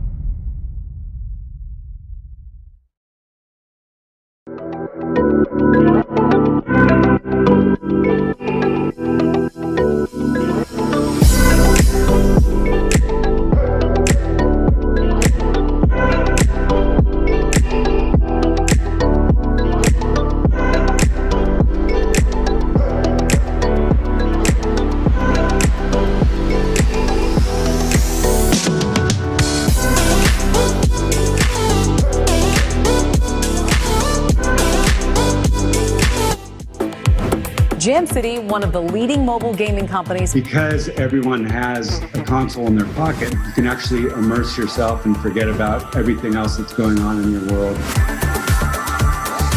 Jam City is the creative powerhouse behind some of the most popular, top-grossing games in the world. It comes down to always thinking about the player experience, to focus on the magic and the measuring.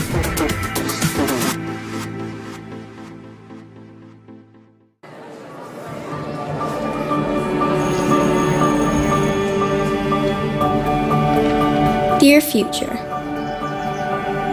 I know we haven't met yet, but I can't wait to see what you look like. When we do meet, here's what I hope for. A chip that gives me superpowers. A portal to another dimension. A magic pen that can teach me how to draw. But also, keep me curious and full of questions. Keep me eager to explore and investigate. Keep my heart open and my mind wandering. Dear future, make me a super smart robot that can teach me anything, or a watch that turns back time. And leave me proud of my inventions, my creations, and my imagination. And future, please take care of me and my friends. At LEGO Ventures, we believe in the power of learning through play. We look beyond the brick to invest in startups and entrepreneurs, building the future of education and digital play. Visit legoventures.com to learn more.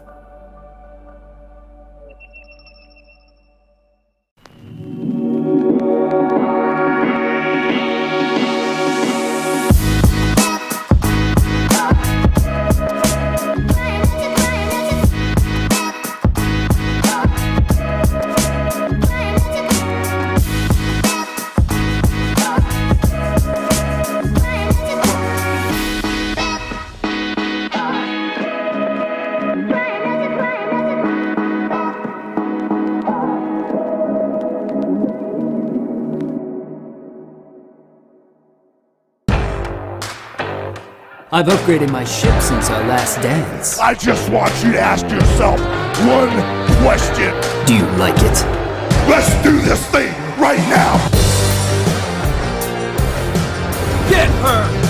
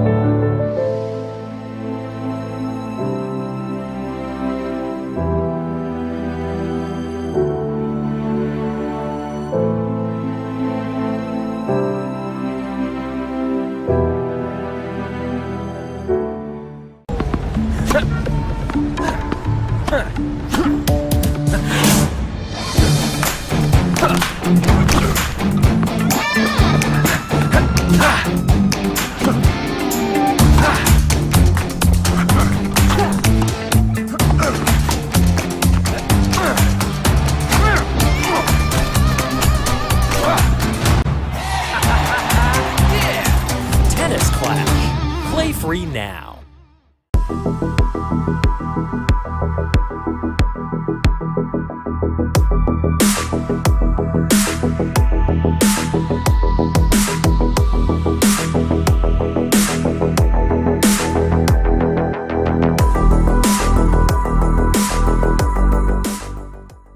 With a bang, energy and change came to every part of our universe. Seismic or small, it continues. Change is all around us. Shaped by technology and human ingenuity. We can make it work for you and your business.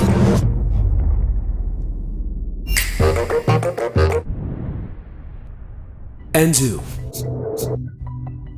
is on a mission to improve advertising in video games and esports. Putting gamers first, using non-interruptive formats respecting gameplay, builds a better experience that let gamers play. Anzu has opened up gaming for brands to deploy relevant, real-time messaging targeted to any audience. Real-world campaigns can be extended into virtual environments to enhance realism for game worlds.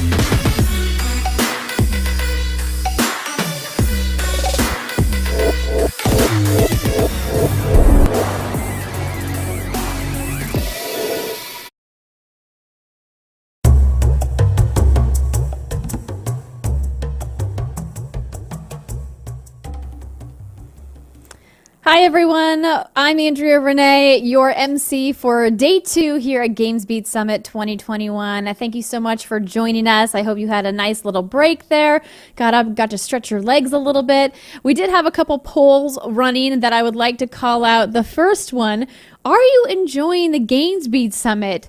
4% of you out there dared to say no, you're not enjoying it, and I want to know who you are and why you're not having a good time. So many fantastic speakers have come across the stage, not only today, but yesterday as well. Just as a reminder, if you missed the live stream yesterday or missed this morning, if you go to youtube.com/VentureBeat or twitch.tv/GamesBeat, you can watch those archives of the whole day's stream, and we will have the VODs at GamesBeat.com as well. But we want to keep the sessions moving along here. Our next speakers have a great one planned for you. The past, present, and future of XR and mental health. Please welcome Dr. Kelly Dunlap, Adjunct Professor of Game Design at American University, Noah Falstein, the President of the Inspiracy, Dr. Brennan Spiegel, the Director of Health Services Research at Cedars-Sinai, and moderator Susanna Pollock, the President of Games for Change.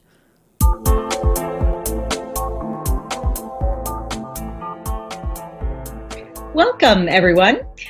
We are now about to start a panel called The Past, Present, and Future of XR and Mental Health. I'm Susanna Pollock. I'm president of Games for Change. We are a not-for-profit that advances the use of games and immersive media and technology as drivers of social impact. And I'm thrilled to be joined by 3 esteemed colleagues who are each representing different areas of the industry that I think have important things and insightful things to say about this topic. I'm going to introduce each one of the panelists and have them say a few words about their work and why they were excited to join this conversation. And then we're going to have an open discussion about how XR and different types of immersive media and technology can help address the mental health concerns that we've all been experiencing and seeing through COVID-19 and just the world at large. So it's going to be a great conversation. First, I'd like to introduce Dr. Brennan Spiegel, who is the Director of Health Services Research at Cedars-Sinai. And I know he has been working in this field and is very much a pioneer of XR and healthcare in general. But Brennan, why don't you tell us a little bit about the work that you're doing at Cedars-Sinai? Sure. Well, thanks for having me today. And as you said, I'm Brennan Spiegel, and I run a VR program, a therapeutic VR program at Cedars-Sinai. We've been involved not just using VR as sort of a gaming and entertainment platform, but as a therapeutic intervention for our patients. So we've now treated well over 3,000 patients with virtual reality for a number of different conditions, including mental health applications, anxiety, depression, phobias, but even medical conditions like high blood pressure, irritable bowel syndrome, and so on.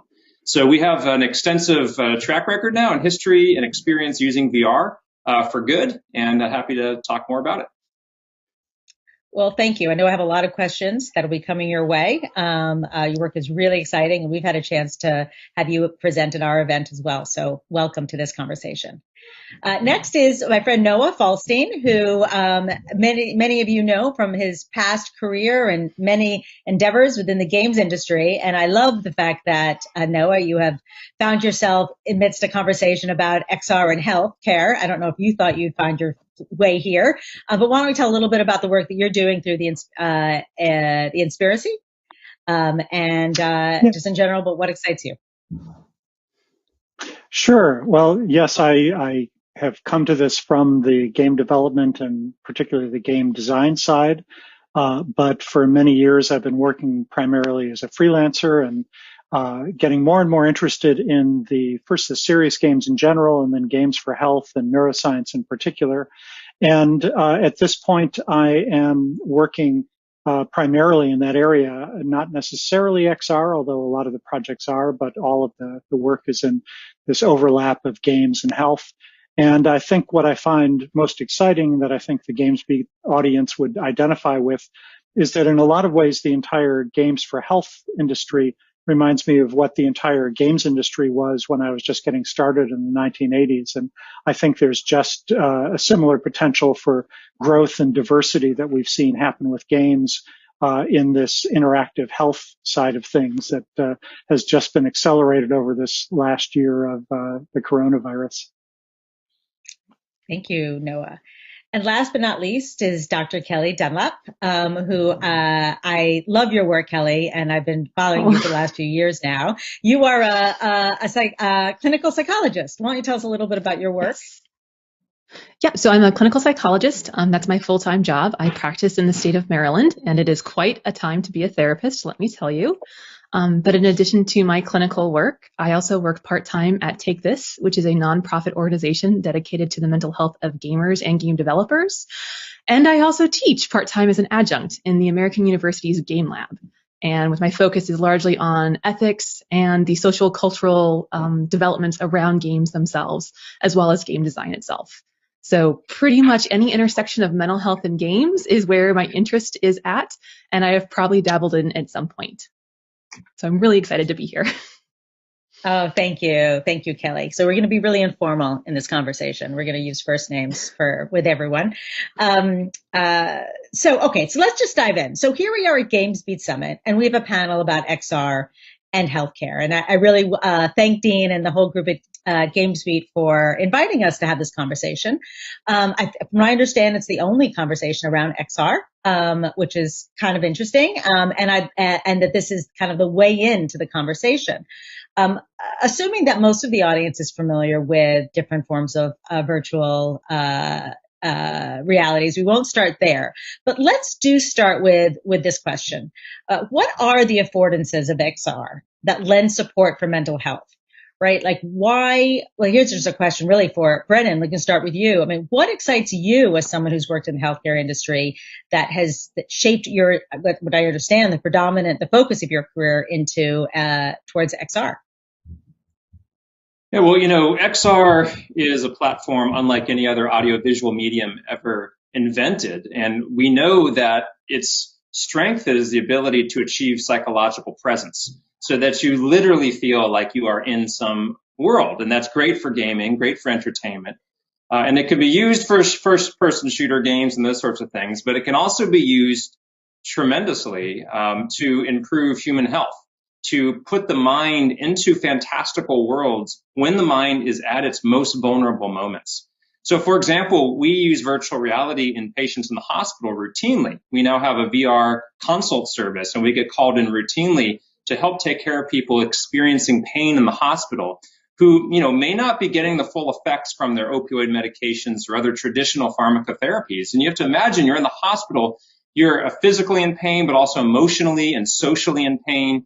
And at that moment, to go from being in the four walls of a hospital room to swimming with dolphins or blowing life into a tree using biofeedback therapy or using your brain waves to teleport yourself out of the Yosemite Valley, these are fantastical experiences that impact the brain, not just for purposes of entertainment, but for, objective evidence of well-being. It can change how the immune system functions, how the nervous system functions. And when we measure outcomes and actually see if people are feeling better, we demonstrate in randomized controlled trials that virtual reality has this powerful benefit for human health, particularly around mental health. But there's so many applications. And in fact, I've written a whole book about this called VRX that covers the entire field of medical extended reality. So happy to be here as well and talk more about it. So how did you find XR as a medium that you wanted to focus your work? Like, what was that moment for you of saying, this to me is the future, or why? I hadn't even heard of VR until about 5-6 years ago, when Walter Greenleaf, who many people know is a pioneer in this space from Stanford, had come down to my lab in Los Angeles, and he put this headset on me, and I opened my eyes and found myself on the side of a 50-story building in a window washer rig. And he said, okay, go ahead and jump off the platform. And I said, no chance, I'm not going to do that. And he said, you realize that this is a computer simulation. And I said, my brain does not realize that, even though I intellectually understand that I'm standing in a conference room. But at that moment, it was that aha moment when most people first try VR that I thought, wow, this is a profound technology that can nudge the human mind. And we can use it maybe for evil, but we can also use it for good. And since that time, our team has been focused on rigorously understanding, we have NIH funding now, to see just exactly how can this technology improve human health, both physiologically and biopsychosocially. And that's been the focus of our lab for the past 5 years. Yeah, I love that. And I love how fervently you've gotten involved in this, where you are getting NIH grants, you're running clinical trials, you've written a book, are one of the forefront leaders in the space, and it's all within like 5 some odd years. It's a testament how new this medium and this application is. So Noah, let's talk about something that Brennan touched on, which is the therapeutic applications, right? Digital therapeutic applications of VR in a health space. But I understand that there's a spectrum of that, right? So in terms of things that can be ultimately prescribed and things that are experiences that perhaps are more in the wellness space. Can you talk a little bit about that and what you've seen in your work? Sure. It actually, as I had alluded to before, one of the things that's interested me is how diverse this whole field is, that, games and XR and health have so many different combinations. There's a Digital Therapeutics Alliance that defines some of these different types of things, I thought, fairly eloquently, and kind of runs a gamut when you go from wellness through, the more hardcore digital therapeutics. And the big difference there is that a wellness thing, it might be something like a fitness tracker that, a lot of people are familiar with, or something to remind you to take your medication, or do some mindfulness meditation. Some of the sort of simpler things, they don't require, they don't claim to have clinical evidence or necessarily have proven their efficacy, in a scientific way.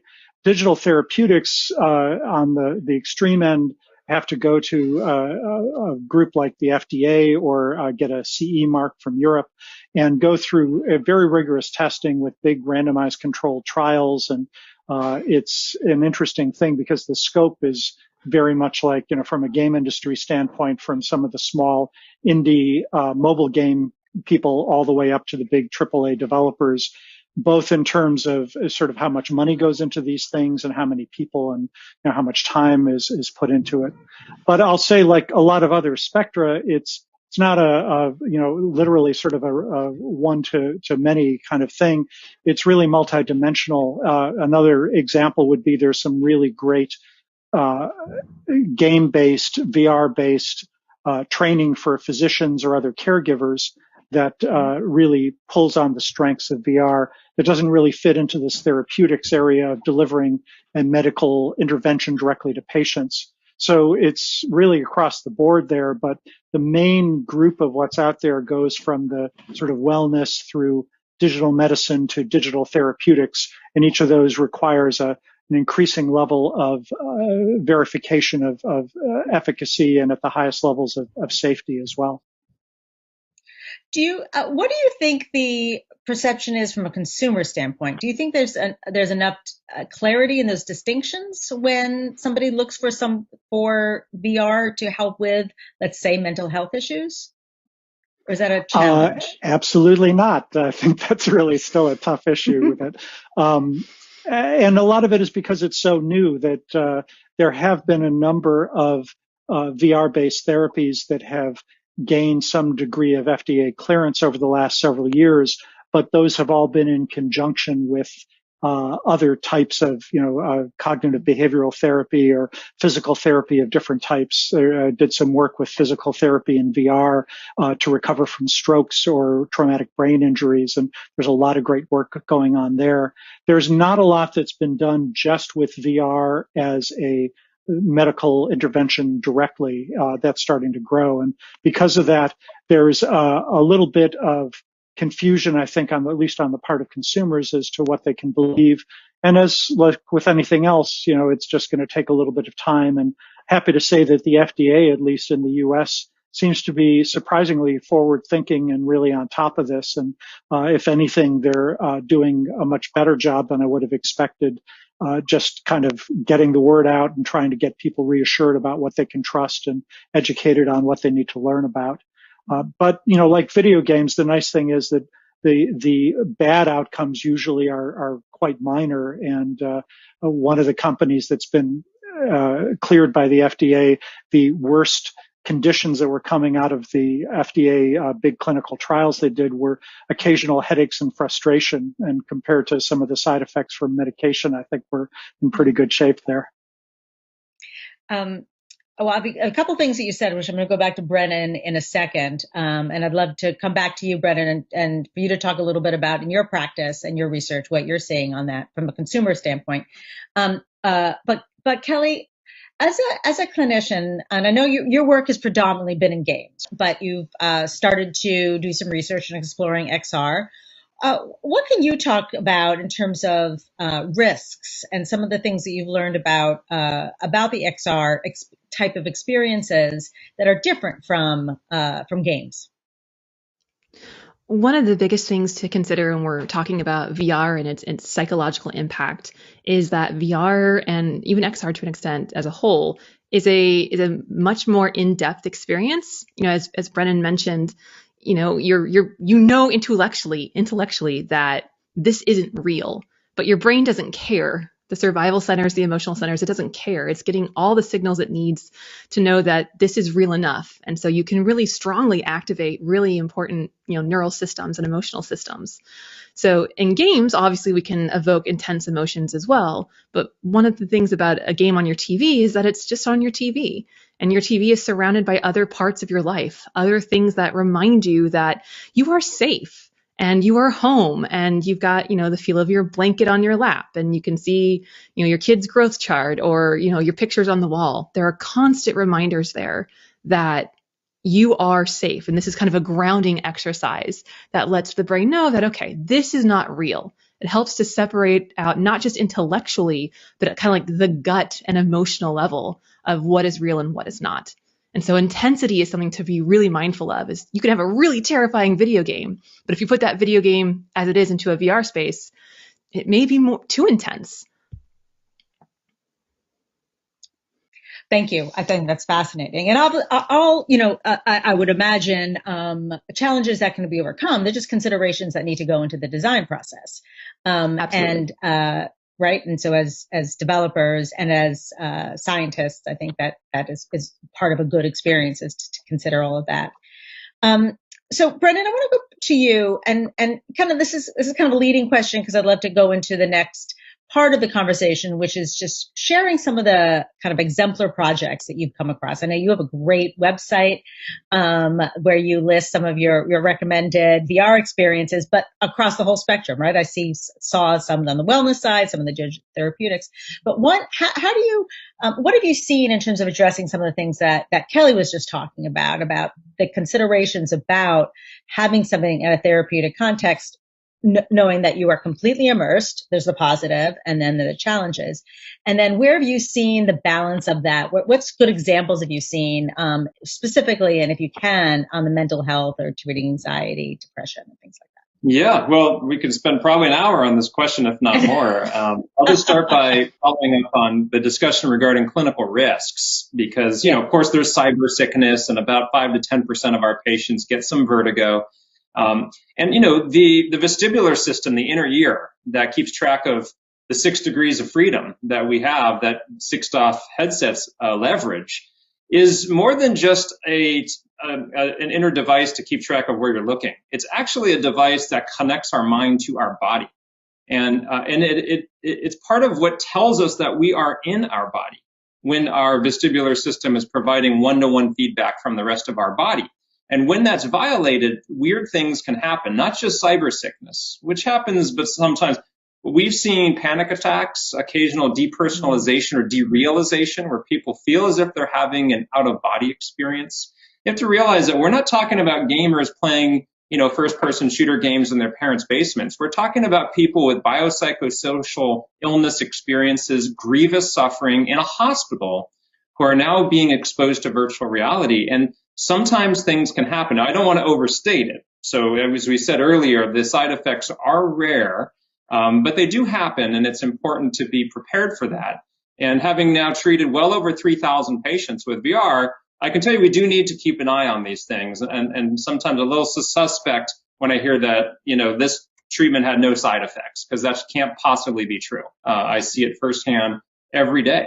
But it's rare and nothing compared to what happens with like an opioid, for example, where people, have severe side effects and dependency. And I'm not seeing dependency with kids or anyone else, mainly because people don't really want to spend more than 20 minutes at a time in VR. It has sort of a built-in sort of anti-abuse effect, which is the medicine that, makes you sick from drinking alcohol. This is kind of the same thing. After 20 minutes, people don't love to stay in virtual reality. So with all that background, the most effective treatments are ones that have stable horizons, that aren't putting people on roller coasters or doing crazy things, that are keeping very calm environments, that are also using not just the visuals, but acoustics, the audio experience. We work with world-renowned composers. We work with the sound team behind Skyrim that did some incredible, sold hundreds of millions of copies of that game, largely based upon the musical score from Jeremy Soule.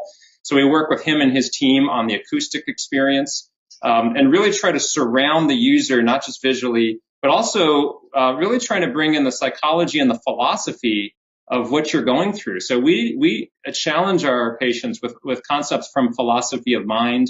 We have an experience where you sit in a movie theater that is your mind, and you're watching within your mind your thoughts up on the screen. And you have to try and figure out what's the difference between you as the watcher and the projectionist behind you who's flashing those images on the screen. This is a metaphysical, metacognitive experience that's not easy to do outside of VR. So I can keep talking, but those are just a few sort of ways of answering that complicated question. Yeah, that one's blowing my mind a little bit, and I want to talk to you more about that. But we'll have to do that offline. We'll need another time. Yeah, that's pretty amazing. Okay, well, I'm aware of time here, and this is our time is flying by. So I'm going to, if you can weave in some of your responses, some good examples of products or experiences that you're seeing, that would really be terrific.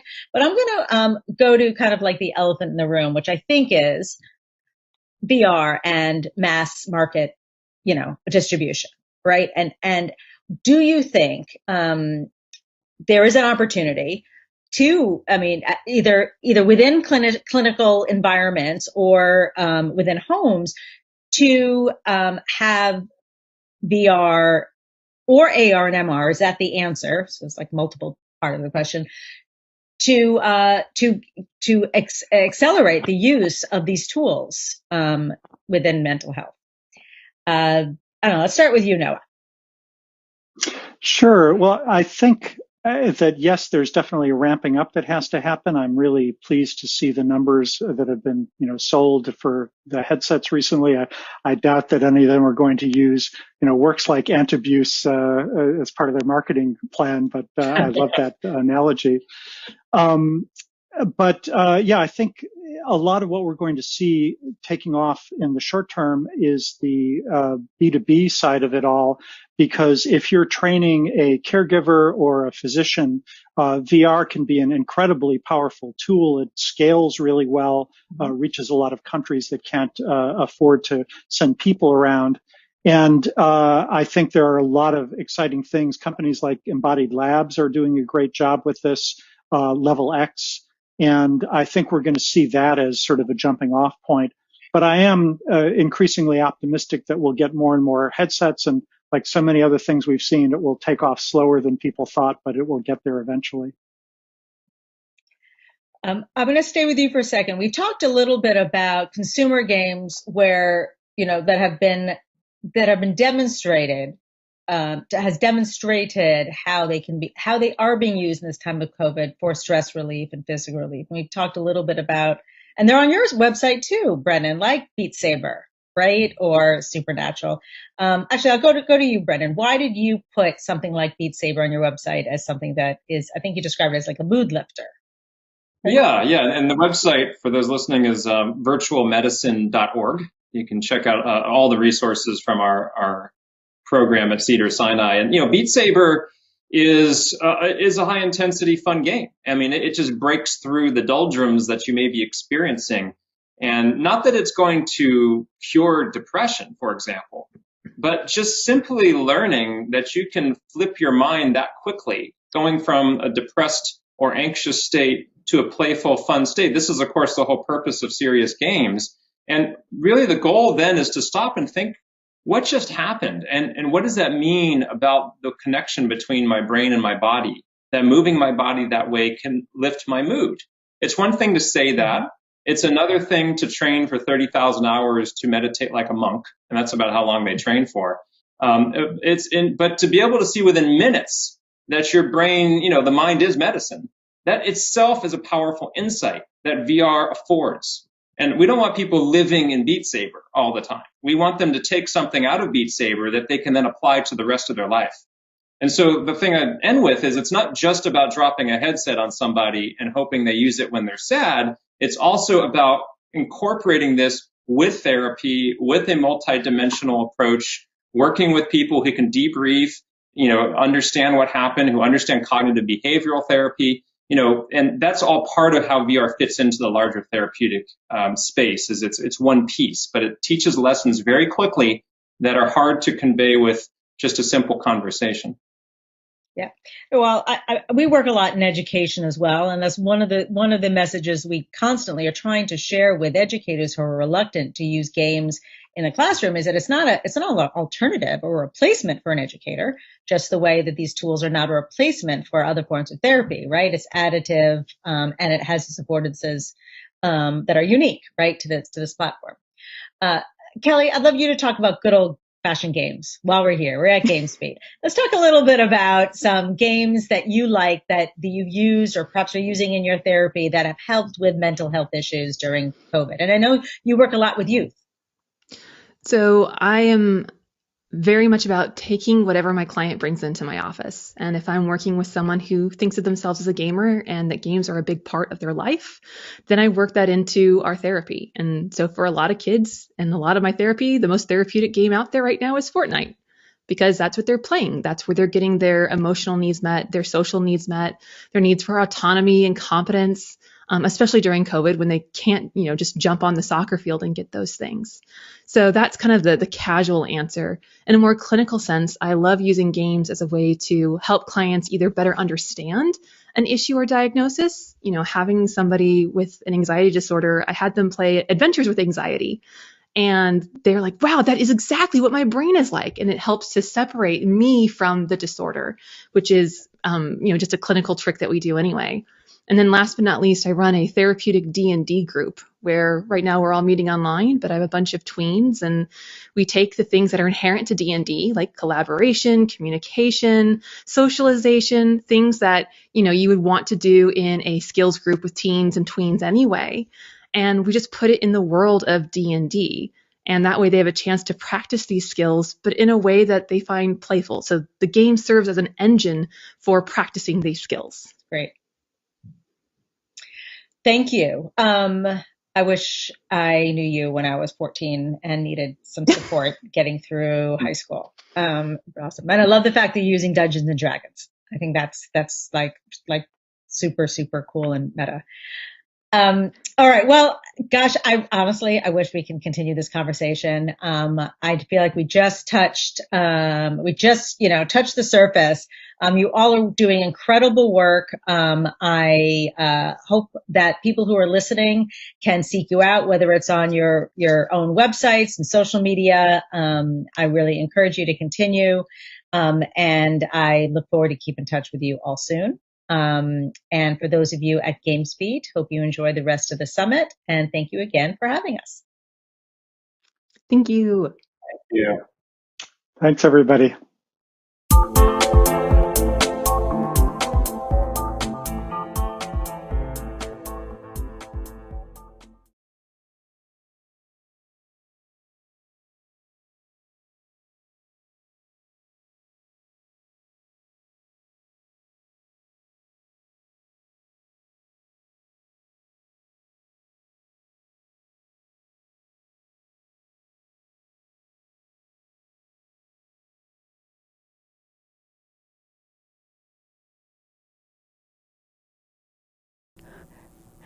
Sorry about that, everybody. I believe I had kept myself on mute, but I wanted to say thank you to the panelists for that conversation.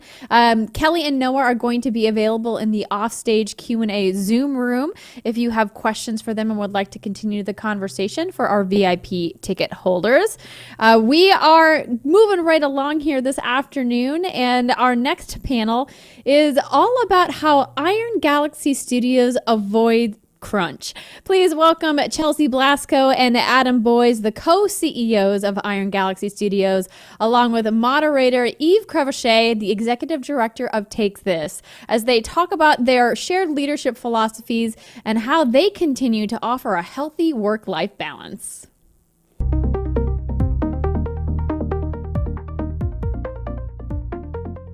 Hello, my name is Yves Crevochet. I'm the executive director of Take This, which is a mental health advocacy and training organization that serves the video game industry. And I'm very pleased to be here today to talk to Chelsea Blasco and Adam Boyes about the work they've done with Iron Galaxy Studios and their anti-crunch policy, so to speak, and all the things that go into it. And so I'll just take a few minutes before we get into the meat of the conversation to have Chelsea and Adam introduce themselves. Chelsea?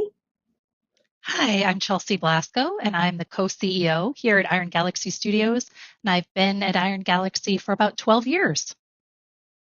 And I'm Adam Boyes. I'm the other co-CEO at Iron Galaxy Studios. I've been here about 4.5 years at Iron Galaxy. Wonderful. Thanks, Chelsea and Adam. I'm really pleased to have you here today. We have spoken a little bit prior to this conversation today about the work and the way that you approach developing the culture and management of Iron Galaxy, which is very interesting to me. And we're talking about crunch today, and that's the kind of frame of this conversation. But this isn't really about crunch per se, is it? No, I think it has a lot to do with, in general, with mental health and vulnerability and the ability to be authentic. And all of those things kind of go into creating a culture that can be anti-crunch. Yeah, I think it's a lot about the people and the balance in our lives. That's such an important part of the work we do every day. We should not work to live, right? We should, have a happy and healthy and balanced life. And that's super important to us. Yeah. Yeah. And so I think there's a couple of really important things there that I want to surface. One is conversation about vulnerability, right? That good management really often is about vulnerability, is about showing up as your whole self, right? And then also this conversation about how our jobs are important, they're important to our identities and our sense of self, but they're not the only thing. And especially in an industry that talks so much about passion, we need to separate our work and our self a little bit more, or give a little bit more space and breathing room. And so those are two of the themes that I really want to continue to run with in this conversation.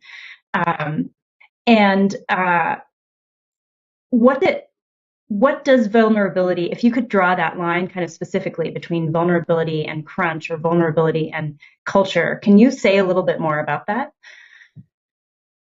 Sure. I think that modeling vulnerability really helps people know that they're not alone and gives them the opportunity to be authentic. So if you're sharing parts of your personal story, that can resonate with people and they can feel seen, and that helps build a relationship with them. And when you really have a truly authentic relationship, then people tend to feel they can be more honest. And it's easier to share that hard feedback with someone that you really care about, because you actively really want them to be better, and they can see that and understand that and accept that. Sometimes that can the tough constructive feedback a bit easier. And I think that really builds trust and a culture where people can then speak up about an unreasonable expectation. They can speak up about scope, and they can feel free to just be a person with flaws like we all are. Yeah, and I think one of the challenges we face right now, society isn't very, we're not talking a lot about these topics in social media. Social media is often about representing, the best outfit or the coolest, pose and stuff like that. And much like that, I think when we look at leaders within business communities or leaders across, nations and stuff like that, we always look for the perfect sort of slice. And I think normalizing more of us being able to talk about our flaws and our warts and stuff like that is really important. Especially when it's so close to many of us, even within families. I think a lot of times you don't sit down at Thanksgiving to talk about the mental health challenges you're going through. I think the pandemic has helped us all do a little bit more self-reflection. But I think if we normalize it more as leaders, then we sort of permit it to be a topic that's okay. And it's ironic that I feel like some of the conversations we've even had at the company opened me up to have conversations with my own family about mental health and depression and stuff like that I wasn't having before, because it just didn't seem welcome at the time. And so I think if we're part of that, trying to set an example for the team, I think it's really, really important to create that vulnerability so we can have an honest conversation about it. Yeah, absolutely. And Adam, I think it's really powerful what you're saying about that vulnerability in a workplace bleeding out into the other parts of our lives, because in some ways a workplace is easier to handle because there's a structure and there's rules around it. It's rule bound, right? And then there's no rules in family, right. We know. Yeah. And so to develop those tools, they serve us everywhere. So Chelsea, you were talking about vulnerability being able to make mistakes, right?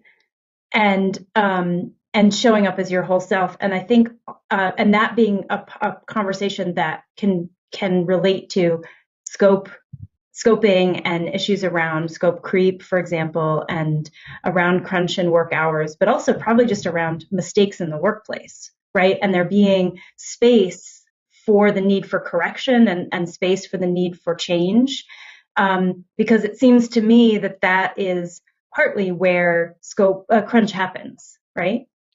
Yeah, I think that I often give people permission to make mistakes. And I think mistakes can be opportunities to find new opportunities, actually, that sometimes you might make a mistake and that just leads to a better decision overall.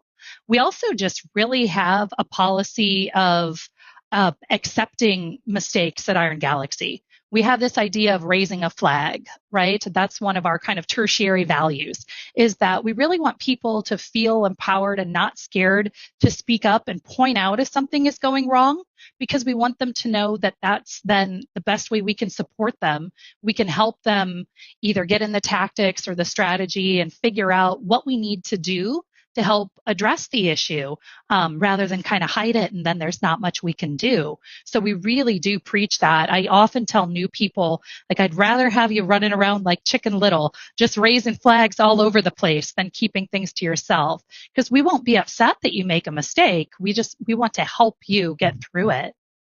Yeah. Yeah. I think that's a really powerful statement. I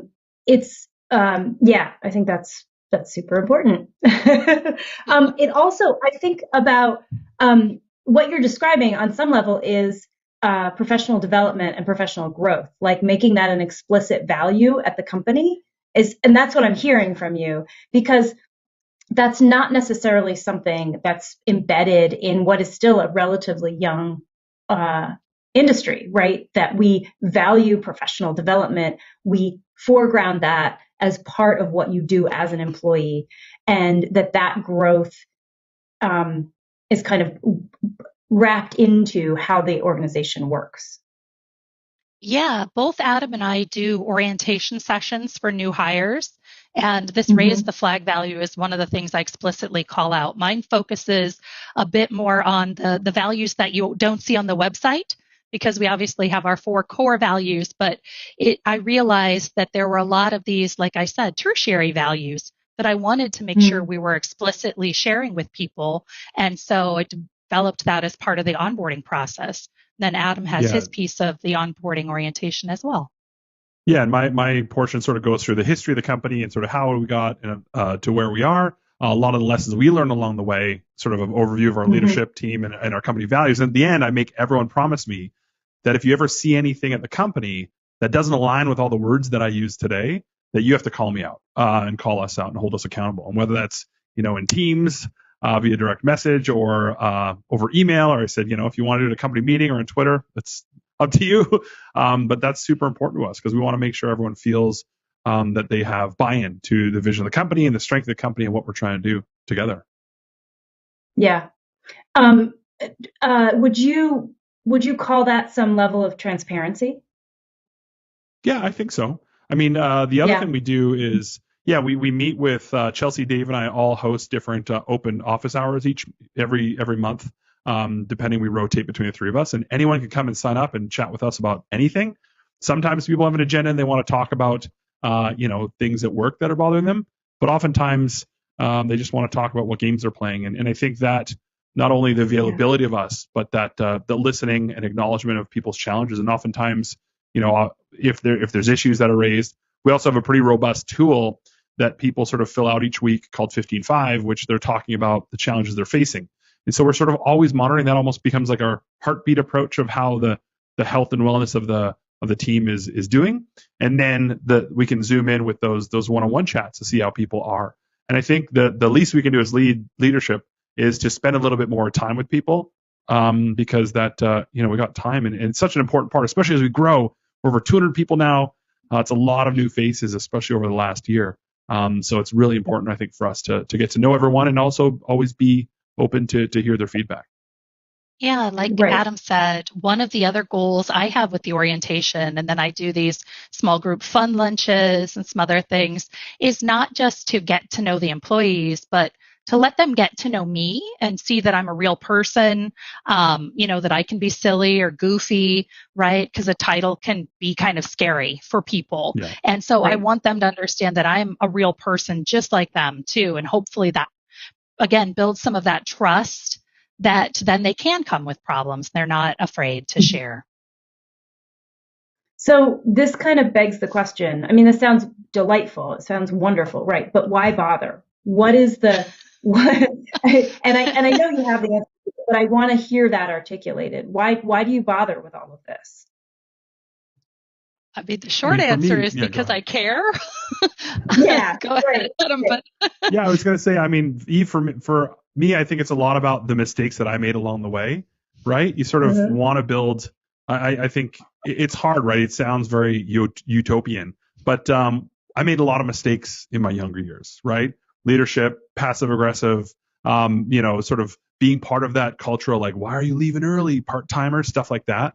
And so you realize, I think, as you get a little bit more mature and you realize, why was I doing that? I was part of a system. I was part of this sort of like very fraternal sort of order of we're so anointed and privileged to be in this position, and it's bullshit. To be honest, it doesn't exist. It's a construct that we all built. And then as you have kids and you have family and you have time and you have hobbies and you have things outside of the workplace that sort of you aspire to do, you realize that why are we doing this, right? And I think too much of the video game industry has been glamorized. And so I think especially new people come in and they feel like they've been the chosen person. And so therefore they have to live up to these eternal expectations. And many people, when we talk about crunch and that pressure, it's not a mandate from management. It very rarely is like written in their values of like, and you must work 80 hours a week. It's more inferred. It's more in the water and the food around you. It's in those comments. It's in even the verbiage. You know, we've had situations where people felt pressure that the deadline was coming. And so we try to unpack, okay, is it the way we're talking about these milestones? Is it the way that we're defining things? Are we saying there's a lot of work on your plate? Like some of those sort of passive statements you make along the way start to make people feel it. So I think it's a balance too, because some people do want to put in a little bit extra and do some polish. We're not saying that that's an impossibility. It's more of that balance and making sure that they feel welcome to throw that yellow flag on the field and say, hey, listen, it's too much for me. And then we're also trying to pick from the self-reporting and stuff like that. Are we also reaching out? So in normalizing people talking about frustration and stuff like that. I think a lot of us came from a world where we all waited till the very end of a project and that single postmortem at the end of 2 or 3 years of development where I'm like, I got my novel of complaints and I can't wait to file them all. And that's just, we can't do that. We have to let the steam release valve sort of pop open every week or two with our feedback. And that's, I think, a big part of it. Yeah, and I think what Adam said too, just the beginning of the studio, we had all come from having the not good experience, the experience where we did crunch, the experience where we were sleeping under our desks, the experience where you were short with coworkers because you felt so much pressure yourself or your own health had suffered. I mean, my health suffered in previous game jobs. So we did not want to continue that tradition. It was really important to us to have a different type of culture and to learn from the mistakes or from the challenges that we saw in our previous environments and try to create something that again, it's trite and I say it all the time, but again, that sees people as people and understands that, your dog might get sick in the middle of the day and that's important. And we want to then make space that someone can go take care of that and not feel guilty just when life emergencies happen. Mm-hmm. Mm-hmm. So what I hear you saying and what you have articulated to me before is that you want to create essentially a new idea of what it means to make games. And because you've also talked to me about how you want to give people who are young people new to the industry who come into Iron Galaxy, you want to give them a new idea of what it means to be in the industry and take that with them into their career for the rest of time, right? What are those values specifically that you want them to understand and be able to articulate? I think it's multi-part, right? I think one of it is to feel like they're heard. I think too many times I touched on this earlier that people feel like they've been anointed and therefore they must live within the confines and the rules and regulations of this previously established organization. And bucking the trend and speaking out for yourself and advocating for what's right for you and your peers, I think, is super critical. So that to me sort of is the sense of agency, right? The sense of autonomy that I have an opinion and that my employer appreciates my opinion, right? That stuff's really, really important. I think oftentimes too that invite to have people be sharing can sometimes get conflated with the sense of family. When businesses, we can't really go in that lane, right? You can have a familial feel, but it's very important to break that it is at the end of the day a business.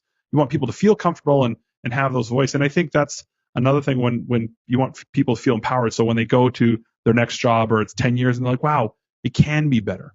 What's another fascinating point is that a lot of our new people where this is their first job, they don't have the boogeyman of crunch from their history. So we talk about a lot. We talk about work-life balance, and they're like, "I've never seen this boogeyman. What even exists, and why is this a problem?" And so one day they'll discover it. They'll be at a place where those sort of that the words start to be used, or that sort of inference of pressure starts to build. And we're hoping that they can sort of be the ones to stick up their hands and say, hey, listen, instead of, I think what David Chelsea, who started this whole vision, and I just got to come along for the ride more recently, was to undo those sins and those things that we mistakenly did early on. Instead of us having to solve it, we hope that it empowers people in the future to never have to come across it. Or if they do, to advocate and speak out, and then make a decision to maybe not subscribe to that thought process. Yeah. And for me, it's really teaching compassion for your fellow developers, right? Compassion and respect, because there are going to be disagreements. Games are very subjective. There's always a lot of work to do, but their ability to see that you can still have compassion for your fellow teammate and still produce quality work. That it's, you don't have to, you don't have to put anyone down to get them to do a good job. That having compassion drives good performance. People want to do a good job because they feel proud of where they are, and they have good relationships with their teammates. Yeah. Internally motivated people are really rock stars, turns out. Yeah. I don't think it's a joke that, happier people do better work. So it's, like Adam was saying, it is a business, but treating people with compassion and treating people with care is a good business practice. Yeah. Turns out it's really good for business. Yeah. Exactly. Yeah.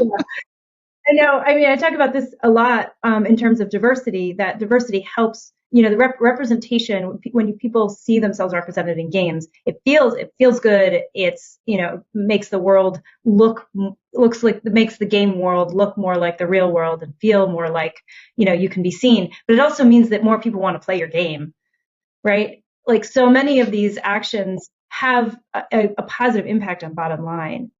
Even if they sound kind of squidgy or soft to begin with, they're not at all soft in terms of their impact.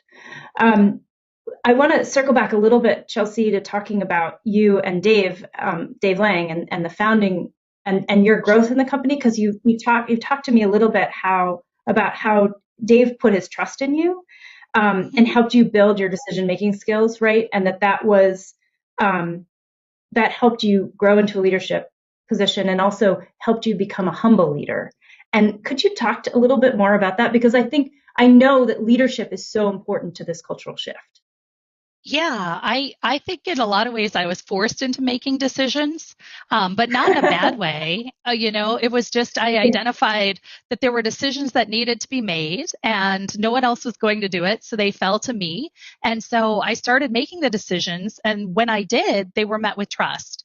One of the first things I had said, because people were used to relying on Dave in the culture. He was the producer. He was the head of the project. He was the game director, the whatever.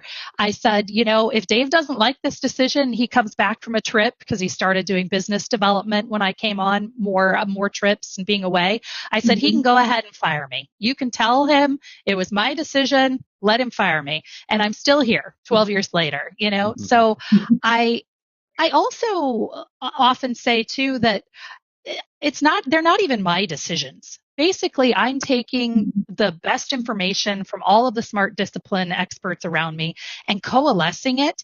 And I'm just helping them see the forest through the trees of their own decisions. Right. And I also will always take feedback. And even before Agile was a thing, it was like, we did basically retrospectives. How are things going? What can we improve? What can we change? What's not working for the project, right? And I'm happy to take feedback and work with people to change it. And having that trust and feeling that autonomy to move forward, it just opened up. Basically, I wasn't afraid to grab a hold of any aspect of the company that I thought might need a little help or some more care along the way. So even though I was a producer, I didn't feel like I shouldn't get involved in HR and figuring out some things about our benefits or helping with office management. And I've had quite a few people, this has been a theme lately, asking me, like, how can you be successful? How did you grow? How did this happen to you? And I think it's being useful. It's not just looking at what are the bullet points of my job description, but it's looking for what problems there are to solve and stepping in and being useful and solving those problems in a way, that's not a bull in a china shop, but that actually facilitates and helps people. And so that just helped me, again, build respect amongst my colleagues and the people who were at Iron Galaxy before I was, and trust with Dave. And that's just, fortunately, it continues to carry through to this day. That's awesome. I think it's really important. I'm glad that you articulate the sense of confidence that you've built in yourself and the sense of clarity around leadership and what it means to be a leader, because this isn't about an iron fist. This isn't about kind of bending people to your will, but it's still a very effective and clear form of leadership. It is still a strong leadership model, right? And that is, I think it's really important to articulate that a studio which values people, which values vulnerability, which values the ability for people to grow and learn from mistakes, is also possible within a model of strong leadership and clarity, right? It's not wishy-washy, it's clarity. Yeah, I think that, like Adam was saying before about feedback, that's a big part of it. And so that humility to take the feedback and make changes based on the feedback, that gives people clarity and leads to decisions. And even though, we're in an incredibly creative and subjective medium, I also think it's really important that you're able to remove ego from decisions as a leader. When I was talking about they're not really my decisions, they're the decisions of the product, they're the decisions of the team. I just help them see those decisions, because sometimes it's easy to get lost in the weeds when you're in the middle of it. Yeah, that sense of idea meritocracy is so important to, I think, what we do, and being able to listen to everyone and have cool ideas. And I think one of the things when I first joined, we had a game concept that me and some other people cooked up, and it didn't go anywhere. So we killed it very publicly and said, hey, we're not going to move forward with this. And people were like, but it was Adam. I'm like, it doesn't matter. I don't care, right? None of it matters because there's going to be a million ideas and a million new opportunities. And I think that's important. I do think I have so much respect for Chelsea, because that whole sense of making decisions and being able to sort of stand behind the consequences, I think that also is such a great testament to her as a leader. But it's such an important aspect of never being afraid of being fired for doing what you think is right. And I think that sort of theme can be applied regardless of what role you play within an organization. If you believe very staunchly in your perspective, then being vocal about it and trying to drive towards results, I think is commendable. Yeah. So there's another question I want to ask is about being co-CEOs and how does that work, and how does that both support this model and create challenges? Yeah, I think that being a CEO is a hard job. It's a lonely job to try to run a big growing company with so many different objectives and so many different disciplines and so many, just different goals. We're always trying, our business strategy is basically to pursue many different strategies. And so having someone else that you can partner with and that can take some of that mental load and that you can collaborate with, and you can help each other see decisions. You can help each other see blind spots that you might have. To me, that's really powerful. And I'm happy to have Adam as my partner every day.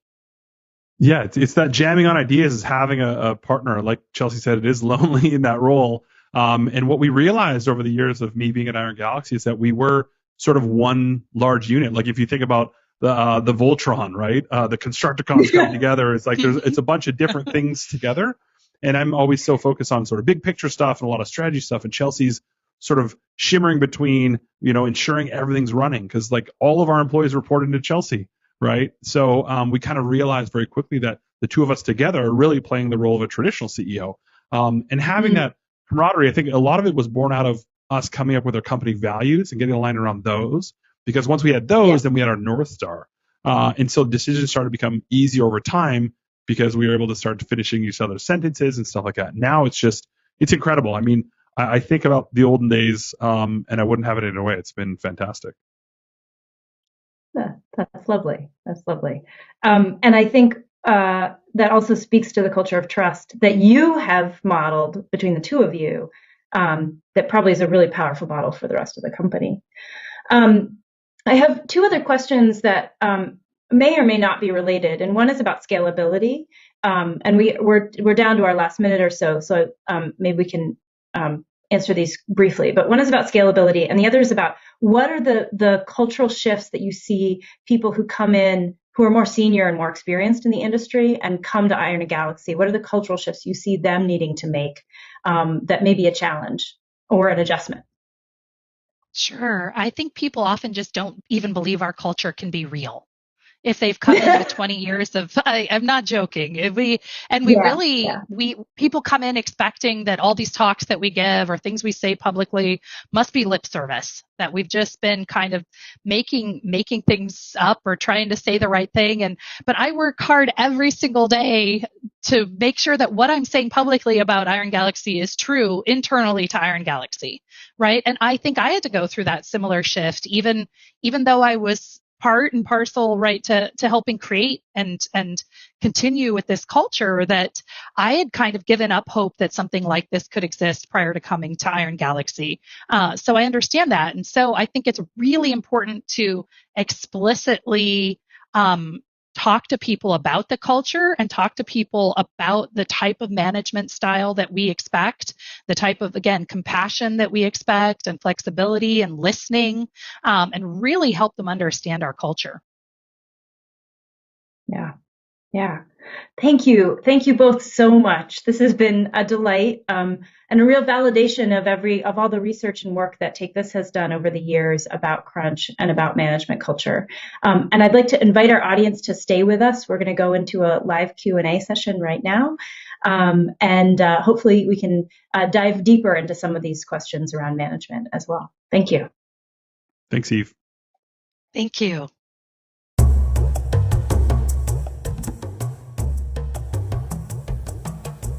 Thank you to Eve, Chelsea, and Adam for that great conversation about crunch. Obviously, a topic that continues to come up all the time in the games industry and about what we can do about it. We did have a quick poll going. Is gaming's crunch problem getting better?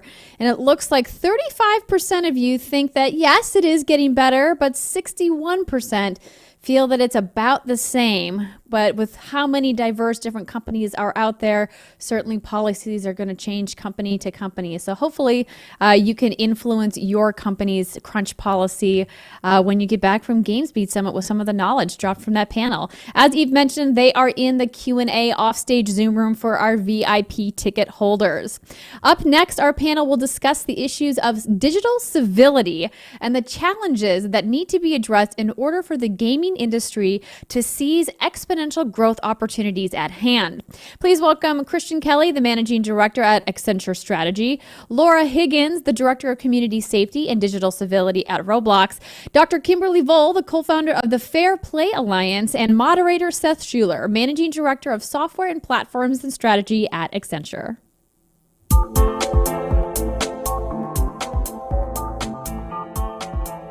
Good afternoon. From my home in Bellevue, Washington, I am Seth Schuler, a Managing Director with Accenture Strategy.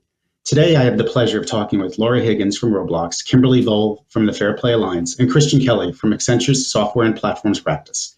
Today, we're going to talk about video game experience and what leaders are doing to deliver great experiences across game genres, platforms, and the ever-expanding demographic pool of online players. If there's ever been a silver lining to COVID, it's been gaming. What was already a huge global industry saw a tremendous growth over the past 14 months. We now estimate 35% of the world's population now plays video games. In Accenture's most recent gaming research, we found that gamers are spending 16 hours a week playing games and another 14 hours a week engaged with others via social media across platforms like YouTube, Baidu, Discord, and Twitch. Nearly all gamers report that they game online to hang with their friends, meet new people, and during COVID to have much needed social experiences. Gaming as a category is increasingly like a super platform, engaging people across entertainment activities and growing an ever diverse set of players. With that, let me quickly introduce our great panelists today. Laura is the Director of Community Safety and Digital Civility. She works to empower kids, teens, parents, and caregivers across the Roblox platform, giving them the skills and confidence to create positive and healthy online experiences. She's a Mario fanatic, loves Broken Bones, and as a kid, Laura was a disco world champion and now took up Muay Thai boxing just 2 months ago. Kimberly, on the bottom right there, Kimberly is the co-founder of the important Fair Play Alliance and Stray Bombay Studios. Previously, she was a principal game designer at Riot Games, where she worked on player dynamics and communities. Kimberly has a PhD in computer science and spends a lot of hours gaming, whether they're FPS, hardcore platformer, or retros.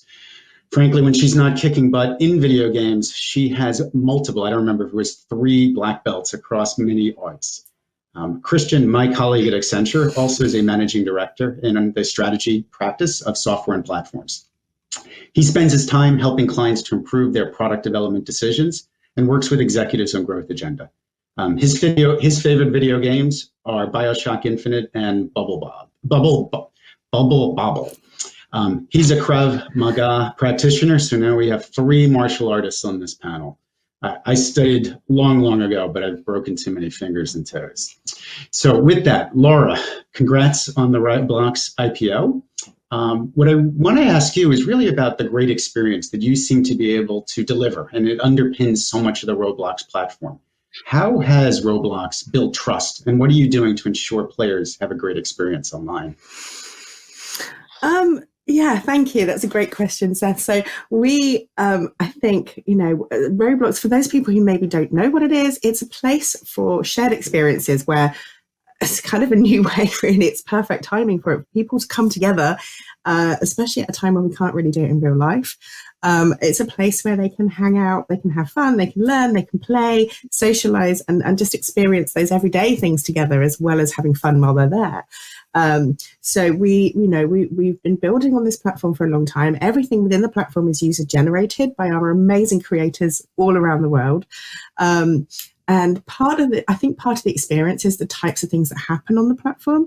So whilst there are some more traditional games, it's much more than that. We talk about them being experiences. So, it can be things like going to a ski resort or working in a cafe or going fishing, whatever it is that you're interested in. You can do some of that within Roblox, but this idea of the metaverse where you can kind of seamlessly move from one game to another while socializing with your friends and making new friends, as well as creating these experiences.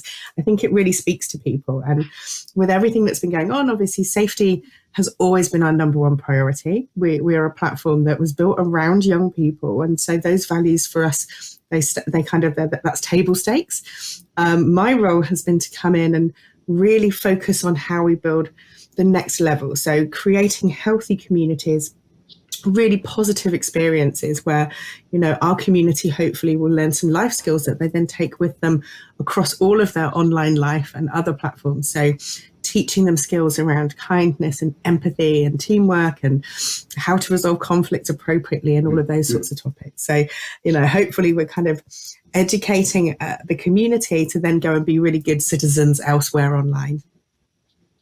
Can you add a little bit of explanation of how you actually do that? Like within the platform and the technology and the people, what does Roblox do to make those communities really successful? So obviously we have really stringent rules. we are known for being particularly strict. We have a multi-layered approach to our safety. So we have a huge team of moderators. We use some AI and machine learning as well.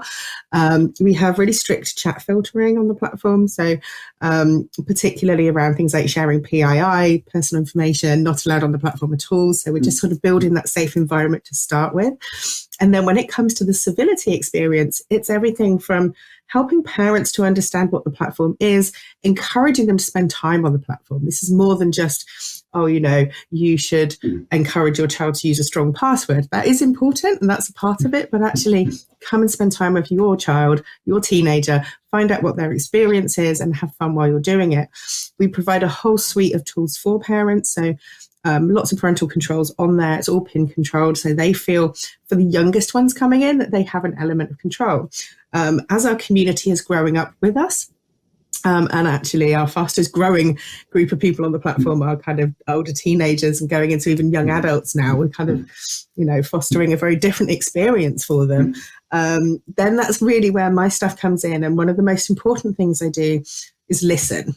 And this is my advice for any developers out there. If you can spend time with your community, you will learn so much. I've been an online safety professional all of my life, and there are certain things that I can take for granted that we as a company need to do to keep our community safe. So that, as I say, that's the basic. We start there. But actually, there is that more nuanced stuff that's going on for the community. It's really important that we listen and that we adapt to what's going on.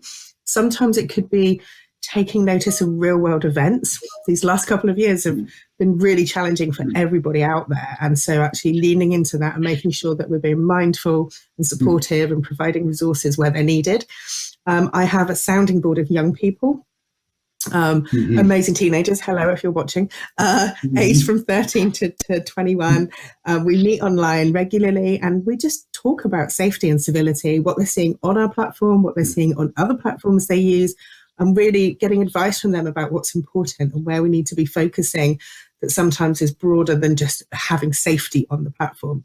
And sometimes it's really challenging talking. At the moment, like everyone in the world, they're really suffering with mental health and well-being issues. And so for us to be able to hear that and to try to work with them to make sure that they're getting the support they need is really important. Yeah, that's super helpful. Thank you. So Kimberly, tied to that is Roblox sees a growing breadth of users, right? It's not just young kids, it's growing older. In the recent research that we've just done, players report an increase in bad behavior. People are spending so much time online. But the question really for you, as you're looking at this across industry, right? One person's bullying is another person's rough play. How do we really ensure that all players have a good time? And how do we manage, so many expectations? And Laura, I'll push back to you afterwards on just, as you bring the teenagers on, the dynamics will change. Yeah, that's an excellent question. I think so much of what we're seeing today is the fact that so many of our social needs are today being met in online spaces, particularly in gaming. And I think we've seen that especially over the last year as so many have lived our lives within a pandemic. And I think one of the biggest questions for us is not just how do we make games great experiences and how do we have fun together, but how do we actually look at these spaces and fulfill the social needs and understand the breadth of needs and opportunities in these spaces. And so digging into that a little bit, I think there are, when you look at games, they exist with fewer of the things that we see in face-to-face interactions. So they have impoverished communication spaces. Perhaps you're just typing or you're on voice chat and you can't see other folks. You are missing essentially nonverbal communication. You might be in a space where you have mismatched expectations for the kind of experience you're about to have. I think I'm logging into a game to climb the ranks or do my placements, and you're logging in after work to chill and goof off. And we end up in the same game together, and now there's friction. And then there's other challenges too that come from the fact that within games, you have folks that are crossing perhaps multiple cultures that don't have necessarily the same shared background or, basically the infrastructure of trust that helps us have successful interactions. So a lot of the work that we're really trying to do is move us away from sort of one size fits all, which is always the classic one size fits none terms like toxicity and those kind of more judgmental terms, and really saying these are spaces where humans gather, and where humans gather, there is a full spectrum of behavior. Some is exactly the wonderful stuff that you see in games with people connecting and forging friendships and feeling their social needs met in really fun and adventuresome ways, as games can do, all the way to the more problematic players, the annoying, in real life, you get your annoying neighbor that you can't really do anything about because they're not really doing anything wrong, but they're just, not everyone's going to get along with everyone else. And what does that mean for how we're making games? And then, of course, there's the safety aspect too, because although it's rare, there are still bad actors in the ecosystem as there are anywhere. And so how do we build spaces that reduce the vulnerability in these communities as a whole, that make them healthier and more robust, able to push back against these bad actors, and equally within the individuals, foster resiliency and reduce that vulnerability as people coming into this system and existing in this system. So one thing, could you comment on just sort of the proactive versus reactive nature? Yeah, so when we step back and we look at these as fundamentally human spaces, that gives us a much broader suite of tools to go upstream and understand why some of these things happen in the first place. So I mentioned a list of some of the things that we can look at to understand why, the root causes essentially of why these behaviors are emerging. When we know that, so for example, if we know there's a possibility of friction or mismatched expectations, then we as game developers can actually invest in reducing the chance that happens at the very beginning. Before a game gets off on the wrong foot, before it descends into frustration and folks taking shots at each other, and then of course it goes off the rail from there. So we can take steps like that, in addition to taking steps to understand how bad actors gain access to the system and can operate within these systems, and doing our best to reduce the chance. And then there's more broader sort of social, less maybe obvious approaches, but thinking about the sort of social infrastructure and how we as individuals in a space have a lot of social tools or opportunities to push back when we see something we don't like in a space. So we have more of those in a face-to-face situation. If we're playing a game together, and I always use the same example, we go out to the park and we're playing a ball game together, and I take the ball and I throw it out of the park. Chances are you're all going to look at us and, what the heck's going on there? And you're going to be able to look at each other and side-eye and pick up those nonverbal cues that, hey, that person just did a thing and I don't think it was okay. And yeah, I don't think anyone else thought it was okay. And now you gain the courage and the opportunity to say, hey, why did you do that? Or, however you react. Now, these are not obviously flawless tools. There's challenges with them. But we don't have that in online spaces.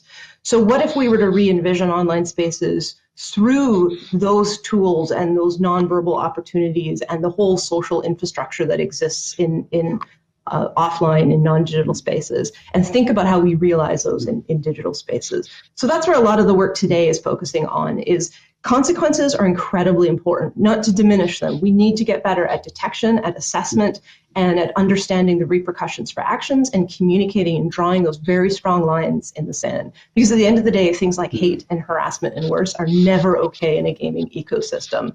But as I mentioned earlier, the problem and the space is so much more complex that we also need to be investing in enriching spaces, and spaces that bring about successful interactions and successful coexistence, and that really speak to people's needs to connect and feel a sense of belonging in the spaces, wherever they come from. Mm-hmm. So, Christian, Kimberly just brought up, how the technology is ever developing. And this is an industry that has probably been the quickest to, adopt new technologies, whether 3D audio, VR, AR, AI. What role do you see the new technologies playing in ensuring, gaming, remains a safe and great environment for all different players? Well, so Seth, that's a great question. I think the base case for technology in this space right now is AI, machine learning, and deep customer analytics.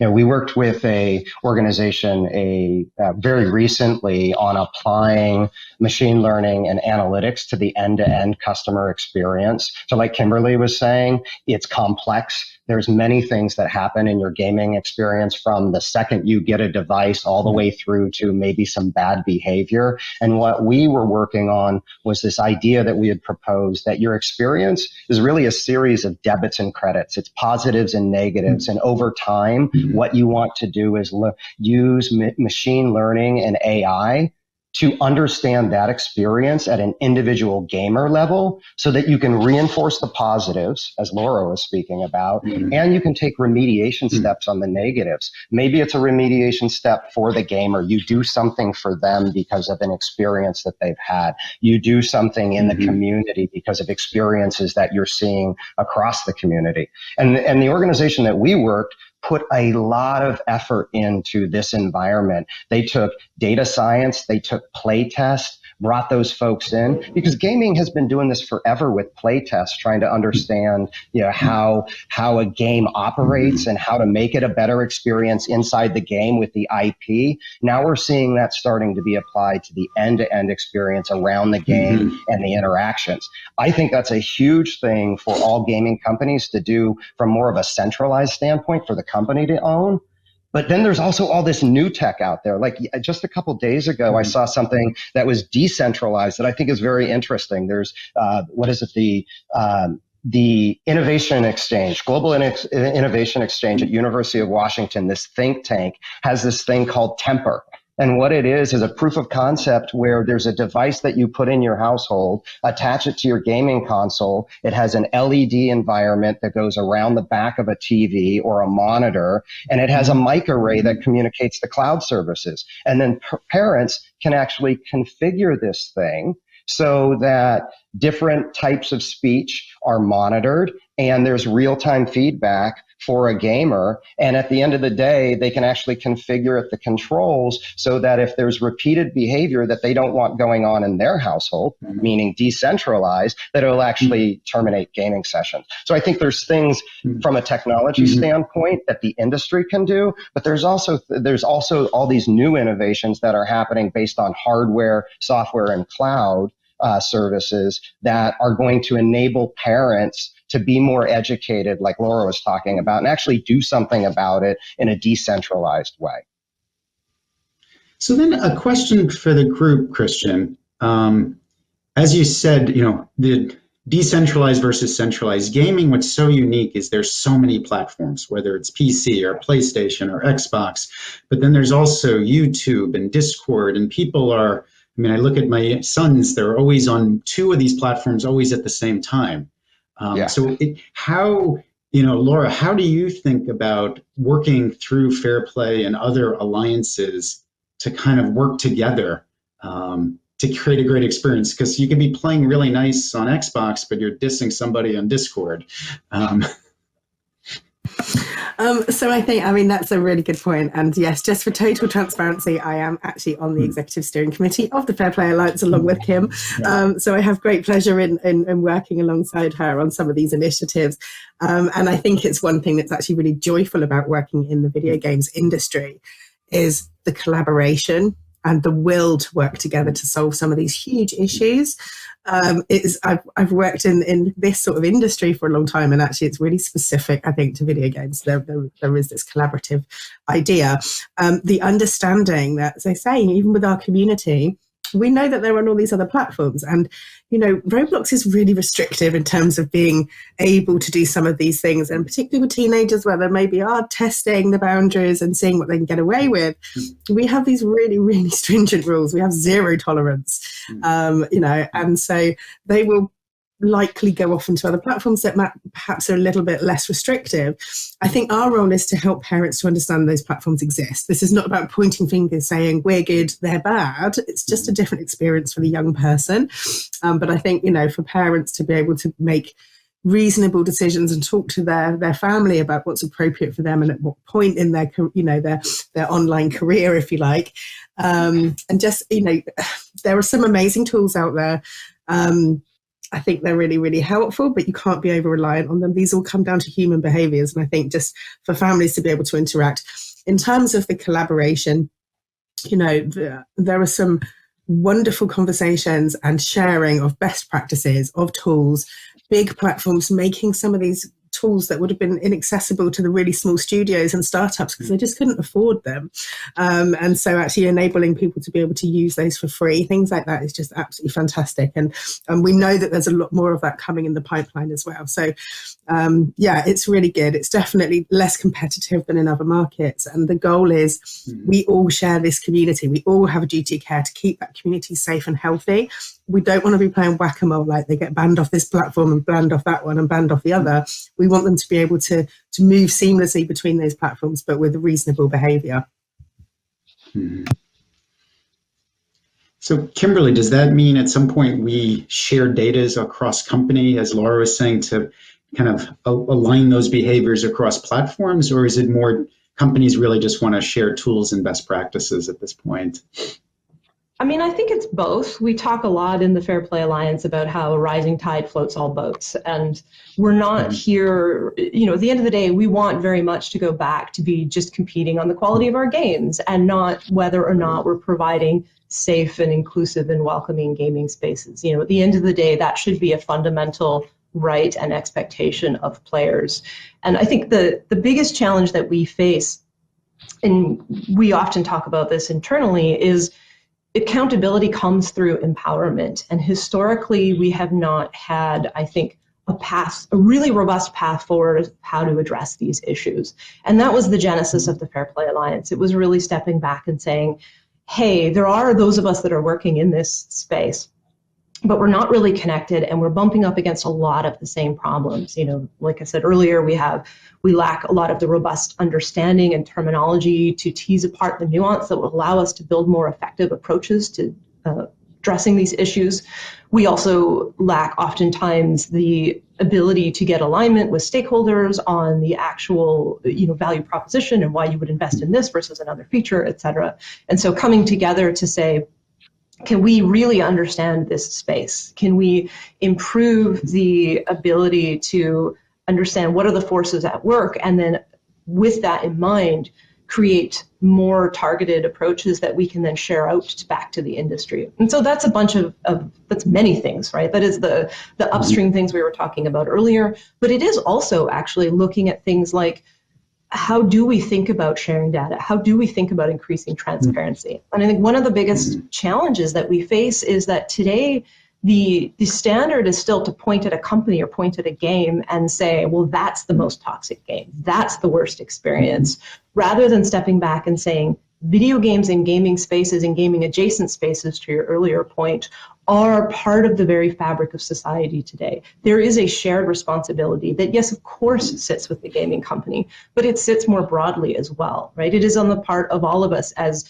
caregivers, as teachers, as, you know, just part of those of us who are providing public health and well-being, to understand these spaces, to understand what what needs are being met in these spaces and what needs are not being met in these spaces, to create safe spaces where kids who are growing up in these digital spaces actually feel like they can go to trusted adults and talk about what they see in online spaces. Because too often today, with the folks that I work with, I continually hear that young people don't feel comfortable talking about games. They're ashamed of playing games. It's still deeply stigmatized on many levels, or at best trivialized as just a toy. We need, I think, holistically to mature how we look at games and give them a space, as we would give any space where humans gather, the same level of care and attention in how we invest in those spaces and support gaming companies so we can do more in these spaces. And that's really what we're trying to do as the Fair Play Alliance. Yeah. Christian, any thoughts on that? I mean, I love that you're trying to do that. And my mental model that I apply to this is sort of how the big cloud service providers and SaaS companies, they are fierce competitors in their businesses. But when it comes to security and when it comes to identifying threats and having community action against those threats, my mental model for gaming is that's the same kind of thing. I'm with you, Kimberly. It's not one company or you're bad or you're not as good as the other one. It's actually that this kind of thing is sort of a clear issue for everybody. And so my mental model is treat it the same way that the cloud providers do with security, because it affects everybody, right? Yeah, I mean, it's pretty fascinating. I mean, just thinking about this, we get closer to Ready Player One every day, right? I mean, the immersiveness of the technology, the interfaces, the ubiquity of networking. Just both to Laura and Kimberly, what do you think gaming looks like in, let's call it 10 years, with 6G, everything, every platform is in the cloud, real time, where your VR is on glasses, not giant headset anymore. Yeah, no, absolutely. I remember the remake of Total Recall where it had a phone in your hand. I had nightmares for weeks. Yeah, I think the analogy of the Ready Player One, it really resonates with us at Roblox because we talk about the metaverse and this goal that we will create this place where we can provide everything for people. So, as I say, a place where people can go and actually carry out. We actually do this, by the way. We have our work town hall meetings in Roblox. It's quite chaotic, but it's fantastic. We can see a place where people are delivering education, lessons in the platform. We can see people having work meetings and gathering together. We've already seen it happening where people are using it as a social space. They're having graduations, they're having their birthday parties on the platform, they're coming together in those ways. We are an entertainment platform, so we've had concerts, we've had some sort of film screenings and things like that happening, and then kind of some of the games built around that, and this idea that it's, as I say, the metaverse being just seamless. So you're there with your friends, you're talking to your friends in the platform as your avatar, but you're jumping between experience to experience to experience, and it providing everything. This is more than just games, but it is still fun. It is still a place where you can kind of let off a bit of steam and have those activities as well. So I think that's one thing for us. I do think, VR's just been bubbling and bubbling and bubbling, and at some point it's just going to have its moment. It's starting. And so I'm really, I'm excited to see where that's going to go in the next couple of years. Yeah, well said, Laura. I would just add to that I think technology is really forcing us to ask ourselves what it means to be human. It's pushing us toward actually, funnily enough, digging deep and really looking at what do we need to coexist? What do we need to feel like our needs are met and that we're able to, needs both individually, but also socially, and the fabric of community and how we operate effectively as a society. And I think that what we're going to see in particular, kind of riffing off of what Laura said, over the next 10 years is a breaking down of some of those key barriers that have segmented things. Like we have gaming, we have social media, we have this. They're really all just an extension of society into the digital space, into the metaverse.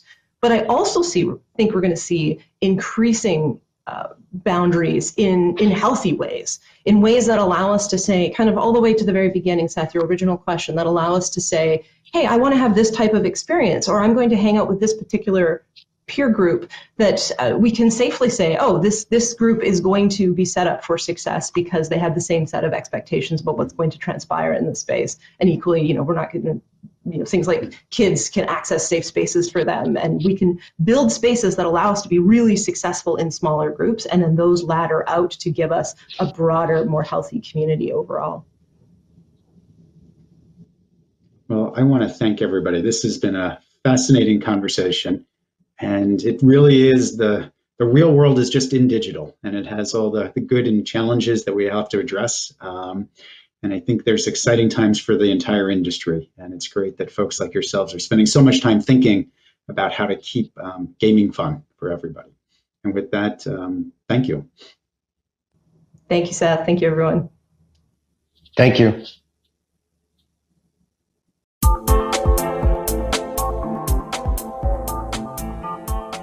And thank you to all of our panelists. Certainly an important conversation, and they will actually be continuing that conversation in the offstage Q&A Zoom room for our VIP ticket holders. If you have trouble finding that link, please check your email inbox. Or of course, you can always email event support at venturebeat.com. Our next session is about how global publishers can differentiate themselves. I'm pleased to welcome Chris Hewish, the president of Exala, Matt Casamassina, the CEO of Rogue Games, Anthony Krautz, senior director of marketing at Tencent Games North America, and moderator Lisa Cosmos Hansen of Nico Partners. They're going to discuss the challenges of global publishing, how to use IP, and how you can adapt to new platforms, app stores, business models, and regional markets.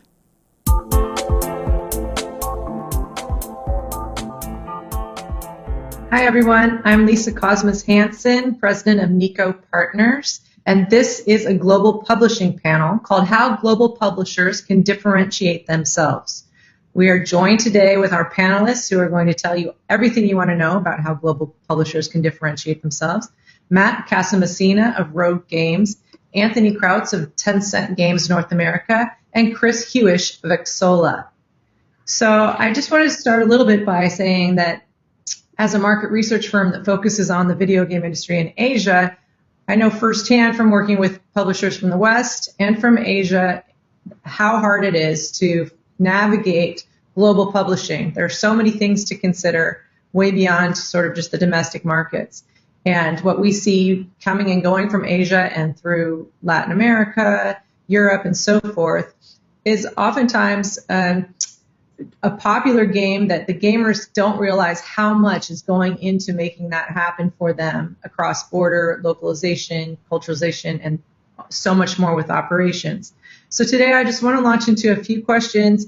The way the format's going to go is that I will ask a question specifically to one of you, and then at the end of that response, we will invite others to participate in the conversation.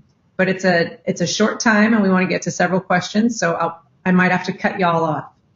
So let's start with Anthony. I have a question for you. What are the challenges of global publishing far beyond your home market?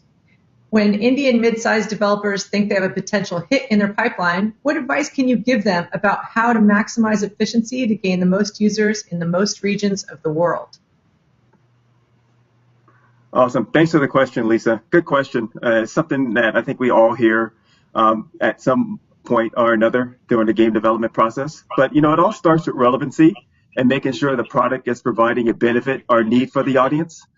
My advice is to have an open and transparent conversation with the developers to develop a baseline set of expectations.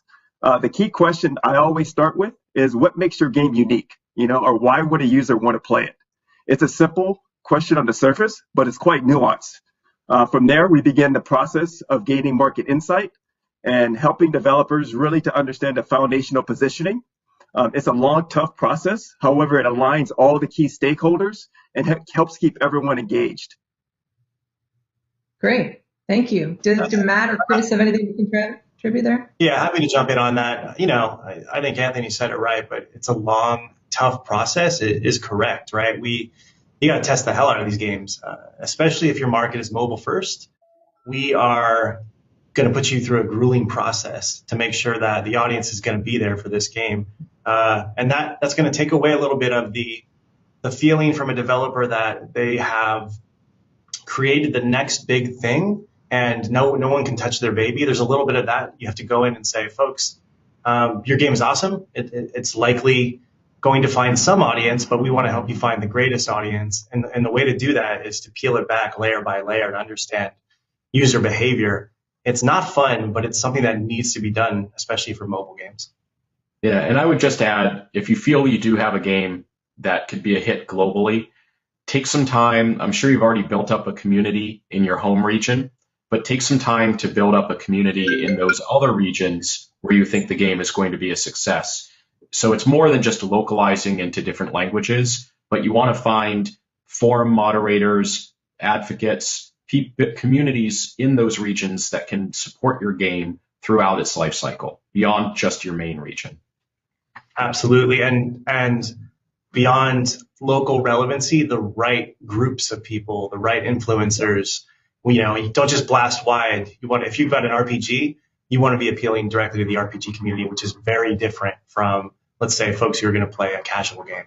And you just need to understand relevancy in each market as well, which is something I think a lot of developers maybe take for granted, even some publishers. And Rogue had to learn this the hard way too, right? Where you go into a market and you think you've got it cornered and you find out very quickly you don't. And it's a long process of building out networks, really. Yeah. And keeping the transparency and the lines of communication open is very key throughout the whole process. Both Chris and Matt, they hit it right on the head. Every region has nuances, and it's really trying to understand what those nuances are and helping that shape the product as well. Right. Shameless plug for all market researchers out there. I think you should engage it. Okay. Question number 2. This one's going to go to Matt. How can you lean into the benefits that come with getting IP licenses? How do you take IP in an unexpected direction? And thinking of IP for global markets and the going rate of IP licenses, this is a rising price, probably.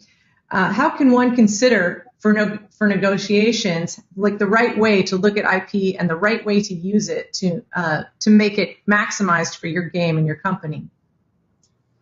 Wow. I mean, we could probably talk for hours about this one, but first, what you shouldn't do. You shouldn't just grab an IP and slap it onto a game because you feel like that's going to solve everything. You have to have a really cool, what Rogue likes to do, and maybe others like to do it differently.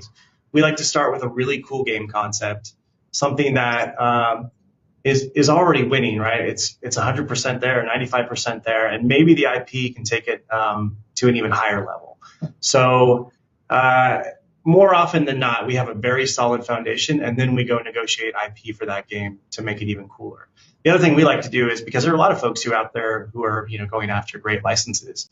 At Rogue, we like to turn it upside down, and so we haven't announced any of this, but we have many, many licenses in negotiation right now. And all of our games are going to be so vastly different with licenses that we hope they're going to stand out on their own. And the example I use is, and this is not a real example, so please don't report this is in production. It's not. But imagine we had the Star Wars license, and we decided we wanted to make a game in the Star Wars universe where you played as a serial killer. And it would just be something that would take somebody off guard a little bit and cause them to take a second look at the game just based on the out there concept. So that's been our approach for sure. And then in terms of globalization, we do look for licenses that can have relevancy around the world.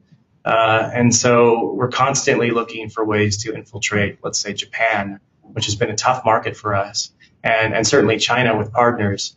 It's really, it all sort of comes down to understanding the audience in each region and understanding what they're looking for. Yeah, definitely. I mean, again, I think the bottom line of your response was sort of the bottom line of the previous response too. Know where you're going, know how to get there, and know what to serve up to them, and maximize that for your game, the IP you're seeking, and so forth. Would Anthony or Chris like to contribute anything to that? Yeah, just really quickly, just piggybacking on what Matt said, just really quickly.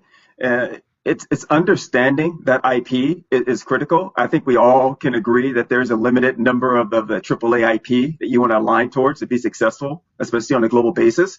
But really, how are you making it unique? What are you bringing to the table, be it your studio background, be it the resources that you have, some of the systems that you already have in place, that's going to make you attractive with working with that IP holder as well. So bringing out that expansion of that IP. That's something that always attracts the IP holder. What are you going to do unique and different to make sure it succeeds, but also spreads out their brand as well? Yeah, right. Yeah, well, I think, adding on to that, having dealt with a lot of IP from both sides, the first thing is just understand why you want the IP and understand what the IP holder is looking to get out of it. Anthony just mentioned expanding the IP or the universe. Well, you may think that as a developer going in, but there are some IP holders that don't want that, right? They want you to stay very, very true to the universe. And if you haven't identified that before you've struck a deal, you're going to be in a really tough place during development because you're going to be mismatched on what your objectives are and what your path to success is. So I think really spending time up front to understand not just the IP, but what are the motivations for the IP holder and what are they looking to get out of it, and make sure that your development goals align with what the IP holder's goals are. And then also, if you want to succeed with IP, take the time before you sign the deal to understand other ways that the IP can benefit you beyond just the name, right? So are there social media channels that the IP holder controls that you should negotiate into before you've signed a deal? Are there public appearances? Are there other forms of content that they've licensed out, like into books or other merchandise that you could potentially align yourself with? You want to find that out ahead of time, and you want to strike a deal to work with those things up front, because once you've signed the deal and paid your guarantee or agreed to a royalty rate, you're going to find it much more difficult to gain access to these other benefits that the IP can provide, not because of a lack of desire from your partners, but the leverage point is gone, right? Your main point of leverage with an IP holder is when you're striking the deal. So you want to utilize that and make sure that you have all the benefits aligned so that you can succeed.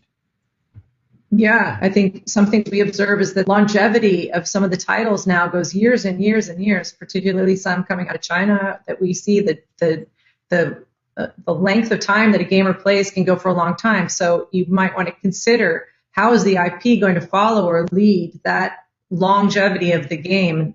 What are you going to do, 4 years out if the game's still popular, to keep in lockstep with the way that the IP owner wants you to go? I'm sure that would be something that it's hard to predict, but important to consider at the time of that negotiation.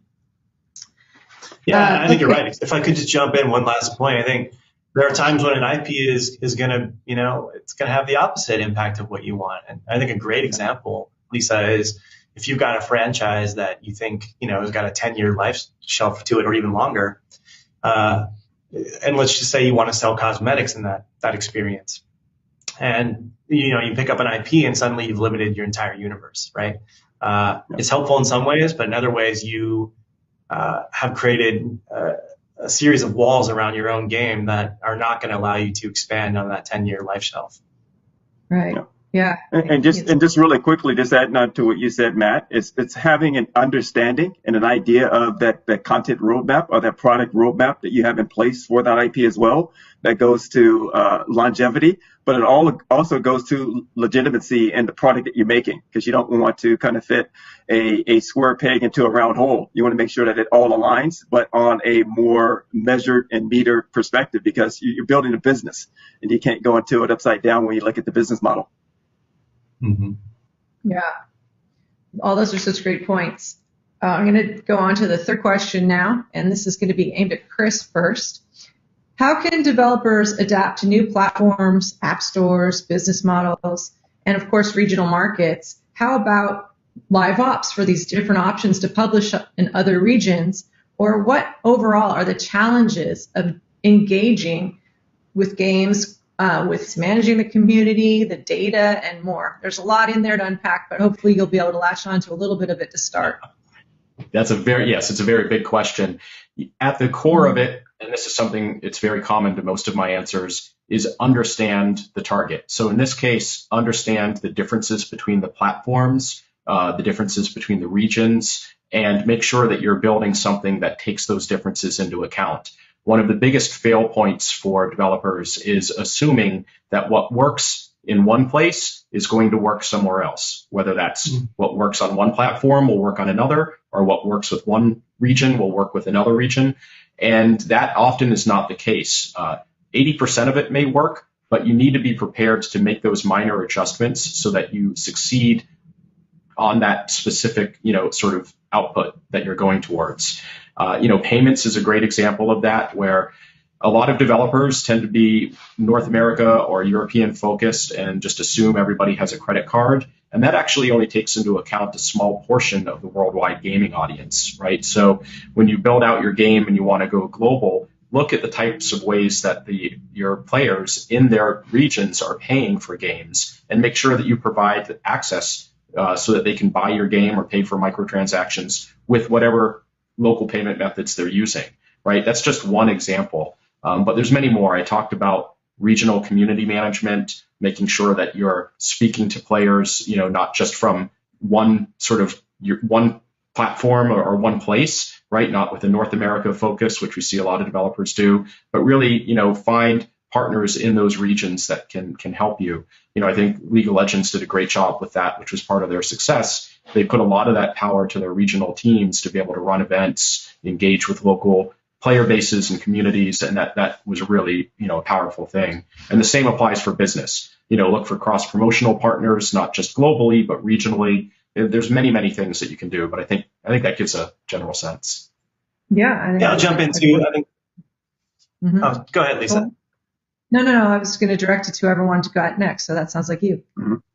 Perfect. Yeah, I was just going to say, again, understand the game you're making, understand the audience, right? If you're making a pixel art platformer, that could do very well on Nintendo Switch, or a platform like that. But is it going to translate to mobile as well? Maybe not.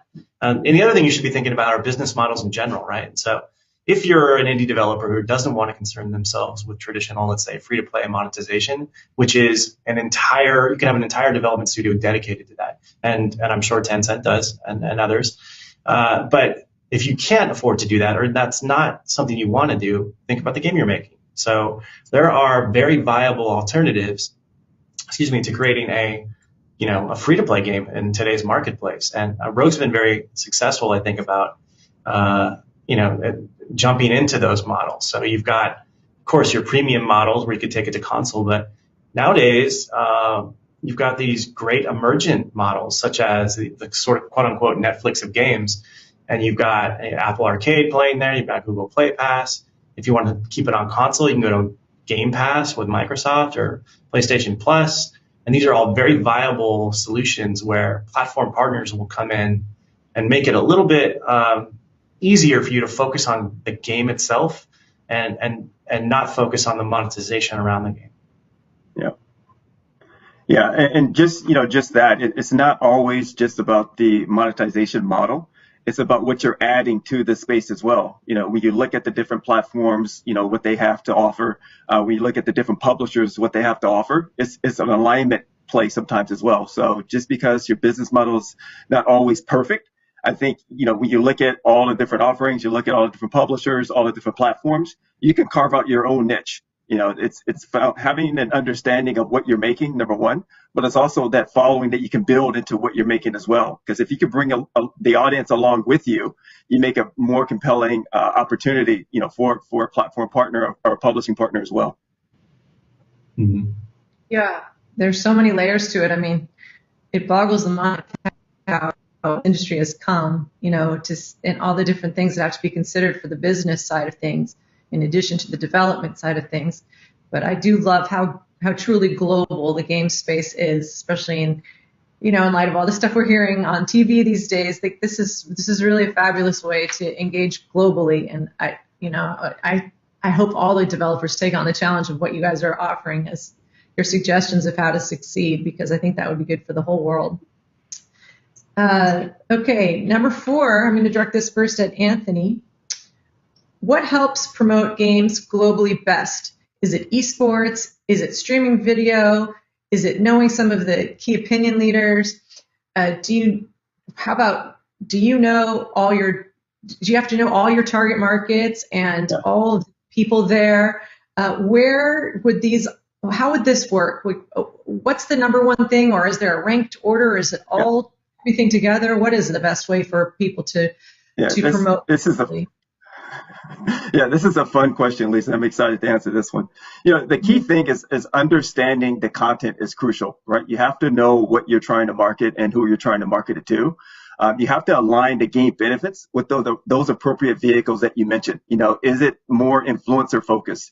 Is it more traditional marketing vehicle focused? How are you leveraging, the paid user acquisition component that you're putting into the campaign as well? We take a very integrated approach when it comes to promoting our games and services. I mentioned services because, we do look at our game, some of our game opportunities as gaming as a service. It's not just creating content, putting it in a box and selling it anymore. It's building a longer term relationship with that audience. So it's a heavy emphasis on building a community, because nothing's better than having your users spread the word of mouth to their peer networks, because they carry a much stronger share of voice. But it's also getting those influencers engaged in your content. What unique things are you adding to it? What are you getting them to create and generate content for is also key. But you have to transpose that into what your traditional spending is when it comes, like I mentioned before, user acquisition, when it comes to, traditional ads as well. How are you making that marketing mix work the strongest for you? It comes down to strong messaging. Who are you targeting? Why are you targeting them? How are you going to do it? What messaging, what lines are you telling to them? And what do you want them to pair it out, throughout your community, throughout your influencers as well? So it's a much more integrated approach than people realize. It's just not pulling one lever. You have to pull multiple levers, but you also have to have development on the same page as the marketing team as well. It's a very two-in-a-box strategy that we implement. We have to know what each other's doing. We have to know what they're making. They have to know how we're promoting and marketing it as well. So it's a very nuanced question, but it really depends on the content itself. That's what dictates everything.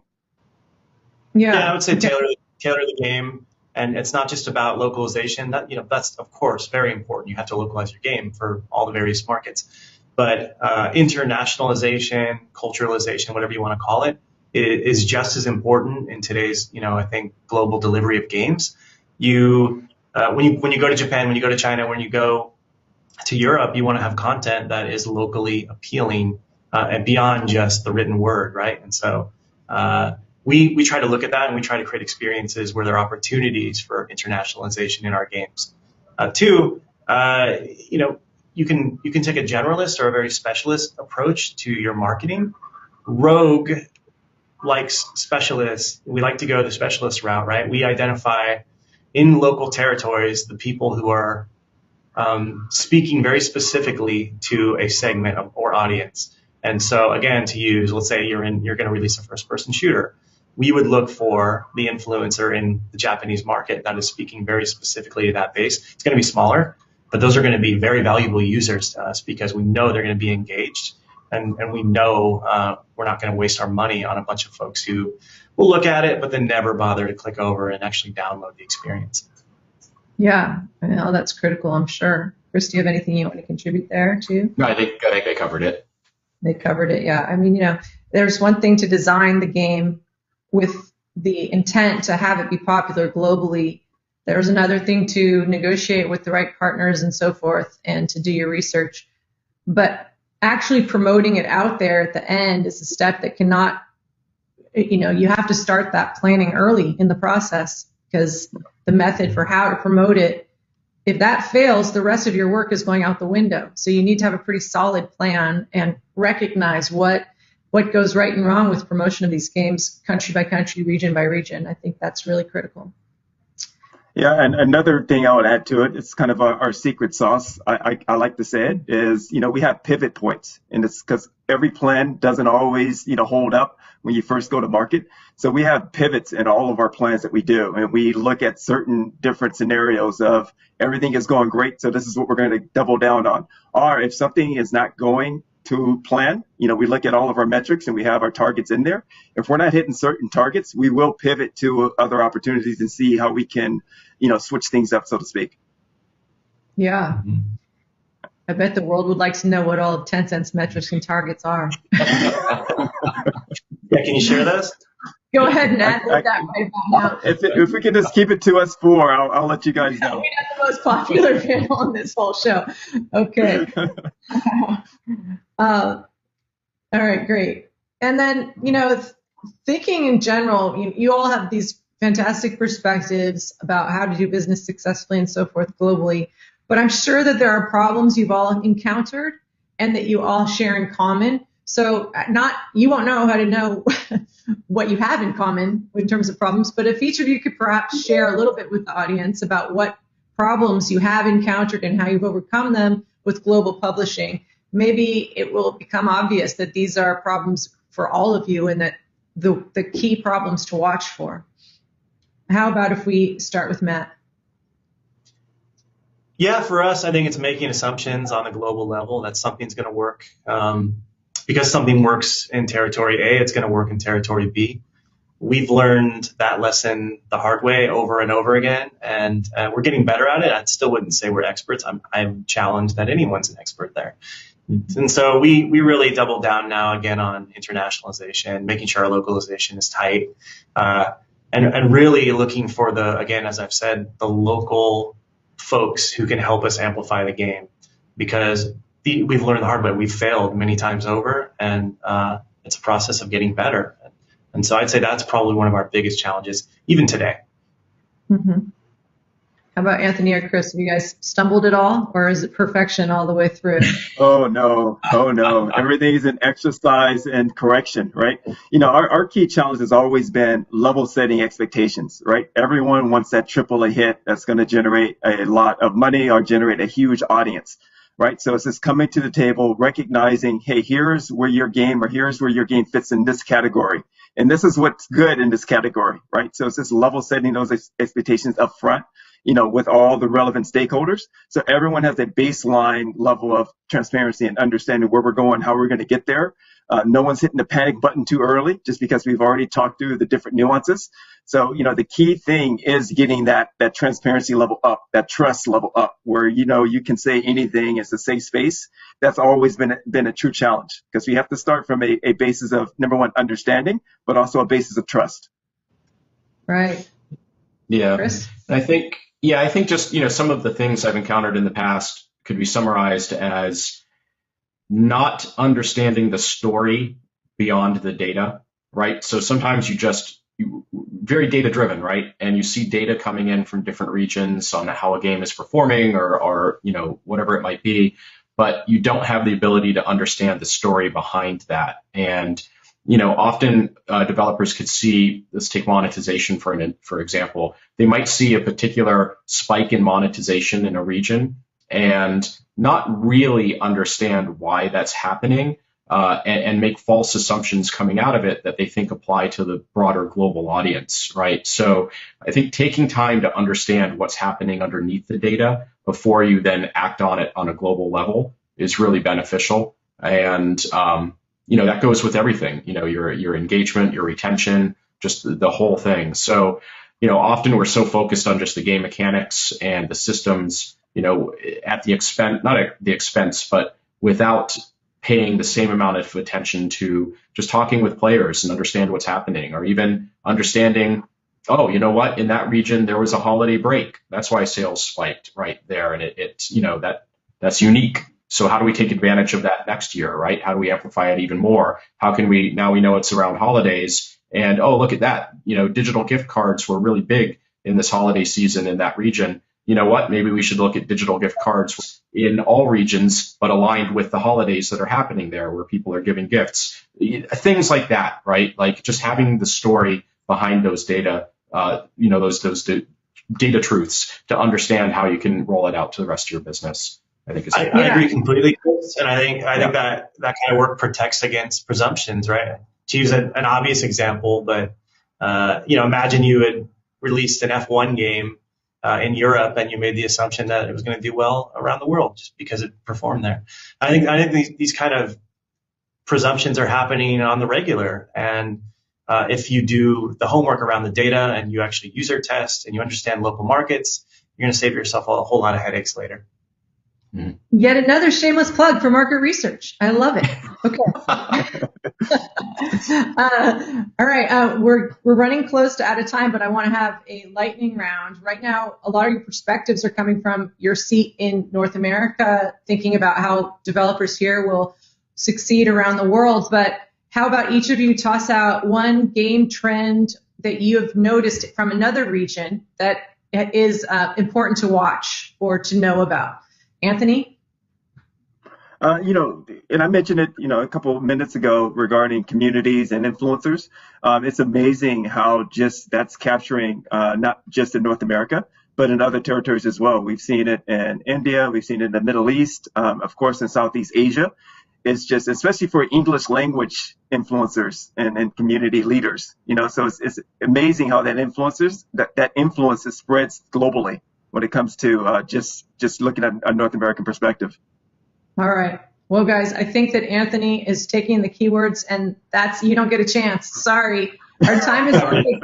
All very much. Thanks for being part of this panel, and it's been a pleasure. Thanks, everyone. Thank you, Lisa. Anthony. Bye, Lisa.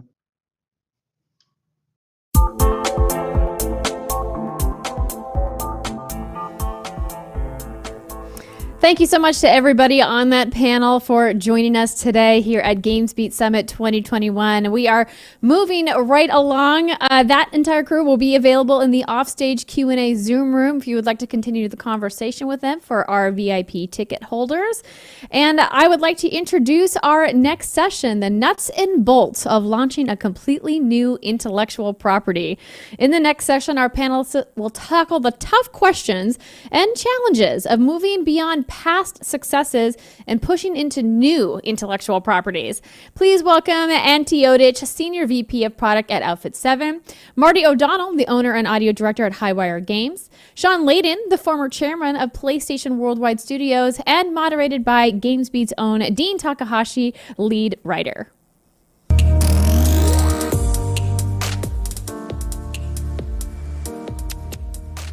Hello, everybody. This is Dean Takahashi at GamesBeat, and I'm here on our intellectual property panel. And I'd like to introduce our panelists, Sean Layden, former head of Sony Worldwide Studios, Antti Odic from Outfit 7, and Marty O'Donnell from Highwire Games. Thank you all for joining us. And let's start with Sean. And Sean, can you fill us in a bit on your background and also your connection to some big games out there? Okay. Well, hey, everybody. It's great to be here at GamesBeat with Dean and the guys and talk about the exciting topic, which is intellectual property. I was working with Sony for the last 32 years. And during that time, I spent almost 25 years with the PlayStation team, working both in America and in Europe, as well as beginning my career in Japan. I think the topic of original IP is super important because as a first-party studio, that was really kind of our charge in going forward to create a bigger audience for PlayStation by bringing out new and innovative games, creating genre like rhythm action gaming through Parappa the Rapper or Vib Ribbon and those sorts of games, leading up to some of the biggest games of the last generation, God of War, Horizon Zero Dawn, Uncharted, The Last of Us 2. Innovation in new IP is really something big for the PlayStation platform because you only grow the audience when you create greater experiences to be had out there. So this topic is super important to me, and I look forward to our discussion today. And Marty, tell us more about yourself as well. I'm Marty O'Donnell. I'm a composer and audio director. I've been in the game business since about 96. I first was introduced to games in 93 when I got to play a beta version of Myst. It took me 3 years to get my foot in the door, and I worked on Riven, which was a sequel to Myst. Then I worked with Bungie on Myth, The Fallen Lords and the sequels, and Oni, and then Halo. Intellectual property is super important because that's why Microsoft bought us in 2000. After I joined Bungie, we went to Microsoft and they bought Bungie and the intellectual property. So it was very interesting to get to leave Microsoft, but we had to leave our intellectual property behind and start some new intellectual property, Destiny. And now I've left Bungie and I'm doing my own intellectual property with a couple of friends at a new game company called Highwire Games. So this is, I mean, here's the thing. There's nothing more important in the game industry than the intellectual property. But the hardware is like appliances and we're the food that goes into the refrigerator. So that's what's important about it. Those are some big refrigerators too there. Yes. And Ante, tell us about yourself as well. Yeah, hi, I'm super happy to be here. I'm currently a senior VP of product development in Outfit 7. My background is in data science. Now I'm more on the product side. In Outfit 7, we have this very strong IP, Talking Tom and Friends, and we are making mobile games. The most ones that you might know is, for example, our virtual games like My Talking Tom, My Talking Angela, or our endless runners like Talking Tom Golden. And yes, with this IP, Talking Tom and Friends, we have been doing mobile games for quite some time. We are able to attract a lot of users. We have over 15 billion downloads, over 400 million monthly active users. And this is a great opportunity to be part of this talk because now we are thinking about expanding and creating new IPs and going in additionally into completely new directions of games for mobile. Go ahead. So let's start this discussion with sort of a quick chat about what's the motivating force behind new IP. Marty, why don't you start us off? Well, thanks. I'm always going to come at it from the creative standpoint. I believe that the driving force is to come up with something new and creative, and that's what's exciting to the people who are working on it, and that's what the fans want to see. Even though the fans really want you to keep doing what you've already done, they're really not going to be happy with something that's repetitive. They really want something new. So to me, the driving force is the excitement of new creative and new things to work on. And there is always the business side. And I don't want to steal anything from Sean, but I know Sean talks about expanding the market and getting more people in. And if you keep doing the same thing, you're just basically, and that's super good insight, Sean. Love to hear you expand on that more. But I'm never going to be motivated by business. I shouldn't say never, but I'm always going to be more interested in what can we do creatively that's new, and hopefully the money flows from that. Mm-hmm. And Sean, looks like we're tossing it to you. Oh, right. So, yeah, I mean, motivated by business. I mean, that's kind of the dirty little secret of the video game business, is that it is a business after all, and we need to create an audience. We need to create a revenue stream and a cash flow in order to continue to create new and exciting games for people to play. From a first-party perspective, when you're running the console business and you have a vertically integrated hardware layer and an OS and then the games that go on top of that, it's super important to continue to stress the importance of original IP, because to Marty's good point, if we continue to just make the same type of game over and over and over again, we will continue to appeal to the same audience we already have over and over and over again. And we won't be able to break out gaming into a wider, larger business. We talk a lot about how the video game business is the largest entertainment business in the world. It's $175 billion, depending on who you ask. But we really don't punch above our weight when it comes to society and culture. And I think that's because we don't bring a diverse enough audience into enjoying gaming. And that's why original IP is important.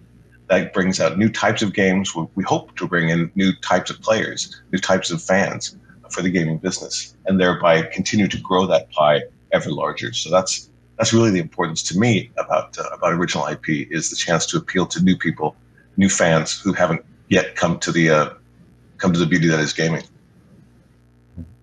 Ante, you guys have been taking a lot of those new fans, though, right? you're on a mobile gaming platform, and Tom has very widespread demographic appeal, and it seems like you've sort of gotten there to the place where, say, the console companies would love to get to. Yeah, but that's true. But I agree with both points from Sean and Artie.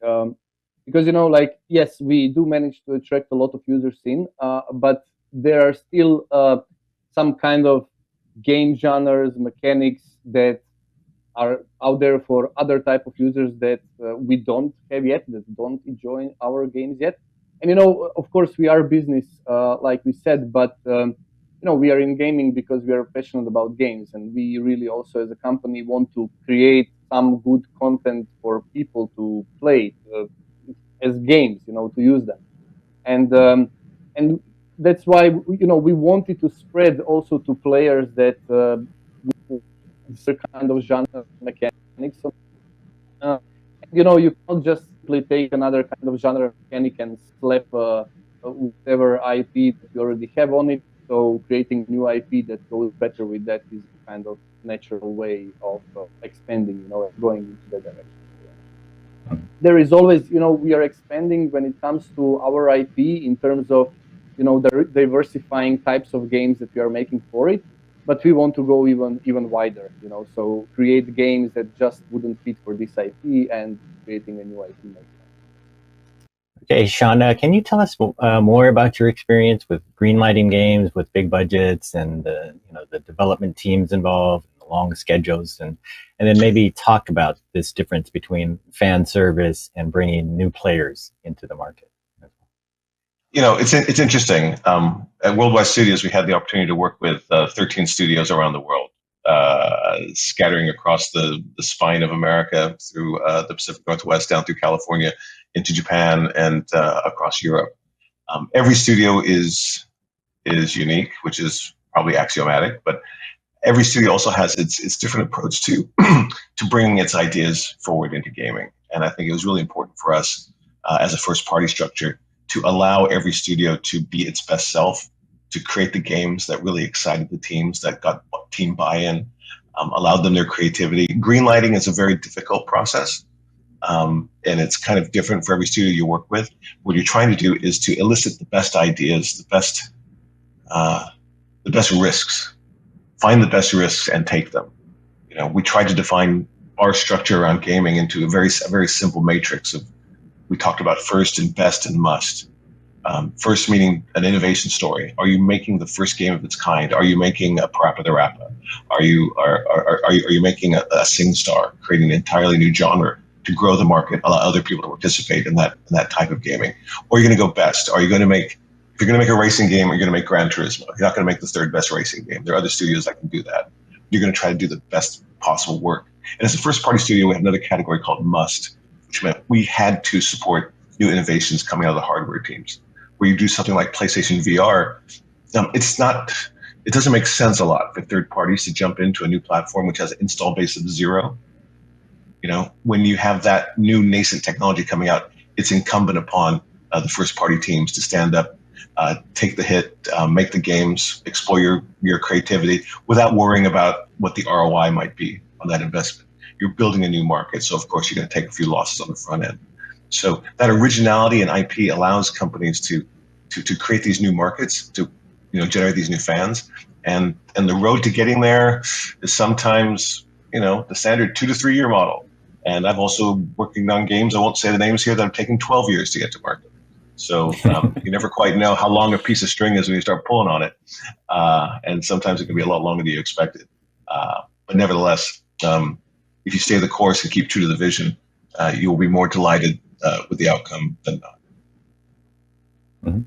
And Marty, how do you react to some of that as someone who's always sort of been more like a third party, for a fair amount of your career, third party as well as first party? Are there some different motivations, say, if you're not in that first party? We've talked a little bit about creative fatigue previously in another conversation, and everybody will get fatigued working on the same thing over and over again. Sometimes even when you innovate in an IP, you just sort of like, I don't know if I want to keep doing this. But that doesn't mean there isn't a team that could be put together that can sort of pick up the torch and carry it forward.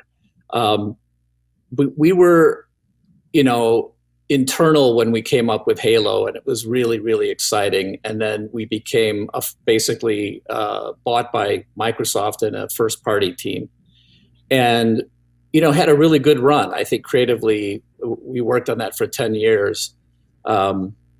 Pretty much the original team. New people came in, the team got bigger and bigger over time.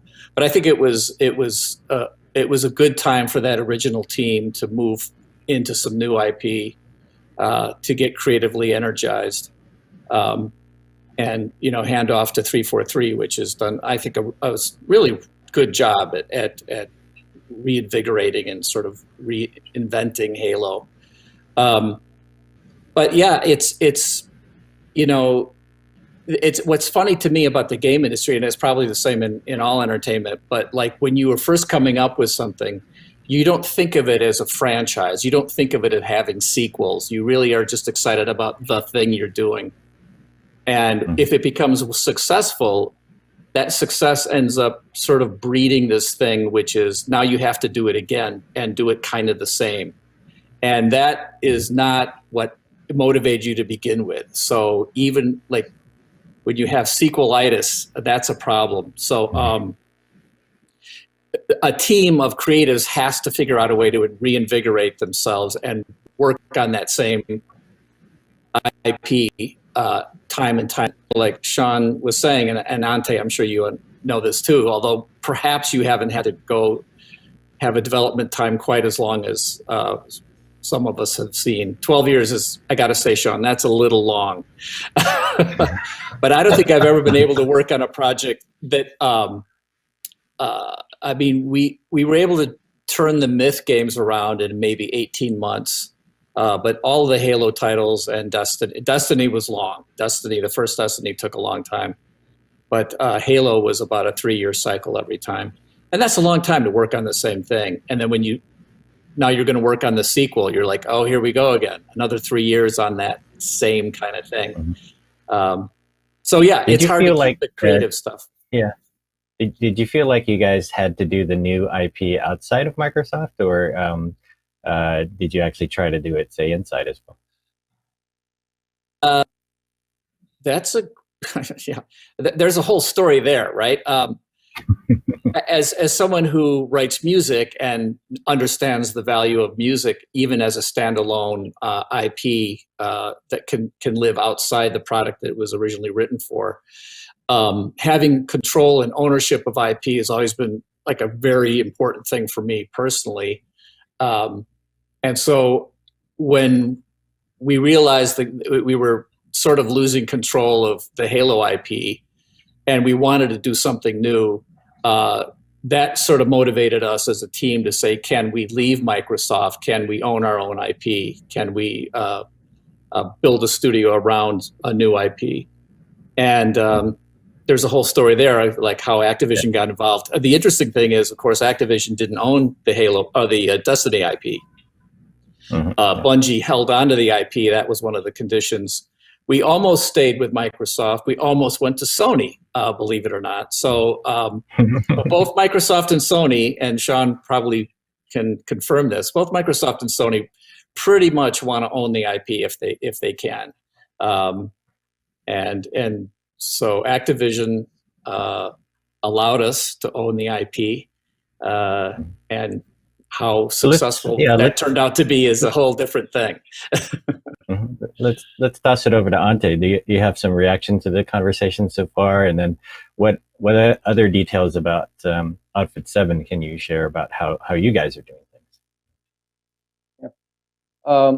I mean, we didn't, you could think about after making several games with the same IP, similar kind of genre, let's say, that also people working in the company could get some fatigue on working on those games. But we do find a way to innovate on it's still kind of similar games with similar approach and the same characters of the IP, but we do find a lot of things to innovate on, to improve that kind of keeps this creativity really going and people really feel interested in working on these games. Even if it is a casual game, there are so many complex systems beneath the hood that there is really a lot of stuff to always improve on, innovate, different when it comes to technology and when it comes to art and when it comes to game design. So it's fun. When it comes to the new IP, it's really interesting moment for us working on it, because you are going into something that you don't have experience. After so many years, you get used to all different things on these games. When it comes to evaluation during software, to the processes of production of the game and so on, you got really kind of used to the things that you're doing, and then when you go into the new area, you need a completely different mindset and different kind of people that need to do a lot of research to understand stuff, that need to be aware constantly that they don't really know what they're doing, and be careful not to judge based on previous experiences and their own experiences and so on. So it is creating a new IP. Then when it comes to that, is a very interesting time for us, because it's really something new for all the people, basically in the company. Because even if you're not a part of the core team working on it, you do share knowledge, you discuss with people, so everybody is super excited and contributes to it. Yeah. And Sean, where do you put the A team if you've got multiple teams? And then how do you figure out you've got the right team on the right project, like either the sequel or the new IP? I guess one of the dirty little secrets of PlayStation Worldwide Studios was that we let each team independently create their destiny. No pun intended. Create their path forward. There wasn't so much of an A team or B team thing across the constellation of Worldwide Studios. I'm sure in each studio they were managing their own talent stacks, trying to make every new game a good combination of veteran expertise and young excitement, and melding that together to make the new thing. I mean, everyone's right about how do we continue to water the tree of creativity. People don't want to work on Police Academy 9, right?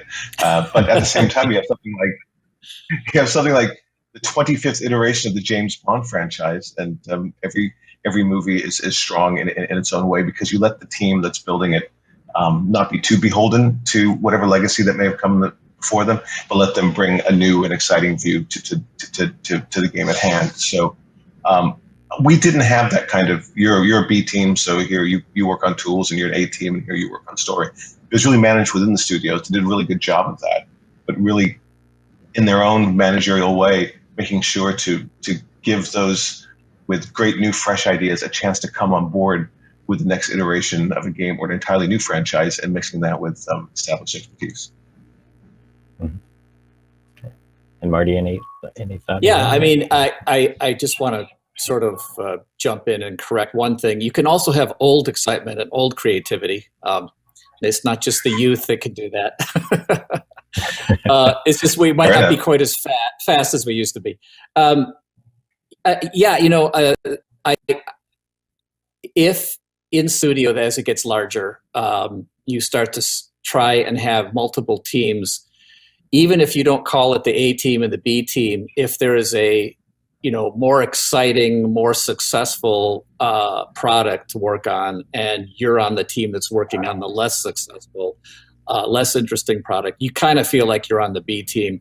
And that's a tough thing to manage inside a studio. So having multiple projects inside a studio with different levels of success it's just difficult to manage that. I don't know how some studios do it, but certainly if you think you're on the B team, you're going to be motivated to get on the A team, and so it's a little bit hard to label that. So that's the way I feel about that. How about this sort of notion that you know, you want to create an IP that has long legs versus an IP that's sort of like a one-off.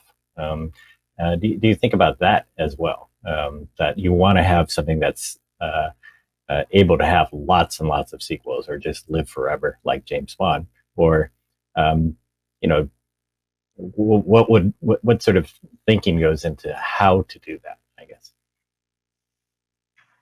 it really comes down to the creator's vision and dreams that they have for their property. We worked a long time with a French outfit called Quantic Dream, and every one of their games is virtually a one-off, whether it's Fahrenheit, or whether it's Detroit Become Human, or the Heavy Rain. They weren't built around sequels. They were built around a cohesive story that they were telling with a beginning and a middle and an end. So I think a lot of people go to that model depending on what's in the creator's vision. Surely some people go into it thinking, how many sequels can I get out of a thing? But it's really down to that creative process, and you just watch it unfold with each creator you come up against. I guess I would view that as like different stories, but sort of sequelizing the gameplay style. I guess you know, very very similar sort of quick time events and things like that. Right? Sure. Yeah, and I would. The interesting thing to me on working on Halo is that when we first started working on Halo, we were intending it to be a self-contained single story. No matter what, you know, stuff that we hinted at, like that we had a long-term plan, we really didn't. And it was the success of Halo made us go, oh, okay, can we do a sequel? Can we do Halo 2? What would that be like? And by the time we got around to doing Halo 2, we bit off more than we can chew, and we had to do Halo 3 because we left Halo 2 in the lurch with an ending that wasn't quite an ending. So sometimes these things happen accidentally, I guess is what I'm saying. Yeah. And we are, for example, careful, of course, when you have to make some decisions that will allow maybe for sequels in the future, it's okay if it doesn't jeopardize this product that you're doing, you know, because you need in the end to create this product that it makes complete sense as itself. And if you make all the decisions just with keeping the sequels in mind, you could end up with a product that is just a mixture of so many different things that don't make sense that you will get nothing in the end. It's the interesting option. The interesting option for you, Ante, is to really take Talking Tom into new genres, I guess, and to, you know, just have the same characters, but then move into different kinds of gameplay. Yes, for example, back in the days, we just had these virtual pet games, and then we created the Endless Runner, and it was a big success. Now we have two of them, and it was a success because it was a genre, and it was done in a way that does fit this audience that is attracted to this kind of brand, right? And then also last year, we had a very successful launch of My Talking Tom and Friends, which is then a completely different game when it comes to you have all the characters living together, you are caring about all of them. It is really different game, and it is very successful. So you can find definitely new kind of genres and mechanics and gameplays to go with the same genre, but it doesn't have the endless option. Mm-hmm. So I guess we're running down to say maybe one comment from each of you about this, but I mean, is there some advice that's still on the table here that you haven't spoken about for people who really want to venture into new IP? Anything else that you can think of here? Anybody? Go ahead. Well, I think Marty made some good points around, if you have a studio, have a team together, always try to keep ownership of your intellectual property. Always try to keep a hold on that IP. We worked with some games earlier in my career where Sony didn't have the IP, i.e. Crash Bandicoot or Spyro the Dragon. And so over time, you don't even get the chance to go back and revisit the stuff you worked on before, just because the ownership is a bit it's a bit unattainable at that point. So if you do have great ideas, I know, of course, like Marty said, people like Sony and Microsoft always want to try to own that IP with the developers that they're working with. But I think that landscape is softening up a little bit more because people understand the value around that, and companies understand that it's more important perhaps to support the new idea regardless of the ownership equation. You can work the business model around that in a way that's beneficial. But for young people with your ideas, try to hold on to them as long as you can. Yeah, I'd like to just I say something I've said before, but it's my slogan is "Be nice to the goose," and the goose is the team that lays the golden egg.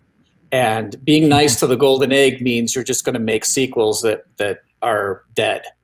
But if you're nice to the team that makes that lays the golden egg, that's the only way to get really good new golden eggs. Certainly, you don't want to stab the goose and try to cut it open. But all I would ask for publishers and developers is be nice to the goose, because that's how you're going to get more eggs. Ante, it looks like you get some of the last word here. Bring us home, Ante. Yeah, I mean, I would just add that the important thing here is really to have a really great team that works really great together when you are creating a new IP. It is something new for the company. There is a lot of unknowns that you need to research, but you just need to allow that team to even go a little bit crazy. Don't be stuck with what you know from the previous IPs that you have been working on and all of those experiences, and just allow them to go a little bit wild and have trust in them to create something completely new and awesome. Well, very good. Thank you very much, everybody. Thank you, Sean, Marty, and Ante. It's great to be here. Thanks, Dean. Yes. Thanks a lot, Dean. Good to see you guys.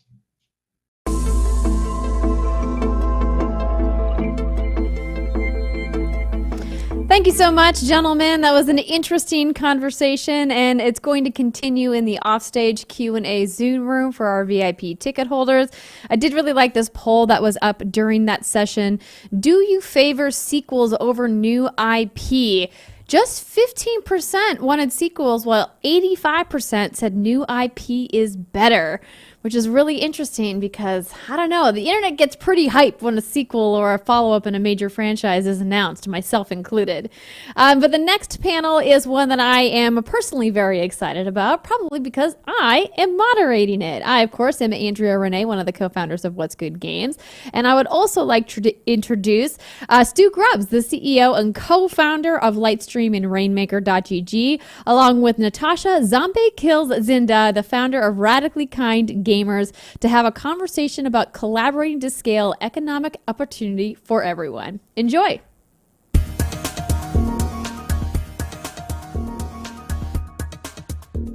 Hello, everyone. I'm Andrea Renee, the co-founder of What's Good Games, and I'm excited today to be moderating a discussion about brands cross creators, collaborating to scale economic opportunity for everyone. Joining me in the discussion today is Stu Grubbs, the CEO of Lightstream, and content creator Zombie Kills. It's so good to have you both here today. Thank you so much for joining me, and I think that this conversation is particularly poignant right now with live streaming being bigger than it's ever been on the heels of the pandemic and everybody being home. So I hope people out there watching are going to learn some interesting things from the conversation today. So Stu, let's go ahead and just start with you because you have such a long history working in the live streaming community. You've obviously worked with content creators of all kinds, big and small and everything in between. And you also have a incredible working knowledge of all of the technology that is going into live streaming as well. So I wanted to ask you, from your perspective, where do you think live streaming content creation has come from and why brands are so excited about working with streamers today? Yeah, I think that over time, what we've seen is we started with the basics. We first started with things like subscriptions, and those are available to the people that have built up a certain type of audience and made their partner status. They've seen things like donations, which are kind of an obvious first step for people to be able to just, kind of hand over money. But these things really only work once you've kind of reached a certain level. And I think what is also true of just the last few years is you're starting to see brands really understand live streaming as a content platform, as how it gets created, how it could tie in with their brand. And so there's really a kind of a maturing of the understanding, I think, for people that are not on the inside. Those of us who have either been content creators or worked in live streaming have a really strong understanding. And I think it's only in the last couple of years, especially last year, where people really started to understand the medium of live, how engaging it can be, and then how their brand can be a part of that. And Zombie, you have been in the live streaming game for longer than people realize. But what I think is great about having your perspective on this panel is that you've really started to work with some really unique brands over the last year or so. Have you felt that since you started live streaming to where you are at now, that it's easier and more accessible to work with brands? I definitely feel in the past year they've started to really look at utilizing our services and what we can provide to brands. I think that people are starting to look at content creators of various sizes. Macro and micro influencing is getting a lot more attention from brands, and content creators should start really looking at what they have to offer a business that is looking to move into the space, and brands need to look at how they can really utilize in a real way content creators of various sizes. I think the old ways used to be the bigger the numbers, the more opportunities. And the new way is let's look at how these communities work. Let's look at how they spend money. Let's look at how well they engage and they spread like genuine word of mouth and how we can utilize that to actually solidify our brand with people. I'm so glad you brought up that word. We were talking about the word micro-influencers kind of being a hot button word. But what I think is really fascinating is that those are the people that tend to have more direct influence with their audience. And Stu, you guys do a lot of data collecting and data processing, on the back end. What have you guys seen when it comes to macro versus micro influencers? This isn't just come from our data, but one particular thing that I think supports what we're talking about right now is that, engagement rate as a whole across YouTube, Instagram, TikTok is actually negatively correlated with followers. So put another way, the larger following that a creator has, the less engagement they get on a per content basis. So it actually goes to show that the smaller community you have actually has a lot more impact. And if you're thinking about this from a brand perspective, and while that may not be the sexiest way to talk about it, but if you think about it from a brand perspective, they're looking to spend money and see an ROI. And so in many cases, it makes more sense to work with micro influencers where every dollar you spend is actually going to have a much bigger impact than with just the people that have the biggest numbers. I think that that's such a refreshing thing to hear, not just as a content creator myself, but because I think it is going to positively impact the voices that we're seeing have revenue opportunities, because historically, particularly in video games, most of the top streamers have been young white men. And the way that we're going to really uplift some of those more diverse voices, like Zombie Kills' channel, is for brands to reach out and say, hey, your voice matters and your impact is actually more important to us than the impact of some of these other streamers who are maybe so big now that they can just, kind of brush off some of these big brands that are approaching them. Zombie, what from your perspective have you really appreciated about working with some of the brands that you've worked with, and do you have any advice for brands about what not to do? I have really appreciated, I currently work with Logitech, and I've really appreciated their willingness to allow me to still be myself inside of how I am able to, showcase their products to my environment that I have, like my community, like my people. They've allowed me to be me. And there's no stipulations of, could you please conform into these boxes for us? They're like, whatever you think is going to be the best way for you to show our products to your community, run with it. We'll support you. Just let us know what works. And not only that, they've gone so far as to talk to me about what kind of marketing language works really well in a community like mine and how that impacts, because they are very much trying to learn how they can start to change how they think of marketing, because marketing had a very specific face and a very specific audience that they were trying to reach for such a long time. And communities like mine that are very diverse are now starting to be looked at with respect and viability. And they're like, oh my gosh, look at this. This is a really viable and lush place that hasn't been utilized. The other thing that I would say, that if you are a brand looking to work with someone, there's a few things you should do. One, offer people their worth. You don't have to offer people their worth as in throw us large buckets of money. But if you know that our communities are heavily engaged and you know that our communities do have buying power, to come to people with offers of respect and make sure that you're being upfront. And that also goes on our end as content creators. We need to make sure that we express our expectations from working with brands and that we have a really clear line of communication. Brands want deliverables. We need to let them know also what kind of deliverables really work. Sometimes I'll get a brand that tells me to put 10 hashtags in a tweet, and it suppresses the heck out of it, and it literally buries it, because they don't know that hashtags really aren't great on Twitter, that they're really great on Instagram. And some of these places are just a little antiquated and need you to talk to them. So I think of being human and having really clear, open lines of communication works the best. Stu, how have you found that your platform, Rainmaker, has really helped content creators in that path, right? This idea that brands sometimes don't know the best ways to work with creators from a monetization perspective and vice versa. And you guys kind of created this solution for that.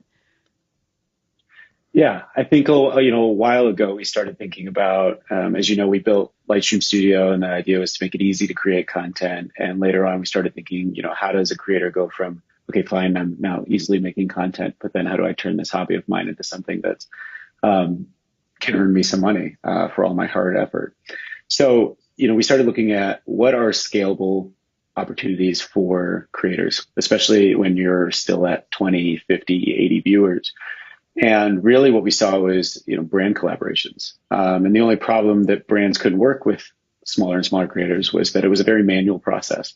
You need to have the relationship, write the contract, meet every single, and just that's after once you finally identify and meet some folks that you want to work with. And so it really is kind of laborious. And so we started looking at data and automation as a way to really bridge the gap. And what we do with that is essentially we give every creator the ability to see their own stats, a per stream basis, what's working, how's my community growing, which content seems to be growing, more of my community, which content seems to be maybe losing some community members. And so how do I fine tune my content strategy? And then understanding this data, how does that help me articulate my value? When I go to meet a brand, I don't want it to be subjective anymore. I want to be able to say that I stream these days, get this kind of audience, I stream these kind of games, and this is the kind of value that I bring to the table. Especially if you look at past campaigns I've run on my channel, here's the kind of value I drove and engagement I drove through those. So giving creators the tools they need to measure and understand their audience, hopefully grow that audience, but then most powerfully, I think, is to articulate their value.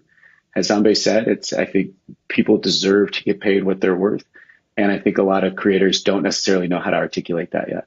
And so we're hoping the tool does that. And on the flip side, we try to give brands the tools they need to understand who they should be working with, how they can work with 100 different micro influencers instead of spending all their money on one giant macro influencer, and to have the automation that enables that to go out to all those 100 folks and automatically help get everyone paid, and so on and so forth. And so I think data and automation really eventually democratizes the economic opportunity in the space. And especially when you look at brands outside of gaming who are spending so much money across the world to advertise and have not entered the live streaming market. These are the non-endemic brands to gaming that could easily come in and create a lot of opportunity for a lot of people. So those folks will only do it once they have the data they need to invest with confidence. And so we're trying to build tools that kind of connect both sides and hopefully create a less subjective relationship, and one that is a business collaboration where both sides get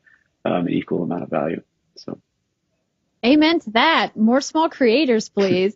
But I mean, you bring up a really valid point about how laborious it is on the part of the marketing teams and the brand teams to sometimes seek out and find these smaller creators, because we all know that the live streaming platforms, no matter which one you use, don't necessarily have great search tools to find some of these communities. And obviously the platforms are working to evolve their infrastructure, but at the same time, there's just so many creators out there. Are you finding that certain big brands that are well known in other spaces that are kind of tangentially related to gaming are afraid to work with streamers, or are you seeing from your data that that is actually changing every day? I think it's both. I think brand safety is always the risk. I think there's a beautiful side to live and there's a dangerous side to live when you're a brand. The beautiful side is that way more than pre-recorded content on Instagram or YouTube, live is very authentic. You get to see this person be a human being and really enjoy what they're enjoying. And there's just a realness to it that you think you can't replace. Conversely, that realness can really bite you if you're a brand and it's decided to, go a different direction than you were expecting the content to go that day. And now your brand is associated with whatever that is. So there's a risk. So yes, I think there's a little bit of that. And we're working on some tools that help identify what's called brand safety, right? As most of you know. So working through that and trying to understand that. I do think there's such an immense opportunity though, because if you look at influencer marketing spending globally, Twitch only sees about 2% of those dollars. And so there's compared to TikTok and Instagram and all that. And so influencer marketing is just not happening on Twitch at that scale it could be. And there's so many impactful influencers on the platform so it's really kind of wide open. They're starting to understand it. They want to come over. But again, they need to feel that this is money well spent, that they're going to be able to do it at scale. Coca-Cola doesn't spend $20,000 on a single streamer. They're going to want to come in and spend a $2 million marketing campaign. And so how does that get distributed really quickly and effectively and get measured well so they can defend why they spent that money? And so there's, at any rate. So I think it's fascinating as the tools mature. That 2% number is kind of bonkers considering how big Twitch is. Yeah. It's a lot of the money goes to things like Instagram, TikTok, whatever, because you can look at the pre-recorded content and go, okay, I feel like I can put my brand on this and not worry that it's going to go, the wrong way, or they can send me a piece of content in advance that I can kind of approve. And so it feels a lot more comfortable to go down that route and that medium right now. But I think with the right tooling and with the right data, and obviously if you can look at somebody's past streams and say, oh, well, this person, is not only legit, but represents themselves well, represents their community authentically. And so therefore it makes sense that I'm ready to bet on this person. So Zambe, do you find that when you work with, sorry about that. Zambe, when you find that you work with brands, do they look at your past content or look at some of your streams and ask you to tailor your content at all, or to only do specific kinds of content, or have the brands you've worked with been open to doing kind of whatever you think is best? I think probably 25 to 75%. So about 25% of them have literally zero idea of who I am. Maybe they've seen me on Good Morning America, or they saw me somewhere and they're like, oh, she's going to tick a box for us. And they literally don't know even what I play or the things that I talk about on my stream, which if you know me, you know I'm an activist and I have a lot of like topics that are really real world and they're very genuine. And I try to engage really deeply engaging discussions with people. So that can't be for everybody all the time. And some people try to insert themselves, but the other people, the 75%, and I will say probably the largest stream of my income has come from people who are genuinely moved by the things that I do and by the person that I am and by the content that I represent. They've maybe stumbled across me from an industry recommendation, or maybe they came across me from some of my activism that has lifted me to where that I am, and they identify and resonate with me, and they don't try to change anything other than a large amount of my swearing, if I'm just being honest. That's where they rein me in. That's where they rein me in. But I mean, other than that, they know my heart's good. They know that I know how to sell their products, and they know that I know how to be professional and do my deliverables. And they're like, sell it in the way that you would, because you're good at selling things to folks. And I am. It's something, I mean, I had a retail cosmetics background before this. I sold makeup to people, so I can sell $500 face creams to you if you want it. And I think that's what they look at when they see me, is how good is she going to market this? And they've just let me do it myself. The 25%, they didn't really come at me with good money anyways. And something I learned from you being my friend, Andrea, I very much have learned how to like advocate for myself and know when to just say no sometimes too. It's okay to pass on an opportunity that you don't feel like marries well with who you are. And I've gotten so much better about doing that. You know, I'm coming up on my 1 year in this space in June, and I very much have said no to a lot of opportunities, and I feel good about it. Brands need to know who to find organically that's going to work with them. And we need to know the same as content creators. Don't just reach for anybody because you want to make a buck. It's just not worth it. And I think you lose the authenticity, right? I mean, that's if I come to you as a brand and it's because I like your content and it's because I believe you have, the skills that could represent us well and the values that we share and so on and so forth, to change any of that changes what you're bringing to the table, and therefore eliminates the value that we saw in the first place of working together. You're now looking at the brand differently. The brand's now looking at, trying to create a fakeness, if you will, that doesn't really match why we're doing this live. So, I couldn't agree more. And I think it's good advice for everybody. Advocate for yourself. There are creators watching this. Advocate for yourself and the realness of your content, because that's what's worth it. 100%. I think that's how some of the negative associations that exist about creators working with brands got to where they are, because there have been some very inauthentic collaborations over the years. It's really frustrating sometimes when you see comments on creators' #sponsored content being like, oh, you're a sellout. Oh, you're just doing this for a paycheck. And it's like, well, my content's free. I got to get paid somehow, right. And hopefully, some of these new tools and the more authenticity that brands are accepting of when it comes to working with content creators will help break down some of those stereotypes and some of those stigmas of content creators just accepting any deal for a buck. But listen, I could keep talking with you two for a whole nother hour about this. I personally am invested in this topic, but thank you so much for joining us today at GamesBeat Summit. We will be doing a live Q&A, so if you guys have additional questions for either Zombie Kills from the content creator side or Stu from the Lightstream tools and working with brand side, I mean, so many different things that Stu could talk about, you can join us in the live Q&A room. And thank you so much. Enjoy the rest of your summit.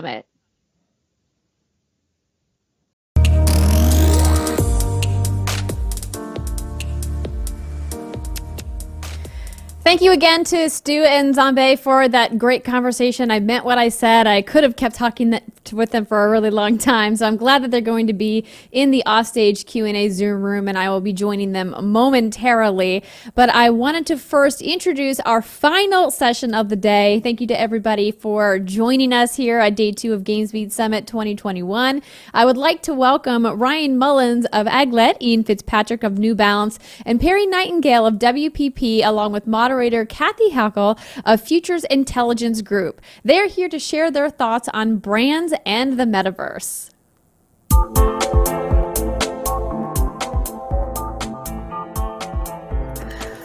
Welcome to the Brands in the Metaverse panel. I am your moderator for today. My name is Kathy Hackel. I am the futurist and founder of the Futures Intelligence Group, and I'm joined by an amazing panel, and I cannot wait to get into the conversation. But first, let's do some intros. Let's start with Ian Fitzpatrick from New Balance. Ian, can you just say a few words about what you do at New Balance? Yes, thanks, Kathy. I'm the Global Director of Brand Strategy and Operations for New Balance. So that covers everything from top-of-funnel brand advertising through creative, through events and media. Fantastic. Thank you, Ian. And now we're going to go to Perry Nightingale from WPP. Perry, how you doing? Tell us more about what you do. Yeah, my name is Perry. I'm SVP for Creative AI at WPP. So I work in the office of the CTO on any of the areas that AI touches creativity in our business, basically. Brilliant. It sounds like a really cool job. And then we have my, I think, my twin here in the green, Ryan Mullins from Aglet. Ryan, can you introduce yourself and just tell folks a little bit about what you do at Aglet? Yeah, thanks, Kathy. I'm Ryan. I'm the CEO, one of the co-founders of Aglet.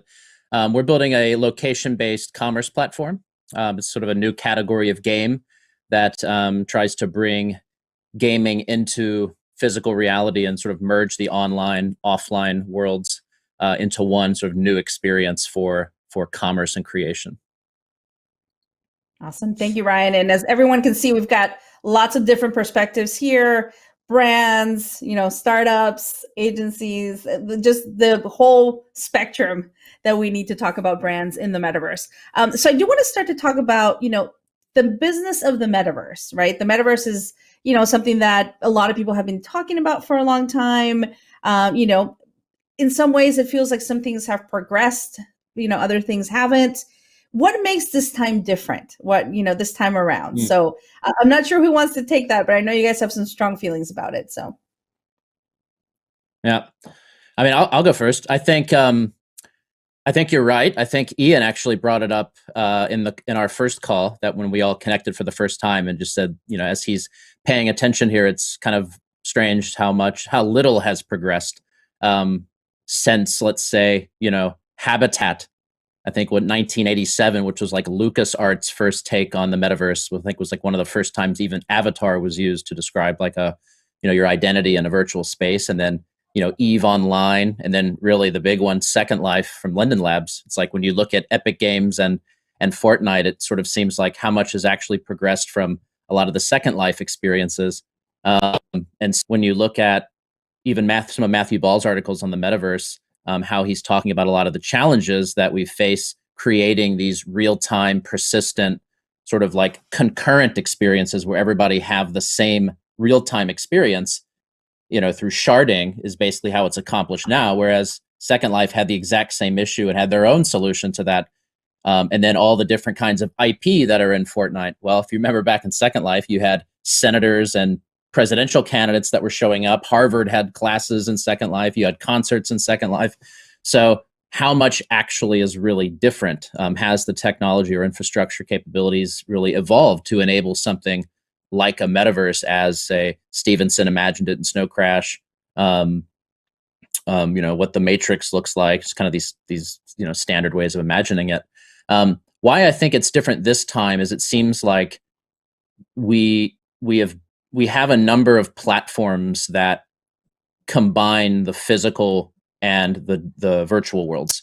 I'm thinking a lot here of Twitch, of a platform that really can enable you to have success in a game world and then have that interface to the physical world where you can sort of bring the success and combine them, where you don't have to be some stereotypical kind of smelly gamer, in the game world, and then nobody knows that you're a dope player in that world. Like now, in real life, there's real consequences socially and status.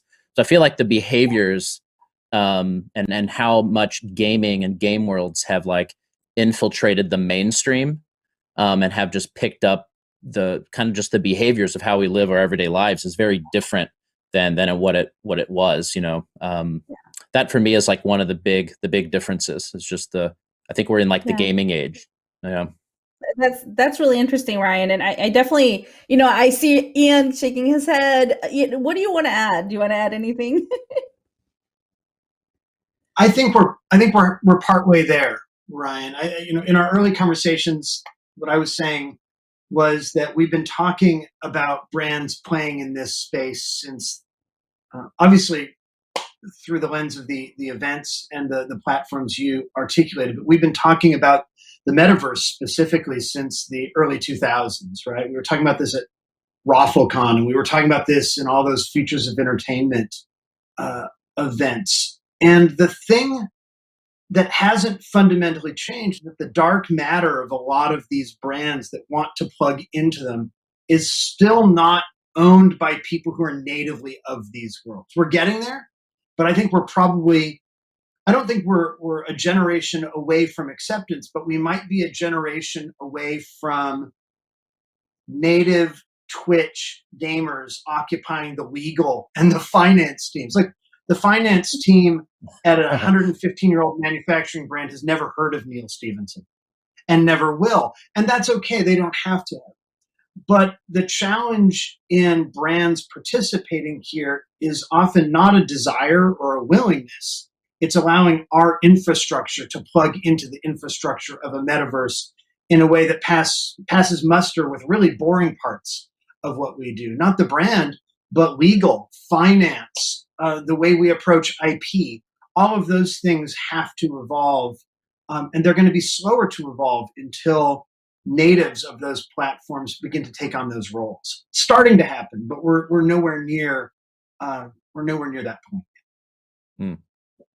Yeah, I mean, I'd add as well that to a certain extent there's a degree of semantics, right? Like, I feel like I've been working in a metaverse for about 18 months, right? I'm in my house, but at the simultaneously, I'm working with partners on the West Coast every single day, right? And I almost feel like I come into this room and then I go somewhere else when I'm working now. So there's a degree of that, and as far as the digital, so say the mainstream marketing world is concerned, the digital ad market today is probably worth about $500 billion.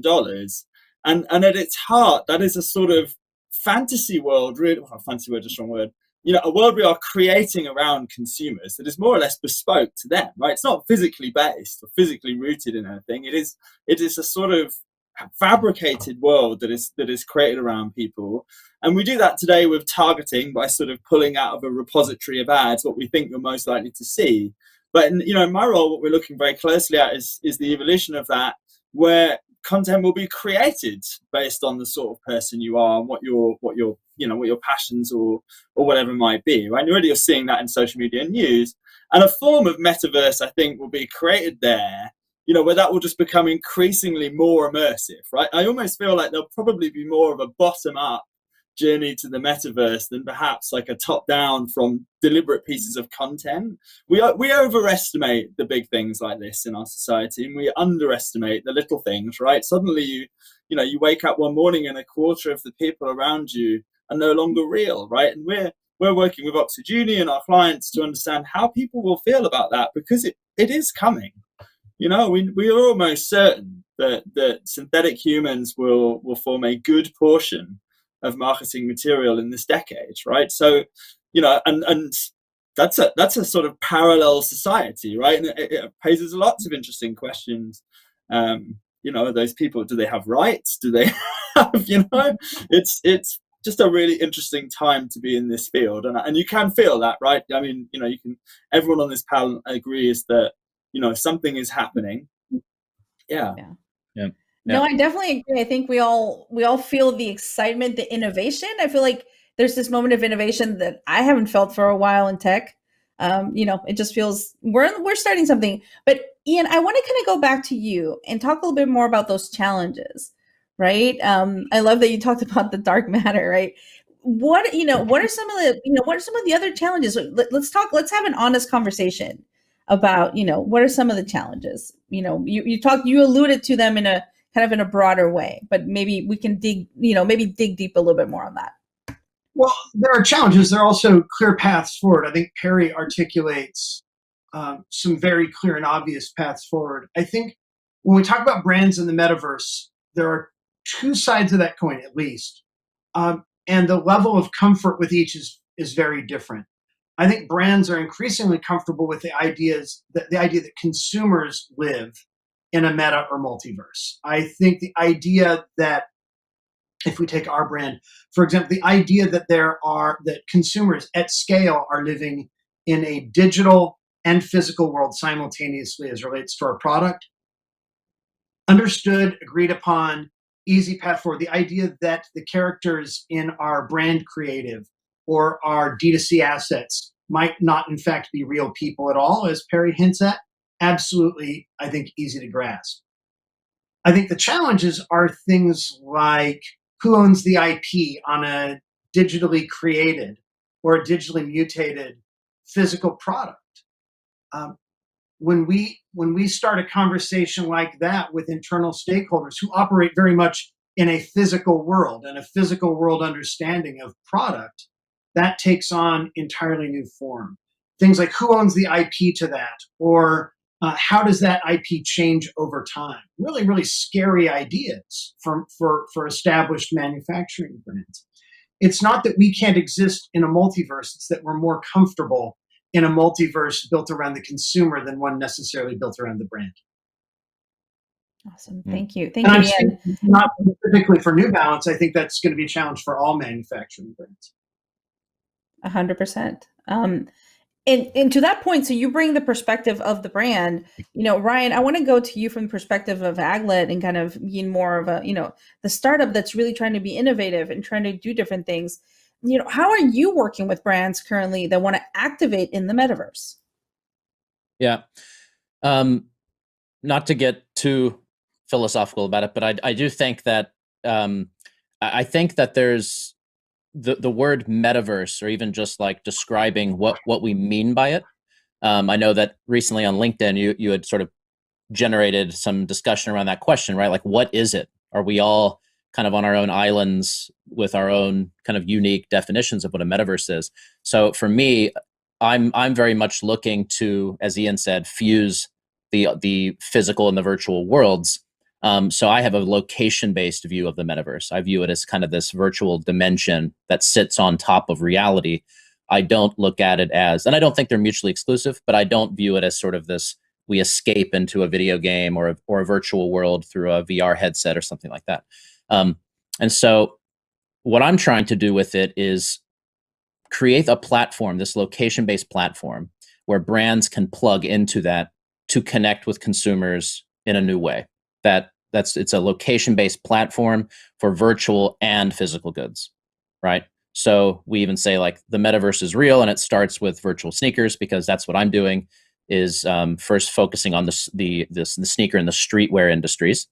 And it's a way for brands to plug into that and actually design like mini games or challenges or quests so that the players can have a very unique, personalized experience with their favorite brands, right? And there's a lot of the challenges that the sneaker industry in particular faces, because they're always trying to combat, bots that are kind of getting in there and stealing a lot of the product that these loyal fans of brands really, really love, and they want these things so badly. And yet there's kind of this Terminator scenario where it's like the bots versus bots going after these products. And so what we're trying to do is, okay, how do you kind of change the game completely and literally create a game? Because that was kind of my realization, was that sneakerheads are gamers. They're playing a game when they're shopping. And so how do you just take that literally and build this game? And so that's where the Pokemon Go model and the Niantic model was very influential for me, was how can you build something like that, but reimagine it as a commerce experience, and then build that open platform where brands can kind of plug in and, again, reach younger consumers in a way that they're probably more used to, in kind of this gaming culture that is so big right now. So that's kind of how we're imagining it, as is not so much like, in FIFA, you have like ads up on the billboards, or, Fortnite just putting some jerseys, in the game. But how do you actually have a platform where you can create an experience? Because I think, experiences ultimately create memories and emotions, not ads. So that's what we think is kind of the way forward. And luckily now with things opening up a little bit more in the US and in the UK, those are kind of our two top demographics, is that I think a lot of brands are, as they've doubled down on virtual and digital, are probably now wondering, like, how do we make reality interesting again? And so having this kind of location-based platform and mechanic will allow them to do exactly that. So we're really excited about the remainder of this year, and we're already seeing that with a lot of brands coming and saying, okay, how can we plug in and connect with your players? That's really exciting, Ryan. And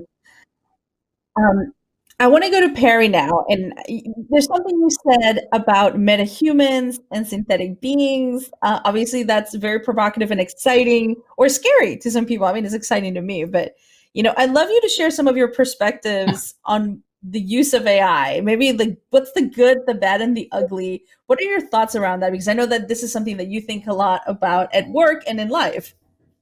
Yeah, I mean, I talk about it a little bit like a great big bell curve. And at one end of the bell curve, you have truly amazing tools that turn all of us into Van Gogh and Picasso, and we create amazing, beautiful ads in like 4 seconds.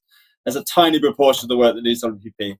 And then there's stuff at the other end of the bell curve, which is really, really scary, right? Where we're using synthetic people, and they're getting generated for all sorts of what seem really banal reasons, like selling toothpaste. That's also a very small portion. The vast amount of the AI that gets used at WPP is designed to make ads more relevant to you and more effective, right? Generate sort of smallish, but obviously over large media campaigns, a lot of benefits to clients.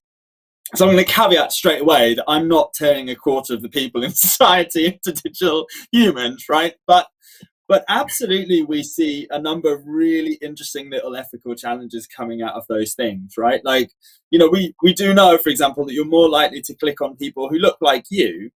And, that's a behavior that you exhibit from the age of 6 months, right? It's probably a tribal behavior.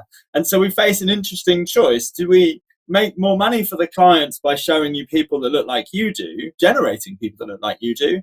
Or do we make less money for the clients by showing people who look less like you, but then you're seeing a more diverse society? That's a really interesting challenge we have right now. There's also a really fascinating area around IP and ownership, right? To go to Ian's point about, the legal profession and these types of people not having caught up, I don't think, to that. And similarly, the same thing happened with international tax law like 15 years ago when, it was still based in the physical world, right? It was still based on when products were moving around. And then, I remember 5 years ago when you booked an Uber, you'd book it through Luxembourg from London, right? Which cannot be an efficient way to book a taxi. But that, technology had sort of made a mockery of that whole system in a way. And what we're focusing quite a lot on now is ownership of things like voice, right? So one really exciting sci-fi technology we have at our disposal today is the ability to mimic people's voices, right? And you've seen some examples of that from startups, but the tools we have with Microsoft and NVIDIA are unbelievable. And you sit a voice artist down and you record them in a studio for between 2 and 5 hours. And then their voice becomes a plugin in Photoshop or Premiere or Audition. And you never need to pay that person ever again. And you can get them to say whatever it is you wanted them to say in any language. And, there's a really interesting debate in the moment about who owns the voice, because training it's quite expensive, right? It's nearly $10,000 to actually create that. We face a real fork in the road where we either allow the talent to own the voice, right, even though we've paid for it, or the corporation owns the voice like it has been for the last 500 years, right? So, and these are really interesting. What does that disclaimer look like? Virtual production similarly, we go out on shoots now with LiDAR drones and we capture the location, we bring it back and we shoot virtually. We never need to pay that location again, right? So it creates all these interesting really interesting new ways to buy and contract your services that are real. This is not sci-fi. This is now.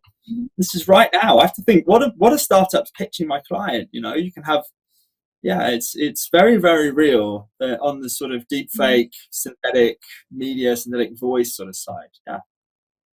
Yeah, I mean, and that brings up a lot of questions for brands, right? Exactly what you're saying. So it's really interesting. I kind of want to maybe get a bird's eye view from you guys. why is the metaverse attractive to brands? Like, what's the main reason? I'm not sure the metaverse itself is attractive to brands. I'm not sure that. I think to Perry's and Ryan's point, lots of the kinds of interactions or production tools that are available through the metaverse are incredibly valuable to brands. But I think it's a hard sell to go right at brands with the metaverse or the multiverse.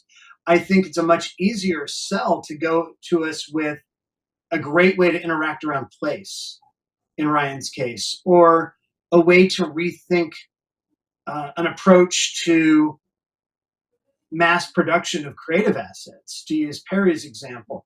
I think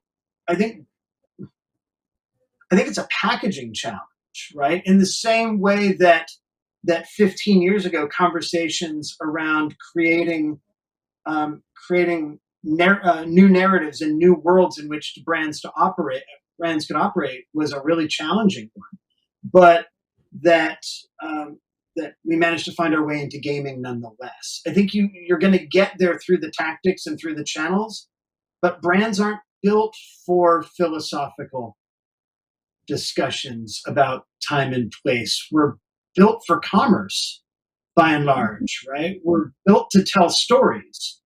So when you can frame the metaverse in a story or in a commercial capacity, you do it a wonderful service. But again, most people who run these organizations aren't familiar, nor do they have any imperative to get into the philosophical side of it. So it's really about how we package what it is that we're talking about here. Yeah, I agree with that. I think it's just because you build it's kind of a classic chicken egg situation, right? It's like, just because you can build a mall doesn't mean people are just gonna like descend on that space.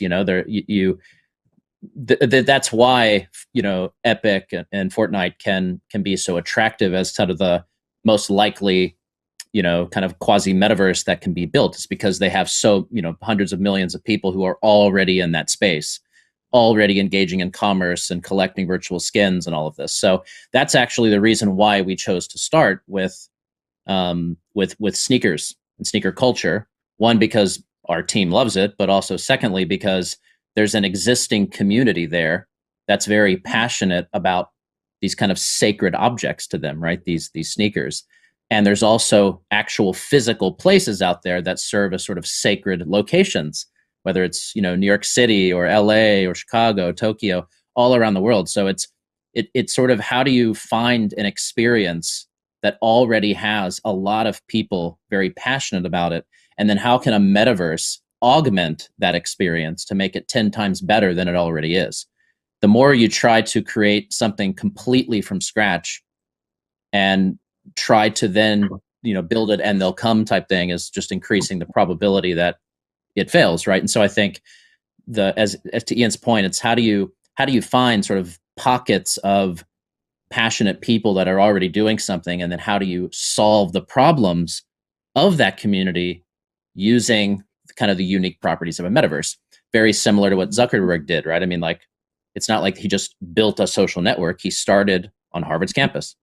It's like you start in one place and then you use the unique properties of digital to augment that small community of people, and then you sort of gradually scale it out. So I agree with Ian there. I think it's a good point, and it's you have to, the burden of proof is on the platforms to show why a brand should care about a metaverse. That's like even the earliest gaming advertising platforms, the massives of the world, succeeded to the extent they did, not because they were selling brands on gaming, but because they were selling brands on dedicated, passionate audiences and making it a media play. Nobody got excited about the idea of advertising in games. We got excited about communicating to people in the worlds they lived in. You have to package it up in the vernacular of the buyer, not of the seller. And I'd argue, in fact, that continuing to talk about it as the metaverse is doing a disservice to the ability to plug into brands. Yeah, I mean, our most successful campaign a couple of years ago was the Wendy's Fortnite takeover, where I mean, as I understand it, they created Wendy as a character, and she went around smashing up burger freezers because the burgers weren't frozen in Wendy's. And I think that was really, really, really successful. It was our most successful work creatively, probably our most successful work culturally. I think part of the challenge, exactly as Ian said, right? It's hard to get right. It's a hard audience, to be honest. I mean, anyone with teenage kids will probably tell you it's hard to get it right. Like it's just tricky, right? It's a fickle audience. Brands by their nature feel like outsiders, right? So instantly, less so perhaps for sneakers, because sneakers are cool, but it's a large amount of things we sell are inherently not cool to young kids, right? I would say. And and also that's an interesting point as well, that I think the metaverse, when you're talking about things like Fortnite, is probably skewed to a younger audience, right? Which is interesting, right? That would be an interesting shift if we began to see a metaverse which cut across that in a different way, right? And opened up to more audiences. At the moment, that does tend to be a younger audience. Maybe as the gamers sort of grow up more, I mean, I know I'm a gamer, and there are many, many, many gamers. You're seeing the success of the sort of consoles with all the games put in the the nostalgia consoles, the re-releases, they cost hugely successful, right? So there's a lot of gamers growing into sort of their stride at this point now, right? So but that's an interesting element of it, right? Brands struggle particularly with the types of audiences that are at Fortnite, because it is a tough audience to crack, right? It'll be a tough audience for Epic to keep, I think, ultimately. So it's Yeah, I mean, people grow up. I think literally graduated too. Yeah. I think there's also a kind of a what in the hell is water moment here, from the David Foster Wallace. It's sort of like we do this because our plung, so we're talking every week to our players on Discord, and it's like none of them use the word digital or the metaverse or anything like that. These are very much words that kind of like older people are using, because again, you're sort of looking at it as a case study. So it's approached very scientifically, whereas for a younger kid, it's just, they're just in it. There's no, the metaverse is not, they don't hey, let's get the metaverse. I think that's definitely something that we're trying to build. And then it also goes that not only do you have to convince or show a brand how you can connect to a consumer in a new, compelling way using the properties of a metaverse, but also showing to the consumers or the players how you can connect to brands or in-game brands or other players through the unique properties of a metaverse, right? All the while not kind of shoving it down their throats that this is some new, big technology thing. It's I think most people aren't looking at it like that. You're just in it. It's water. What the hell is water? Well, I think, Ryan, that's a fantastic way to end the panel. I want to thank Ian, Perry, and Ryan for joining us for the Brands in the Metaverse panel. I think this was a very provocative and really interesting and honest conversation about brands in the metaverse. So thank you so much for everyone that tuned in as well, and to our speakers, and to GamesBeat for inviting all of us to be part of this amazing panel. Yeah. Thank you, Kathy. Thank you so much. Bye-bye.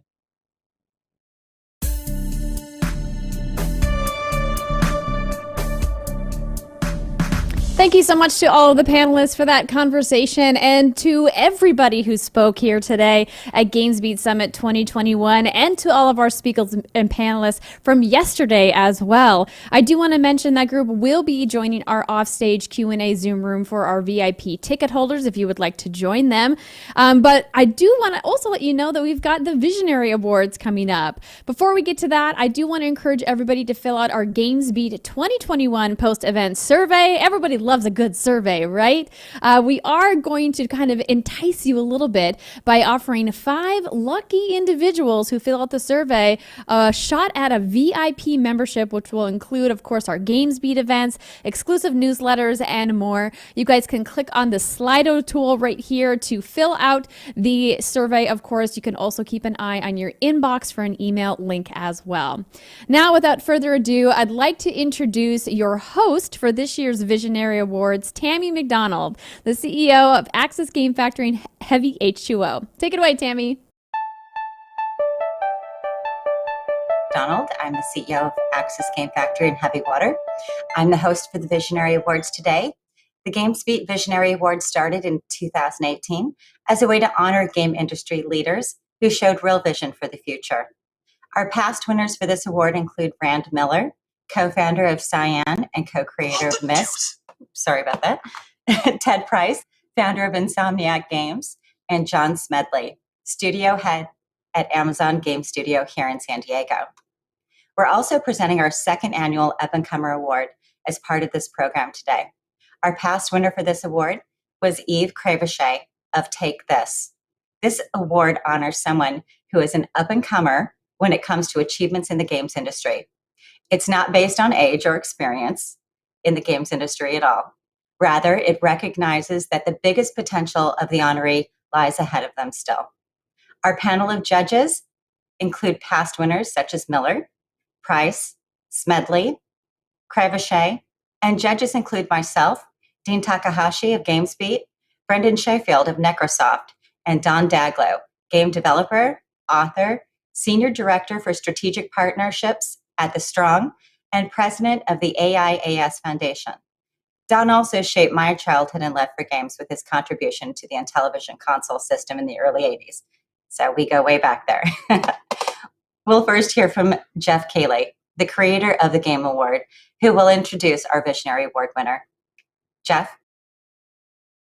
Thank you very much, Tammy. So kind of you to put these awards together and invite me up here to pay tribute to our Visionary Award winner. I don't know if I'm spoiling anything, but our Visionary Award winner this year is Laura Miele, the Chief Studios Officer of Electronic Arts. And Laura and I had a session earlier today, but I've known Laura since I really started in the video game industry. And this is such an important honor, and she's such an important individual in the gaming industry. Many of you may know her now as really one of the highest ranking executives at Electronic Arts that runs the entire studio organization. But I met Laura a good 25 years ago when I was just starting out in gaming. I remember going to I think it was the first E3 or the second E3 in 1996 when Laura worked at Westwood Studios, and I got to meet with her and hear about the games from that company that created Command and Conquer. And I still remember actually coming home and sending her a fax to thank her for meeting me, because that was the world we were in 1996. She very kindly faxed me back and said, thank you for visiting our booth and learning about our games. And Laura has really been a mentor to me personally for many, many years. And even though I was just kind of a lowly video game journalist with a website, gameslice.com, which is still my email address today, she treated me with a lot of respect and always was curious in what I thought about their games or where I thought the company could go. And she was always thinking very big about where this industry was going to go.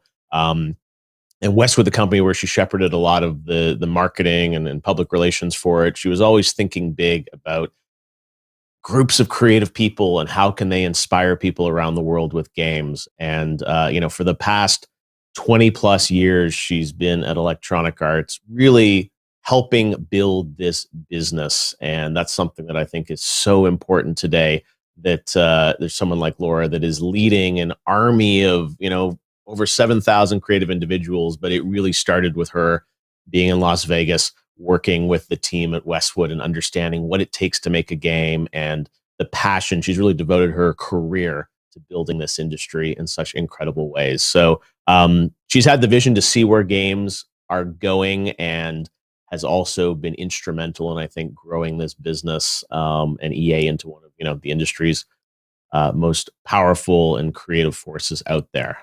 So before Laura accepts, we have a couple special surprise guests joining us as well to tell you a little bit more about Laura and her role in shaping the gaming industry. And first up, we have a man who needs no introduction, Vince Zampella from Respawn, of course, the creator of Call of Duty, Titanfall, and now Apex Legends. And Vince is joining us to tell us a little bit about his time working with Laura at Electronic Arts. So Vince, take it away.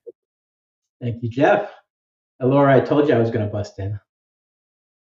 I think Jeff used the word curiosity, and I think that was in my kind of notes too, of like, it's this weird mix of such strength where when you need her, she will show up for you, but at the same time, there's a curiosity and a vulnerability that makes you okay with like having discussions that you would normally be kind of afraid to, which leads to bigger understanding, doing different things in the games, different possibilities that wouldn't be possible without that support. So she's been a huge mentor for me, especially shepherding me through the crazy world of EA. And I'm glad she's getting an award like this, and I just want to thank her. Amazing. Thanks, Vince. Yeah, you guys have done incredible work at Respawn, and it's amazing, as you said, that Respawn has been such a key part of EA, and I think this, this approach to really allowing the studios to, to drive the creative and what they want to do. So great to have you with us. And our final special guest is, I talked a lot about Westwood Studios and meeting Laura there. Well, I'm so honored to having joining us from Las Vegas is the founder of Westwood Studios and the creator of Command & Conquer, Brett Sperry, the person who hired Laura into this business back in the mid-90s. Hello, Brett. How you doing?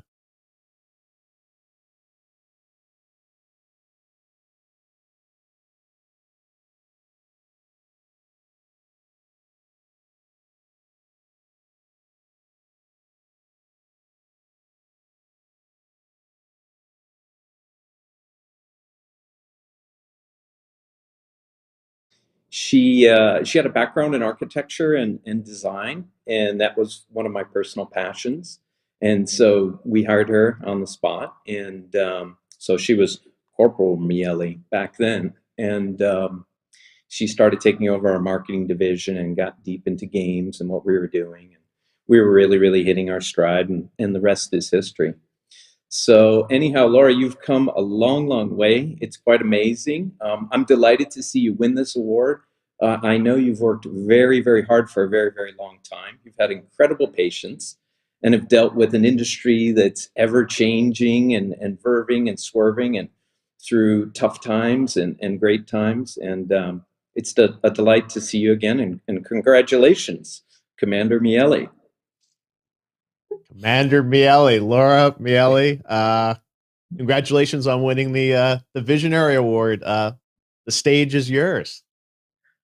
Okay. Wow. I am rarely speechless, but I am. What an incredible honor and just a huge surprise from both Vince and Brett. Thank you. Thank you so much. First, I do want to thank the GamesBeat for this incredible summit. I mentioned earlier today that Dean and Jeff are just such incredible advocates for gaming, and you both operate with such integrity and intelligence about our industry. We're very grateful for you. Oh gosh, this is just, thank you very much. This is such an honor. I am very humbled to be recognized in this way, and it just, to hear from Brett and Vince, two people that have had such a profound impact on me professionally and personally. I just don't know if either of you realize how you have shaped my career and just how I show up in the world. Yes, I did start my career 25 years ago at Westwood, and I just feel so privileged to have started my game career at a studio. Brett just, I just can't believe you heard Brett. Brett spent countless hours teaching me the industry and just sharing his deep knowledge and insights. He has an extreme commitment to perfection and excellence, and it was just instilled with me in me from the very beginning. In addition to marketing that Brett had me run, Brett also had me run Westwood Online, and it was probably one of the biggest lessons and the most critical exposure to our players in a very direct way. Westwood took our players and our community incredibly seriously. In fact, when we got acquired by EA, I remember showing up and that we had 1 million players in our community, and I think we doubled or tripled all of EA's players online at the time because we had Westwood Online. And so I got such an early start in the foundation of my career about having a deep love and respect for developers and what developers go through. Listening to our players, allowing players to be our north, and just believing that anything was possible. I mean, Brett and I would spend hours and hours and late nights just dreaming up how we were going to launch a game or make something bigger or create a surprise and delight for players. Like just the belief that something can work is what was instilled in me from the very, very, very beginning. And then you fast forward 10 years and I meet Vince and his incredible team at Respawn, and so many of these qualities about just this deep respect for the development process and making sure that games are excellent, and you never give up, you just iterate and you keep on the games, and of course the extreme commitment to players. I just saw this very similar pattern and behaviors like this. I immediately recognized it, and you just know exceptional talent in teams when you see them. And I just, again, starting my career at Westwood and working with Respawn, and we have Maxis and DICE and BioWare and Criterion and Motive and our sports teams and our mobile teams of Electronic Arts. It is such a privilege. And I don't necessarily consider myself a visionary, but I am a dreamer, and I do dream of helping people think about things in a far bigger way than they even thought possible. I love seeing a spark of something interesting and daring to put my energy behind it and help make things happen. Someone said to me that works on our team last year, they said, when you're passionate about something and you believe in someone, it feels like we have a superhero cape on. And I love that. And I so want to lift up our creators and have people feel like that they have capes on and can just accomplish anything. So I accept this award very humbly on behalf of all the electronic artists at EA, on behalf of all of our players, and definitely on behalf of the incredible visionaries that I have had the extreme pleasure of working with and learning from. So thank you very much. Thank you. Congratulations, Laura. Thanks, Brett and Vince, for joining us. This is your life, Laura Maley. Back to you, Tammy. This is a surprise. Congratulations, Laura. Honestly, just such a wonderful honor for you and truly deserved. We will be now transitioning over to hear from Alana Pierce, who is going to be introducing our up-and-comer award winner. Alana?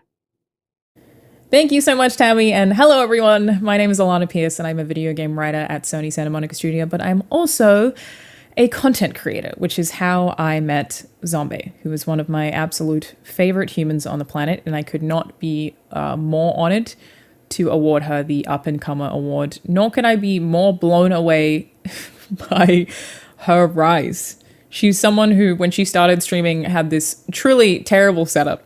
She had really bad audio.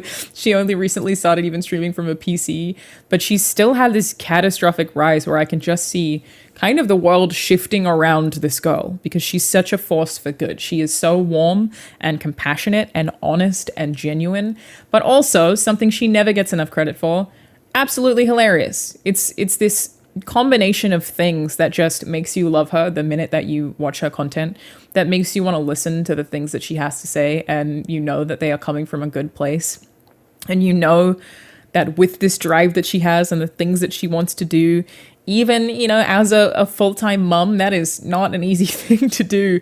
She's just having so much success and will continue to have success with things like obviously Twitch and her Radically Kind Gamers initiative and the different charity organizations that she raises money for, and just being a wonderful activist for a lot of different causes in general. So it has been a pleasure to watch her get to where she is today, and I can't wait to see her, triple, quadruple the amount of success she has in an even smaller amount of time, because I can see this woman shifting the world in real time, and it is incredibly inspiring, and I am so glad to know her.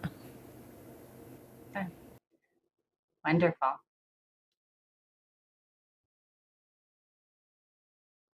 Natasha? Hi, Tammy. Nice to meet you. Nice to meet you, and congratulations to you. Thank you so much. Definitely. This was a huge surprise. Also, those were very nice things said about me from Alana. So excuse me, I'm not crying. I just am on the precipice because I'm a big crybaby. But thank you all so much for this. I want to thank everyone over at GamesBeat for how incredible of an opportunity it is to be somebody like me in this space and doing the things and caring about the things I care about, and given some huge, amazing cosign culture about how you all think I'm handling kindness. Kindness is important to me, and it is a pillar of who I am. And being radically kind is something that I think we could use more of in the world. I believe that gaming is something that changes people's lives, and we have an opportunity in games to reach into people's homes and into their hearts and precipitate real change. Being radically kind is not the easiest thing. It is a rebellious act to be kind in a world that hates you. And as a Black woman in this space, it has definitely been a journey for me. And I hope that I can continue with Radically Kind Gamers to curate wildly radically kind spaces that are digitally inclusive, that are, making new rebels for the cause, that are caring about their communities, not only where they live, but their communities online, and moving the needle forward. I can't wait to see how much more equity and diversity that there is being brought to the table in this space. And with this award, you all just brought me to a table in a way that you probably don't understand how impactful it is to me. So thank you all. Thanks to all of my friends who believed in me. Thank you for the people that uplifted me and gave me chances when they didn't know who I was, and who have just had my back in a beautiful way. Thank you so much for being radically kind to me today. Absolutely. Congratulations to you. Thank you, Alana. Thank you, Natasha. Natasha, the runway is yours. Make of it what you will, because we're all looking forward to it. Congratulations. Thank you. Absolutely. And thank you, everybody, for joining us and participating, and looking forward to 2022.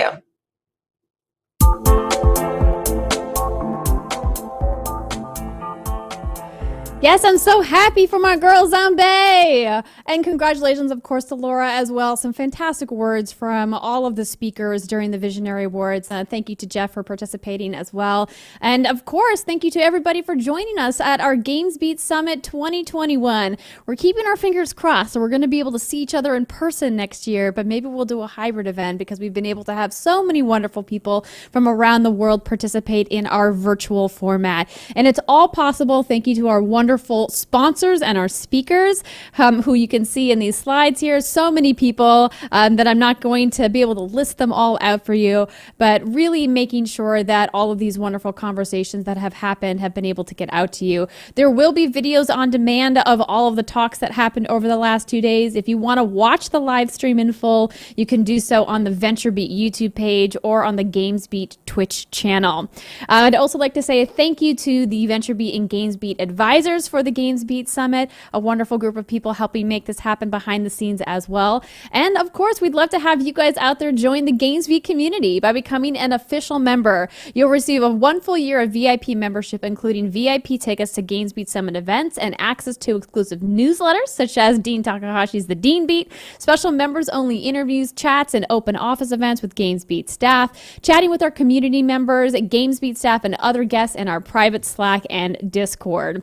And all invitees are invited to stick around for the GamesBeat Summit networking and virtual reception that's happening immediately following when I stop talking with Dean Takahashi and John Radoff in Clubhouse. You can check the agenda in Grip or on the event portal, or you can click the Clubhouse virtual reception link in any of the emails that you guys have received. You may need to copy and paste the link into your browser if you're having trouble. And don't forget, eventsupport@venturebeat.com is the email address if you need access. I do want to mention the Clubhouse is on iOS devices only. We will also keep the Zoom Q&A room open for networking for VIP ticket holders who don't have access to Clubhouse. If you want to head on over there and have some conversations with some of the people that you met today or yesterday at the summit, you are welcome to do so. Thank you once again to everybody for joining us for GamesBeat Summit 2021, and enjoy the rest of your evening. With a bang, energy and change came to every part of our universe. Seismic or small, it continues. Change is all around us, shaped by technology and human ingenuity. We can make it work for you and your business.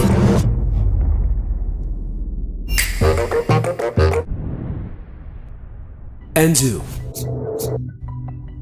is on a mission to improve advertising in video games and esports. Putting gamers first, using non-interruptive formats respecting gameplay, builds a better experience that let gamers play. Anzu has opened up gaming for brands to deploy relevant, real-time messaging targeted to any audience. Real-world campaigns can be extended into virtual environments to enhance realism for game worlds.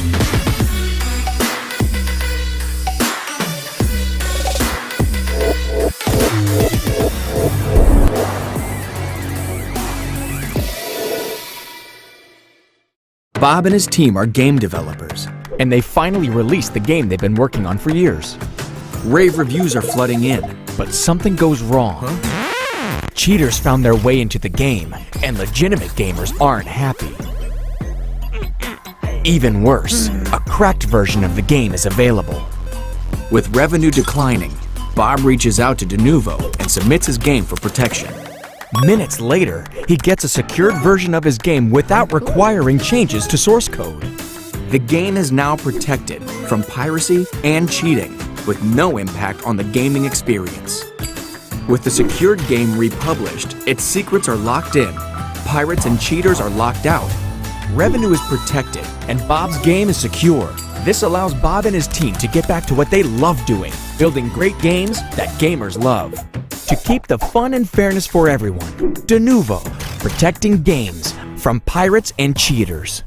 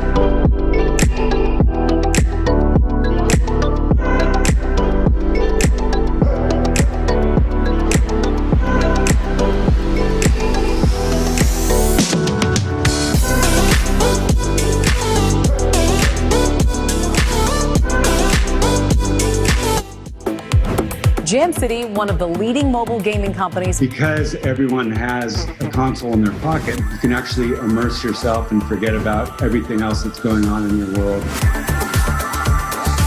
Jam City is the creative powerhouse behind some of the most popular, top-grossing games in the world. It comes down to always thinking about the player experience, to focus on the magic and the measuring.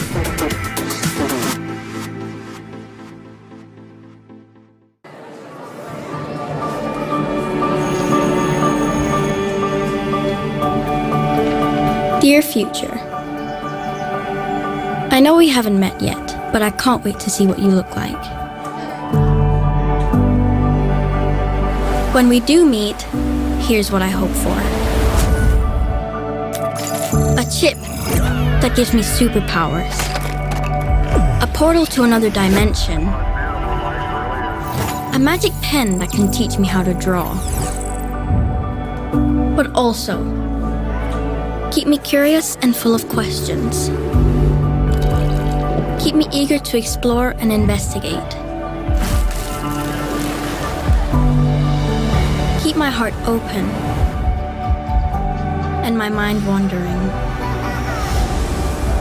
Dear future, make me a super smart robot that can teach me anything, or a watch that turns back time.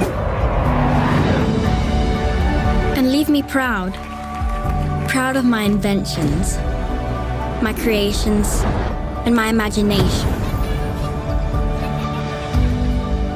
And future, please take care of me and my friends. At LEGO Ventures, we believe in the power of learning through play. We look beyond the brick to invest in startups and entrepreneurs, building the future of education and digital play. Visit legoventures.com to learn more.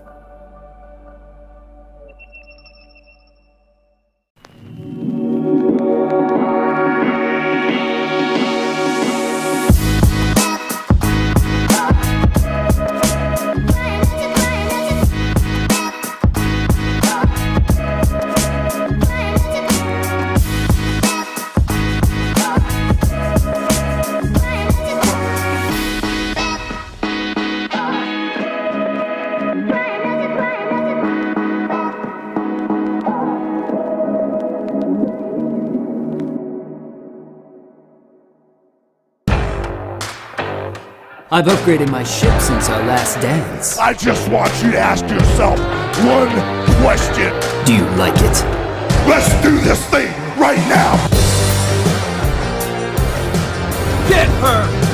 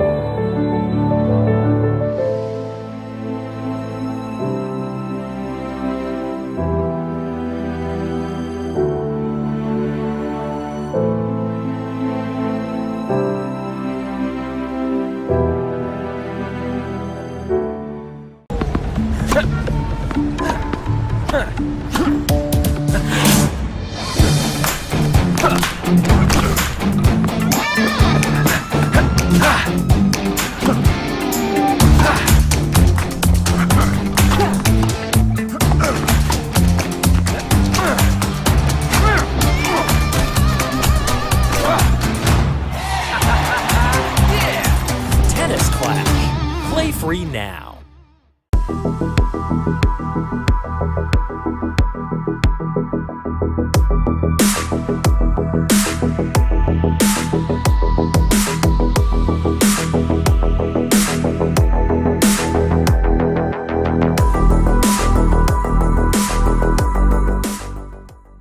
With a bang, energy and change came to every part of our universe. Seismic or small, it continues.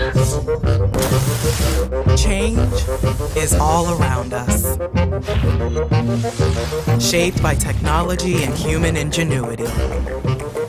We can make it work for you and your business.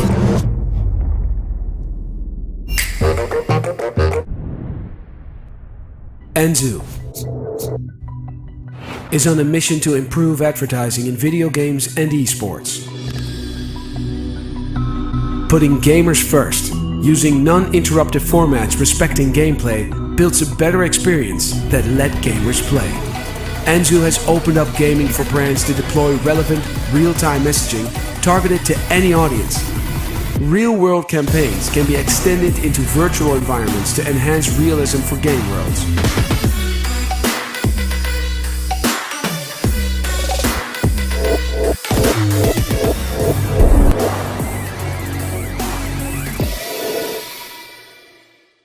Bob and his team are game developers, and they finally released the game they've been working on for years. Rave reviews are flooding in, but something goes wrong. Cheaters found their way into the game, and legitimate gamers aren't happy. Even worse, a cracked version of the game is available. With revenue declining, Bob reaches out to Denuvo and submits his game for protection. Minutes later, he gets a secured version of his game without requiring changes to source code. The game is now protected from piracy and cheating, with no impact on the gaming experience. With the secured game republished, its secrets are locked in, pirates and cheaters are locked out. Revenue is protected, and Bob's game is secure. This allows Bob and his team to get back to what they love doing, building great games that gamers love.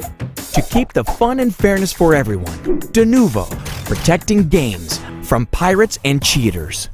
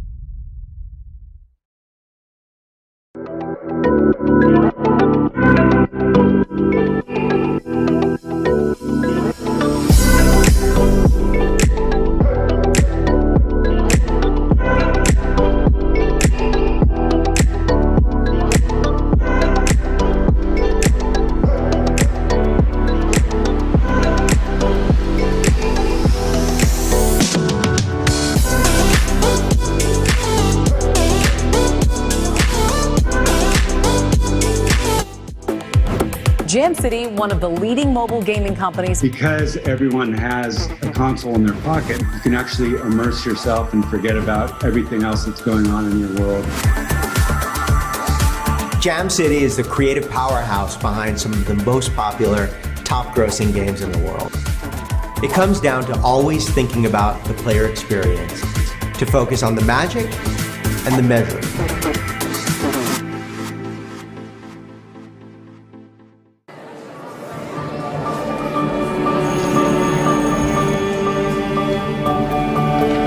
Dear future, I know we haven't met yet, but I can't wait to see what you look like. When we do meet, here's what I hope for. A chip that gives me superpowers. A portal to another dimension. A magic pen that can teach me how to draw.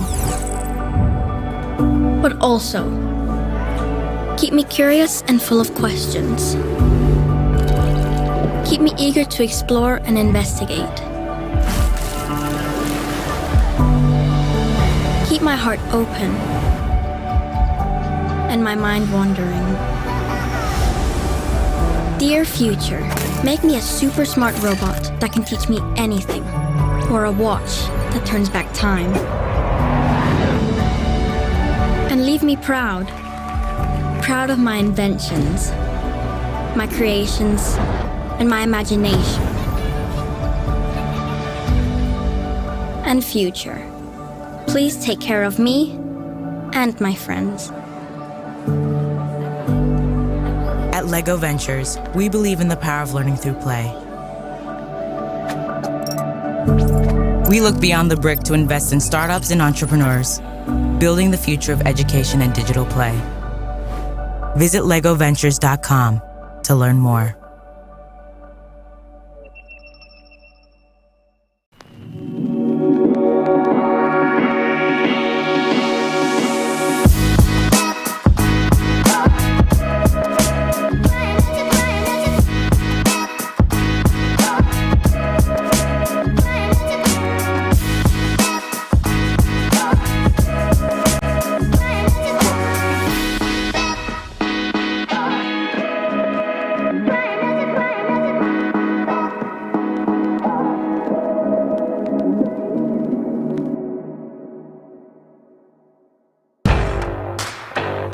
I've upgraded my ship since our last dance. I just want you to ask yourself one question. Do you like it? Let's do this thing right now! Get her!